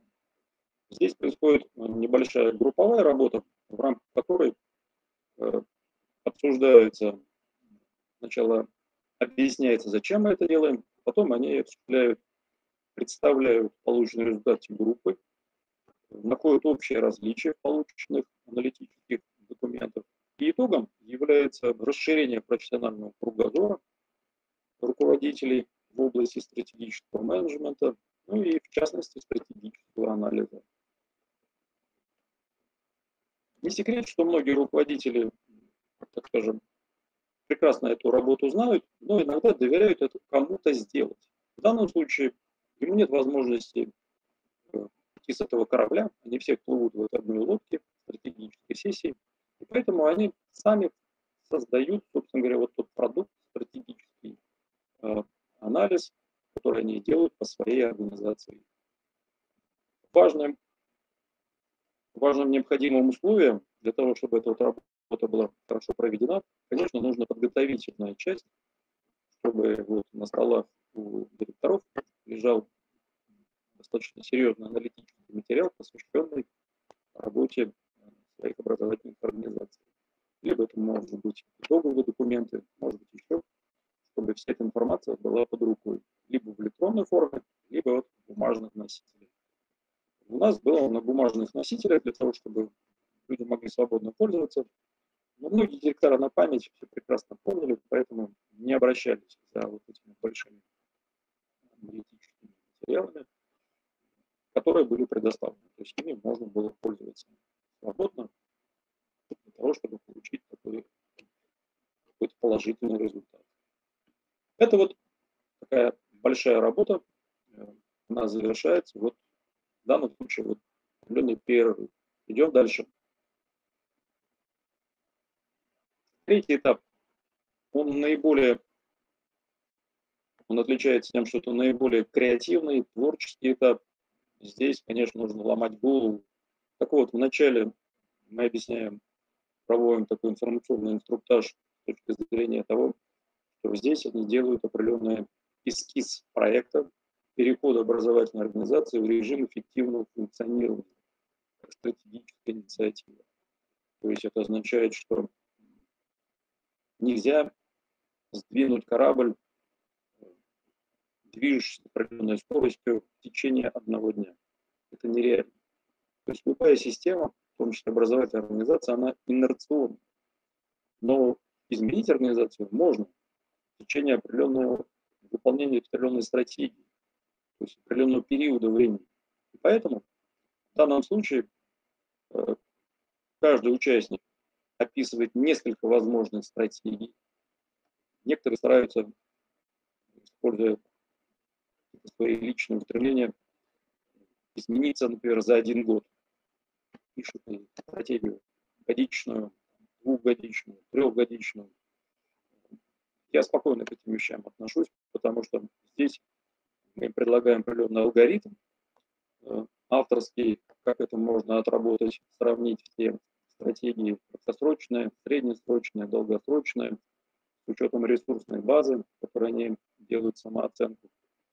И, в принципе, это возможно сделать. Через некоторое время они понимают, что есть определенная золотая середина, у каждого своя. Это происходит в рамках, сейчас покажу этот документ. У нас 3-я таблица.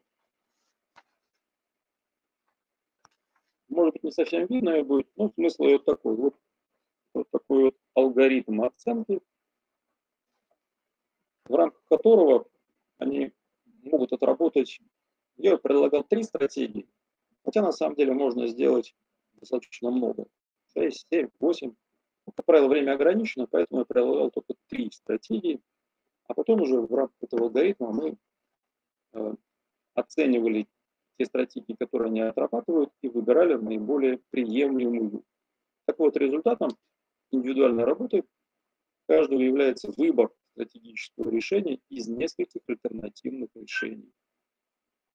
В процессе вот этой работы многие начинают серьезно задумываться, что решить вопросы, стоящие перед ними, достаточно сложно за достаточно простой короткий промежуток времени. И нужно выстраивать определенную стратегию, то есть комплекс мероприятий, которые позволят, например, решить ближайшие мероприятия следующего года, поставить более-менее конкретную цель, в рамках которой можно уже продвигаться к дальнейшим высотам. Это был 3-й этап. Подчеркиваю, наиболее креативный, вызывал большие дискуссии, споры. То есть это было посвящено уже таким конкретным решениям, которые можно сделать внутри образовательной организации. 4-й этап. Традиционный инструктаж короткий по поводу готовности организации к стратегическим изменениям. На 4-м этапе также проводится индивидуальная работа, то есть каждый начинает задумываться и оформляет это такой пример вот такой таблицы, либо, соответственно, вот в такой форме оформляется видение каждого директора по поводу готовности в организации вот той разработанной стратегии к тому варианту, к которому он пришел. В данном случае определяются, как называют, драйверы, то есть очень яркие, стильные какие-то особенности работы этой организации, как точки стратегического роста данной организации. Несмотря на то, что организации, которые мы рассматриваем, школы с низкими результатами, это не означает, что у школы нет каких-то своих достижений. У многих школ есть. И очень многие, это может быть спортивные мероприятия, это может быть каких-то олимпиадных, может быть не во всех олимпиадах, а может быть только вот какая-то одна предметная олимпиада. И может быть еще какие-то вещи.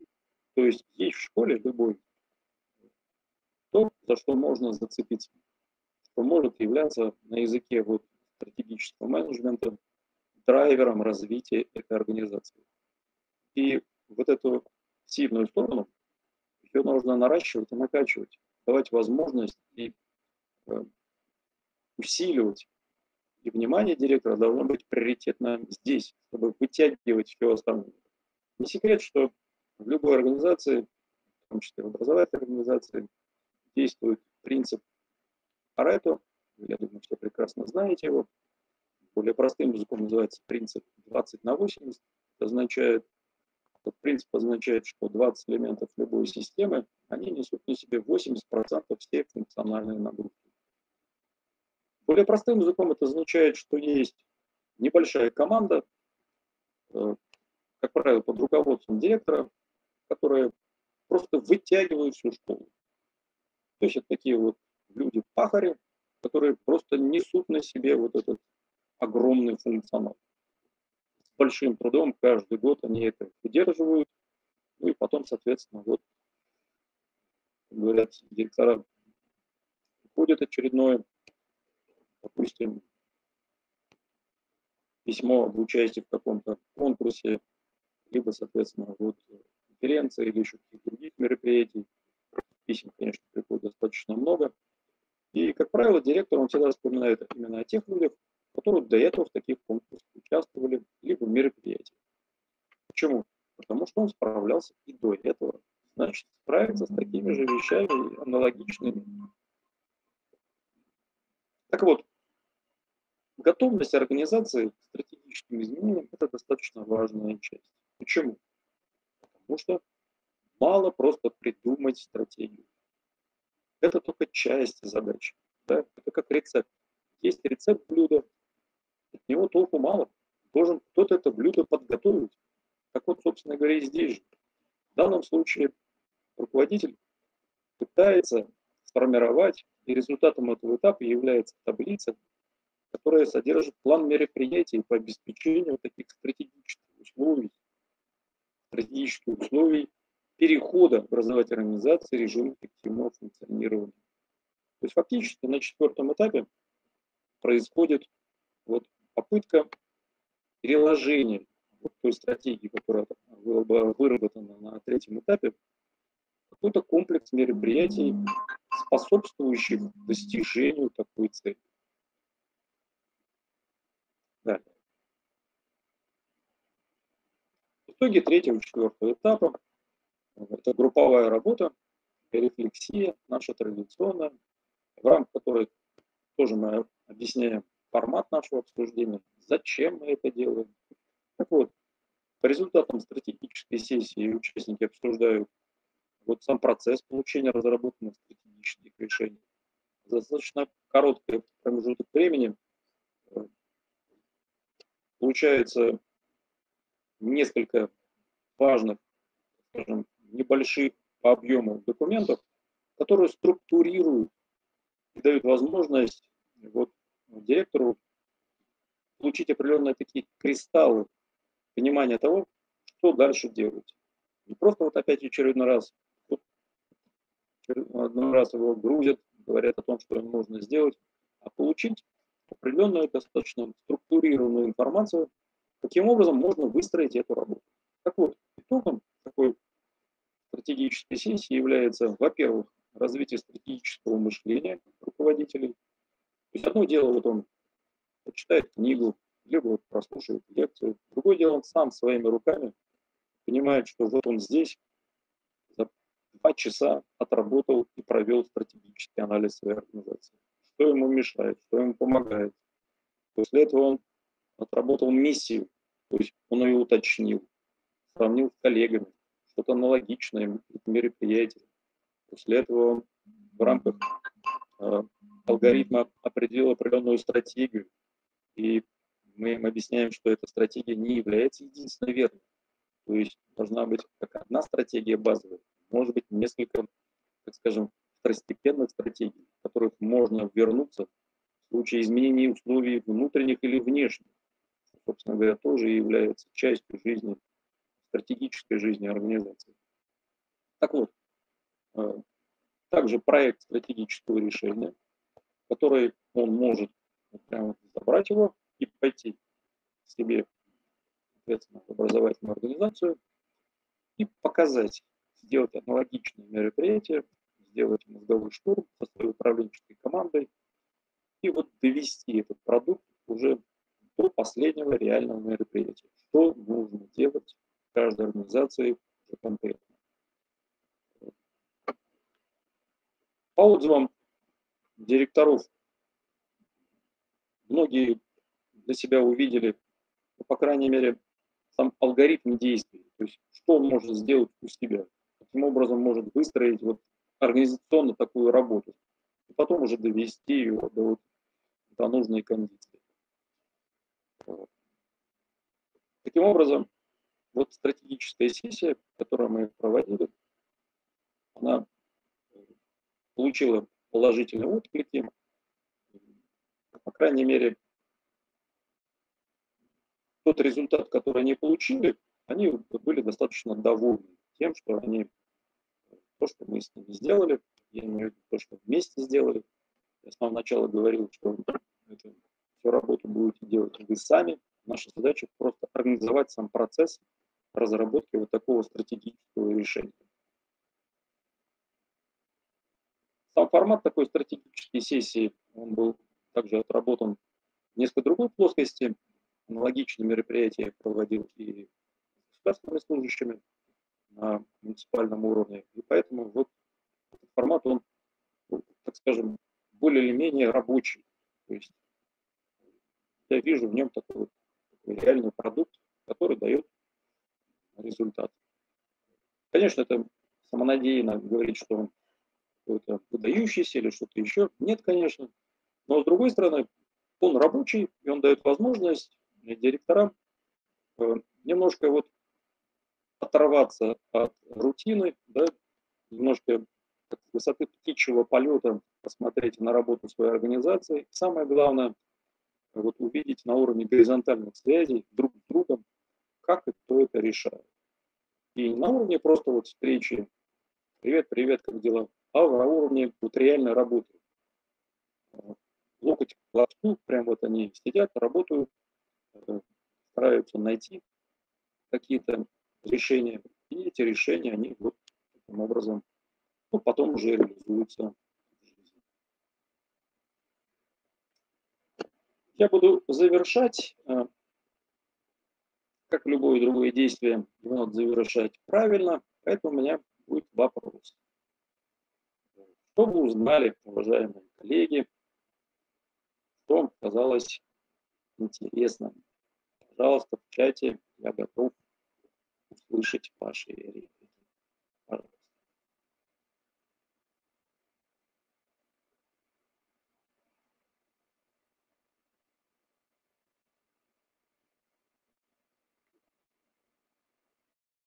Михаил Римович, мы вас благодарим, уважаемые директора общеобразовательных организаций. Мы просим вас в чате ответить на вопросы нашего эксперта. А также напоминаю, что у нас работает интерактивная панель, на которой вы тоже можете продолжить наше общение. Уважаемые коллеги, директора общеобразовательных организаций, участники проекта «Эффективная школа».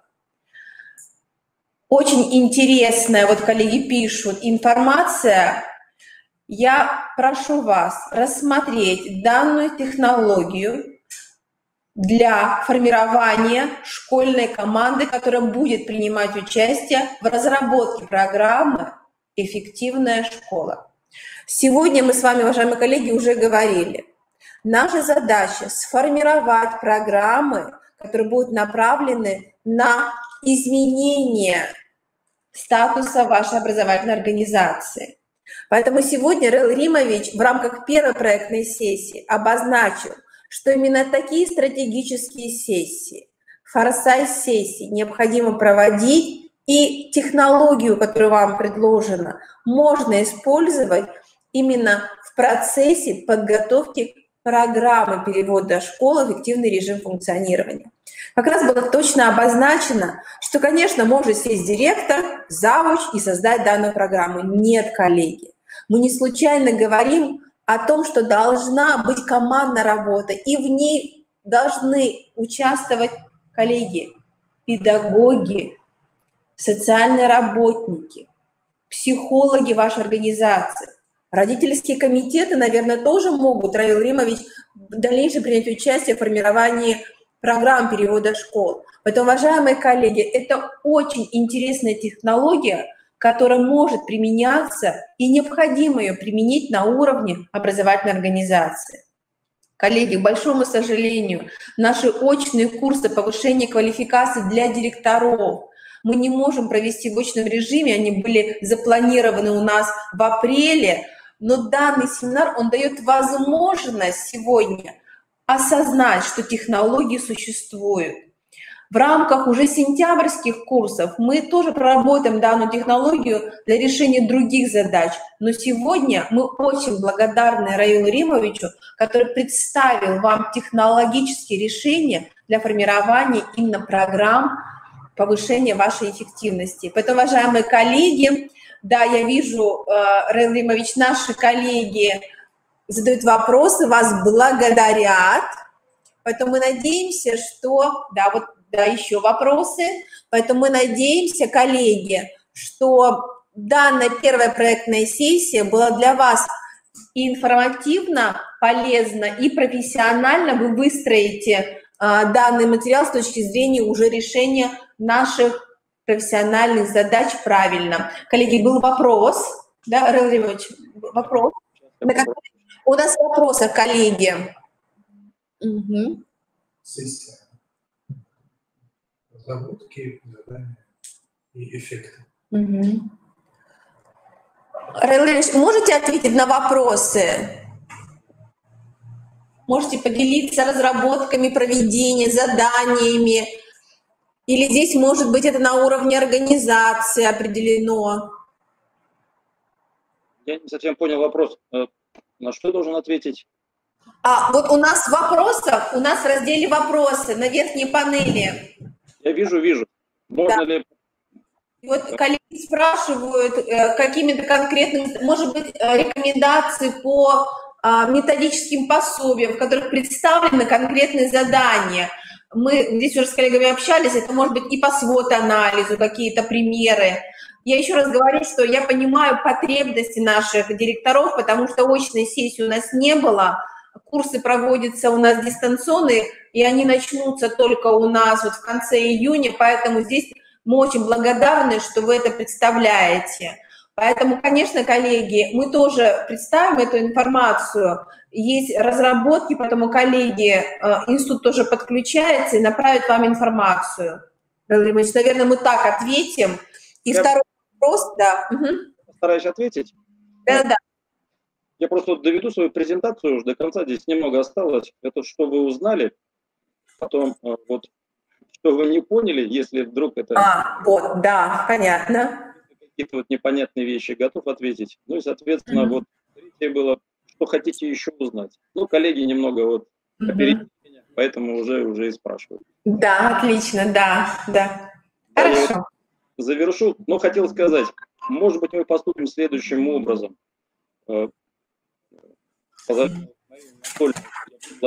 Следующее. Может быть, мы вместе что-то вот, как говорит молодежь, замутим, да, формируем какой-то вот документ, может, там, методичку, что-то еще. Я представлю свой материал, вы обозначите вот какие-то свои проблемы, да, ну, какие-то задачи актуальные, да. То есть я же на расстоянии не смогу так сразу вот понять, да. А потом мы это делаем, этот продукт, и вы как бы своим директорам отправляете, это будет... Да, конечно, Раил Римович.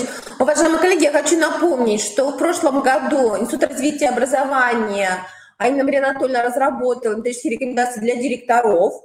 Мы просим обязательно с ними тоже ознакомиться. И, Раил Римович, конечно, принимаем ваше профессиональное предложение. Я думаю, что, конечно, да, принимается, и конкретные разработки возможно. Я очень надеюсь, что у нас получится очень важный профессиональный продукт для наших коллег.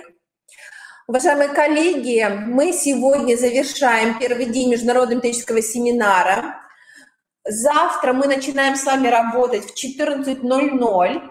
Я благодарю всех, кто в течение 5 до 6 часов был вместе с Коммерческо-Республиканским институтом развития и образования. У нас продолжает работать интерактивная панель, где вы можете обозначать свои вопросы для всех экспертов.